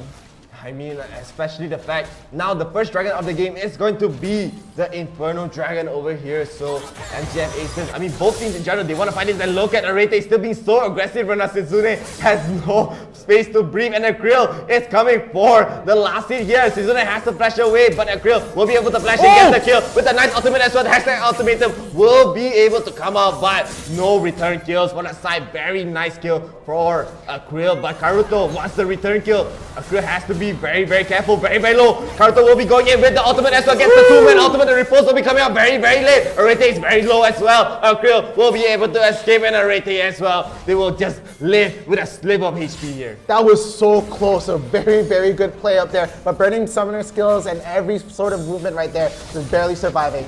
And it looks like they're trying to prep for the dragon lane. The Scuttler will go to the BJD side, so Vision will be on top for BJD. Yeah, I actually almost forgot that the dragon spawned, even though I mentioned it just now. That was an intense fight up top, so I don't blame you. But it looks like Mundo will be able to start the dragon almost uncontested, and Lux will be able to poke this out and just figure out how far the dragon's health is going. So everybody's going to collapse in. They're not going to contest it. They have to contest it here, but BJD will be able to secure the Inferno Dragon, and Arete is ready in the front line. Karuto is taking a lot of damage from the Lux ultimate as well. Fiora getting the ultimate off, but they're all so low. Karuto does get the kill onto Fiora. Looks like Akrill isn't able to go in. Ashmeter tries to get some more with the casket. Just barely able to escape with the flash. And Sagi on the sidelines get the kill onto Corki as well. So already 2 kills for BJD, and not to mention, again, they did have the Inferno Drake, but a nice bind will be able to secure the kill onto Seraphine right there. But Ashmeter, it looks like he wants to chase down Sagi, but I don't think he'll be successful. MGF, they'll just go away with that even after losing the Inferno Drake here. Yeah, and it's right now dead even in terms of money, but right now Aces is up in the kill lead, but right now it could still be scary. Camille not giving up. Shizune poking them out, but has to recall. Half health there. They can see the recall. And Karuto just trying to poke out, just trying to space out the aces right here, and manages to do it on his own. Yeah, I mean, Katarina in general has to have a lot of but they're farm. running it down Yeah, bottom. they're going down bottom. Karuto is going to get caught out here, and he has nowhere to run. A checkmate situation. The Lux ultimate perfectly aimed right there. So nice. But I mean, MJF Aces, they need this. Katarina needs to have a lot of farm. She has to snowball, or else she's not going to be able to do even a sliver of damage. Sagi will be able to be very aggressive against Arete. He has to be very careful. Arete can easily turn this by taking a lot of damage. Sagi, no ultimate right there to secure the kill. So still a very even trade right there. But Ashmeter is going to go in onto Chili. Chili is caught out in the middle of 3 people right here. Akil is going to try to go in. He does have the flash, and right now the casket will come out. We will have Chili will be falling right here. So BJD right now, they're now down 1 person. No big ultimates, no big Seraphine ultimates for this Rift Herald right there. It looks like MGF, they are going to secure it for themselves. Yeah, and that was a big play over there, coming in from top straight away down to the midpoint with the Baron. So Baron pulled out Rift Herald, so they're going to be able to take that. But right now, Fiora is looking at a 2v1 situation, but her movement, I don't think they're going to be able to lock her down. They're going to just be able to take the Rift Herald, and nobody comes out with a death right here. They're just going to be able to reset and maybe push in. I believe they're just trying to bait this top tower, and they probably will drop the Rift Herald down at the mid. Yeah, it looks like MJF Aces are probably just going to wait for the Rift Herald usage in general for the next Dragon fight, as it looks like Akil will be being very aggressive. Use the ultimate onto Sagi here. Sagi will be able to escape, but Ashmeter, it looks like he wants to try to catch some stragglers. I think the one hit was able to secure the blue buff, but Ashmeter will be getting engaged on by Shizune. Shizune will use the ultimate onto Katarina here and immediately flash out, but he will be able to run away. The nice Shimpo coming in from Akil right now, and take the one still trying to secure the Scuttle Crab. MJF Aces, they're looking so strong, but Karuto's gonna go in. He's trying to get some engages here with a nice ultimate as well onto Ashmeter, and Ashmeter won't be able to run away, and BJD as well will be able to secure the mid turret and probably another one. Yeah, they were trying so hard to peel for the Katarina, trying to make sure she stays alive. But here she is going in on Tainted Ones. Tainted Ones has to move away, flashes away, and will try to run for his life. So with that, I believe that everybody's going to try to reset Katarina at half health, not in fighting condition at all. Will have to reset at this point. It's kind of worrying for BJD side, honestly, because you don't have many ways to deal with the Katarina ultimate. The one real CC they have is Karuto's ultimate on the Diana. So maybe Chili's ultimate as well. And MJF Aces, they still have some sort of scary win condition here for their side, especially Katarina, if she gets a lot of farm here. But BJD, they're playing this game very well, just going for the hit and runs, getting the pickoffs, getting the objectives here. Still very even, but having the Inferno Drake might mean a lot, and I'm pretty sure they want this Mountain Drake as well. Oh yeah, this will definitely be a contested dragon at this point. Seraphine with that Mountain Dragon will be able to get the heal coming up because the shields will be guaranteed at that point. And the Mountain Drake is going to come back up. Shizune looking prime in position to be able to start the dragon. Here she goes. And right there, Tainted Ones is just going to get the mango just to deter them. And the Lux all going in on the dragon. It might force a reset. No, they're staying in the pit. Gragas pushing them in, moving into the center. Going to try to initiate, but no, the stuns come down.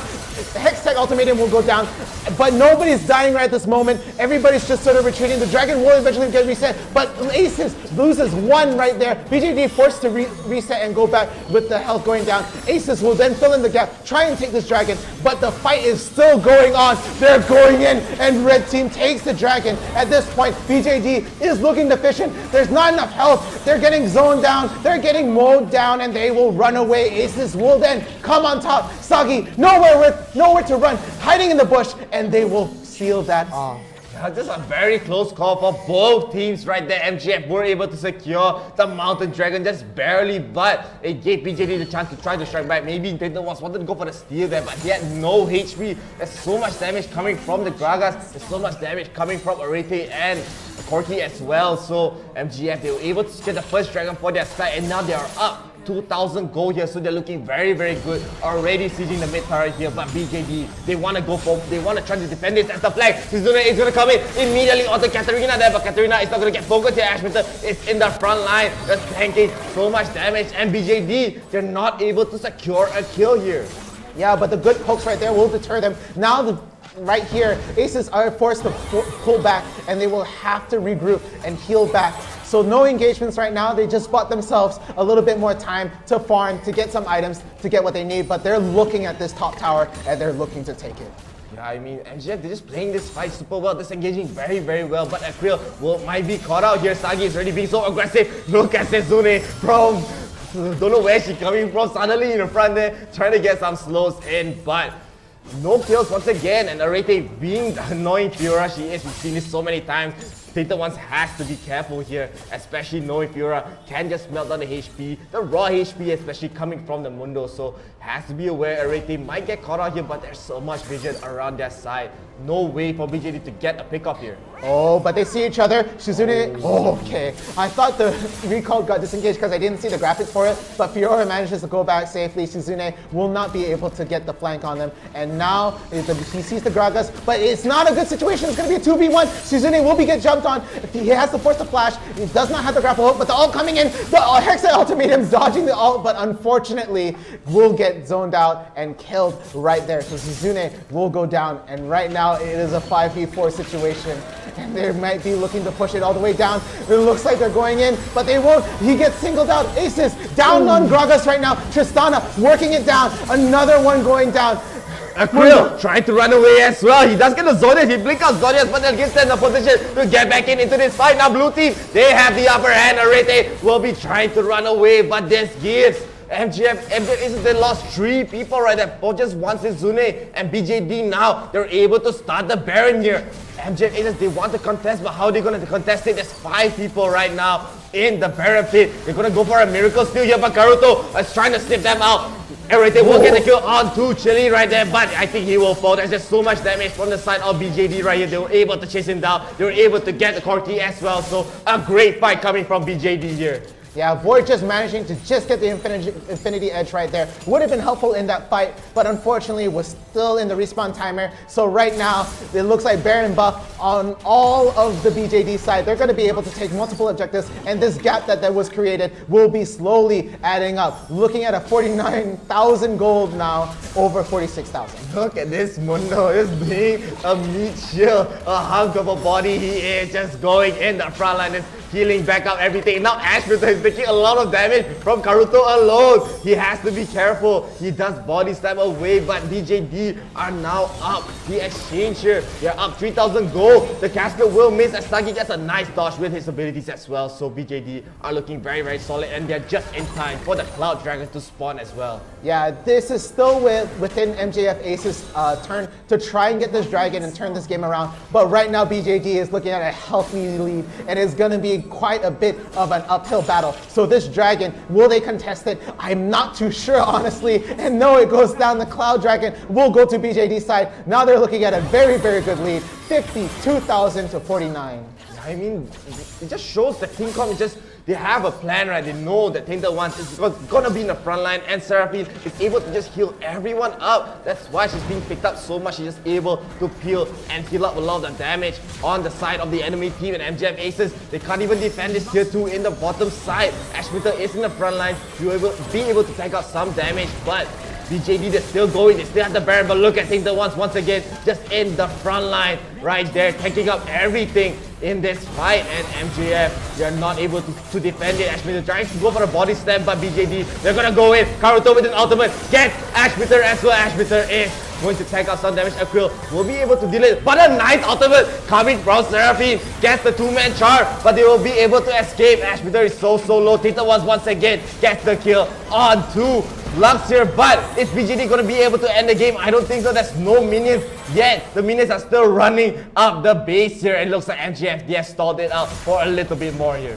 And during that whole exchange, Suzune was split pushing at top. Right now, pushing all the way to the tier 2 tower. The only tower left is the inhibitor towers on both mid and top. This is looking very, very tough for MJF Aces right here. They need a huge lead to take this. They need the Elder Dragon, they need Baron right now. But I don't think it's going to happen with the lead that BJD has. Yeah, they need probably just a miracle Baron steal, right? But you even saw in the last game, BJD, even though they didn't get the Baron, they were able to clean up the fight, get an ace right there, so no buffs for the other side. So MGF, they are really in the back foot. Katarina is not able to be standing in these fights. Like, even though they have not that many crowd control abilities coming from BJD's side, so not able to deal a lot of damage. And BJD are looking so good. Karuto so aggressive, especially in the engages, getting great ultimates as well. Yeah, and as much as Arite tries to split push with Fiora, he is being stopped at every moment with this Mundo standing as a giant meat shield for the minions and just not being able to get melted down at all. So the damage is definitely showing on the BJD side, and right now Aces is struggling to keep up with it. You see Suzune being so aggressive here, just in the front line, just grapple hooking away, and now MGF, they don't know this is happening. They might, even they know it's gonna be too late. BJD already got the Baron here, and now Ashbitter is gonna get engaged on by Camille. Camille will get the Hextech ultimatum. He will be able to barely escape. No, Sagi does get the last hit. We did see Akrill trying to do some damage, but immediately stopped. So much damage, and it looks like BJD are gonna be cleaning up the members of MGF Aces. They're gonna ace themselves. They're gonna probably end the game here. It looks like BJD will be your two-time champions for Walrus Summoners Odyssey here. That was a very uphill battle for the Aces, and Berjaya Dragons manages to take it 2-0 over the Aces. Well played. Wow. That was exhausting.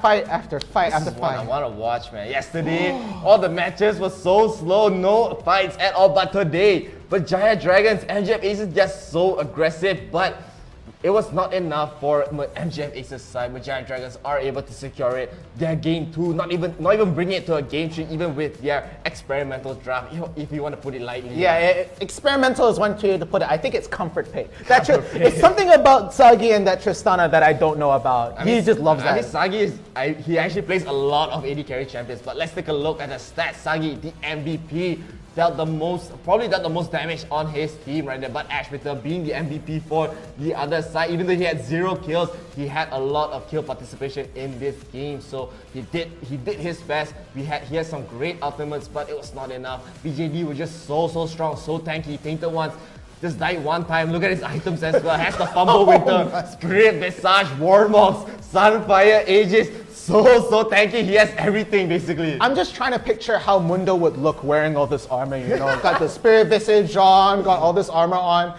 So much health, I imagine. And look, Void doing quite a bit of damage. Again, Corki, very scary, but this Sagia, almost 30,000. Almost. A bit too over. We haven't really seen this before. Sagi, such a strong player, right? We even saw at the bottom side where they lost the dragon, but he was able to kite it out, get some return kills, and he's just such a good individual player in general. So BJD with that amazing, let's take a look even at the graph right there, right?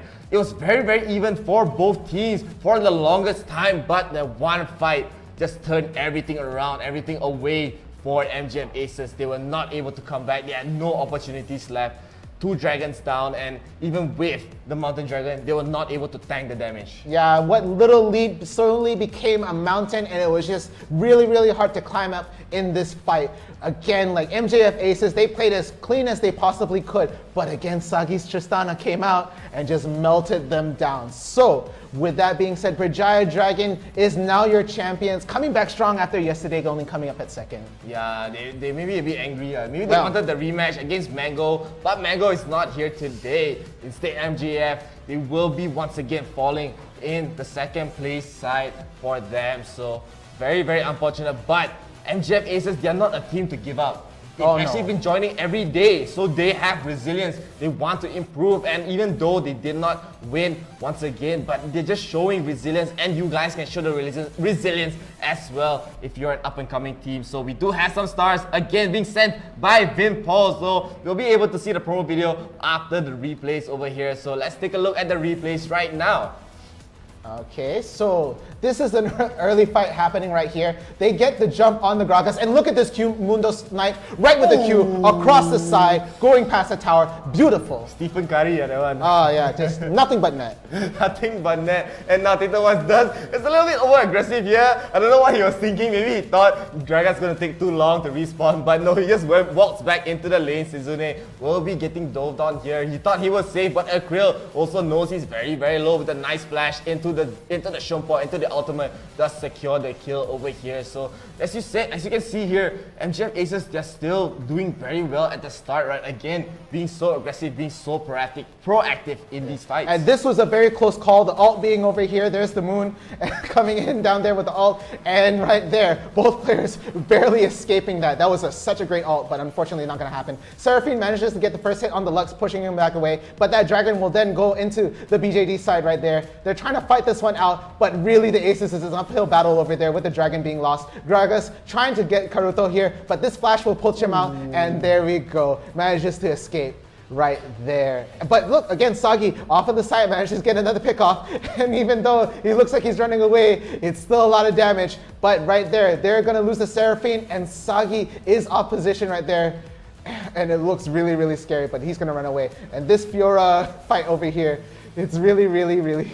It's a bit too close for comfort for both sides here, but BJD, they were able to secure the Inferno Drake, a very important Drake here. Chili will be caught out in front by so many people. No flashes will be coming in. Chili will be taken away by a Krill, but Tainted One so tanky, not able to die yet in this entire fight. And Suzune will be getting caught by the body slam. Actually, a very nice body slam coming from Ashmeter here, but he will get caught at the end of the day, way too far out. And MGF Aces, they were still getting the kills, but at this point, MGF, they were able to, I think, push them away from the Mountain Drake, but they were not able, BJD were able to just wipe everyone, I believe. Yeah, this was a very, very interesting fight right here because BJD had all the initiative on the Dragon, but right here they go for the fight, but they maintain the Dragon's health right there, making sure it's not resetting. There it is, the initiation coming from the BJD, managing to get a pick off right there. Ace is already down one, but they're trading here 1-all, and right there Aces moves in into the gap, tries to take the Dragon. But BJD has all the health, is going to be able to come back in. No, the skill shot not being able to land on Seraphine. They're going to take the Dragon, and everybody's just too low health.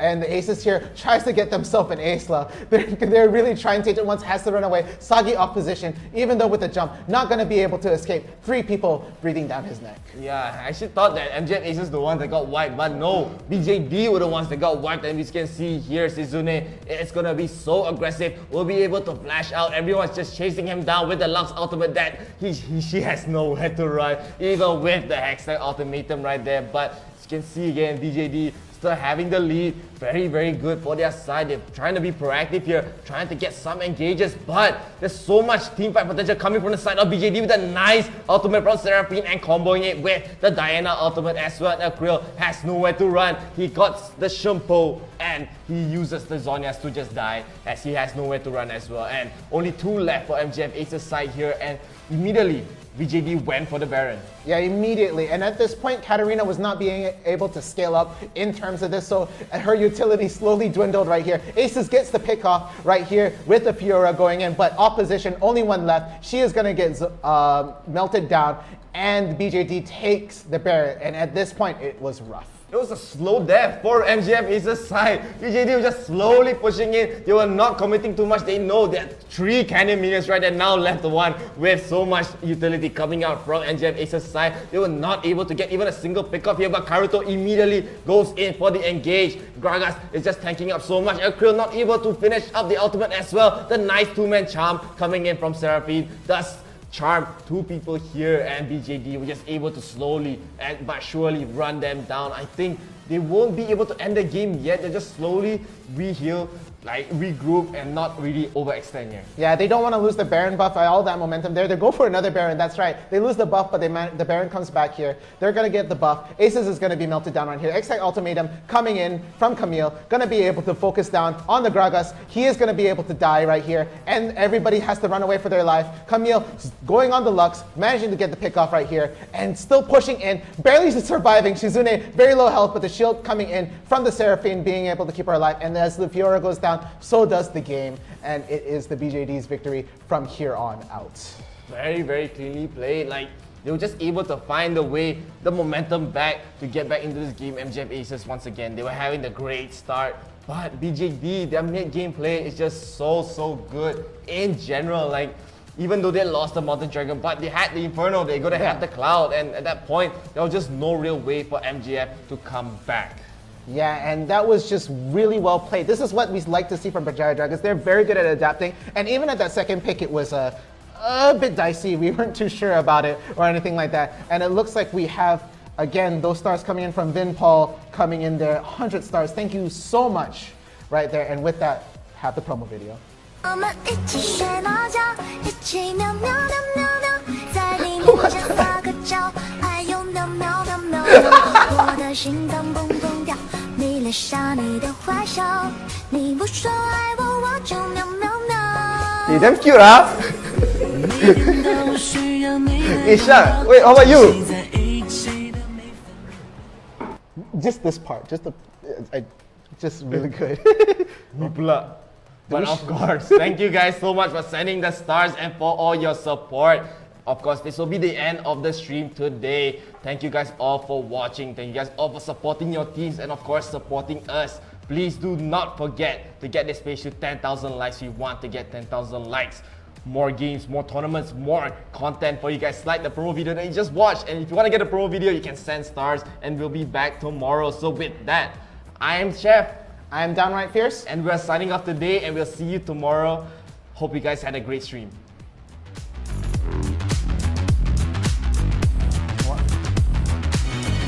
What are fingers?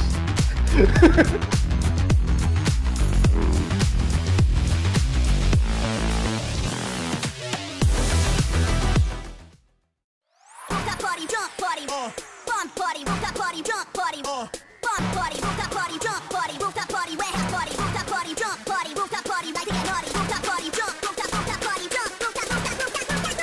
Make it clap.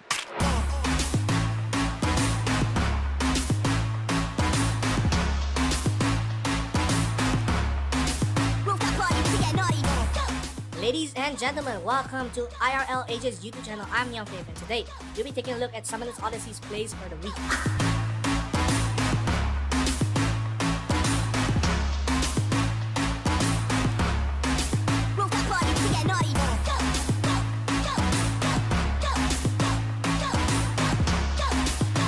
Here we can see Ziggs from the side of Dai once he will steal the Baron here, as Fiora tries to salvage the fight. She won't be able to, as the Baron and the fight will slip away from their hands.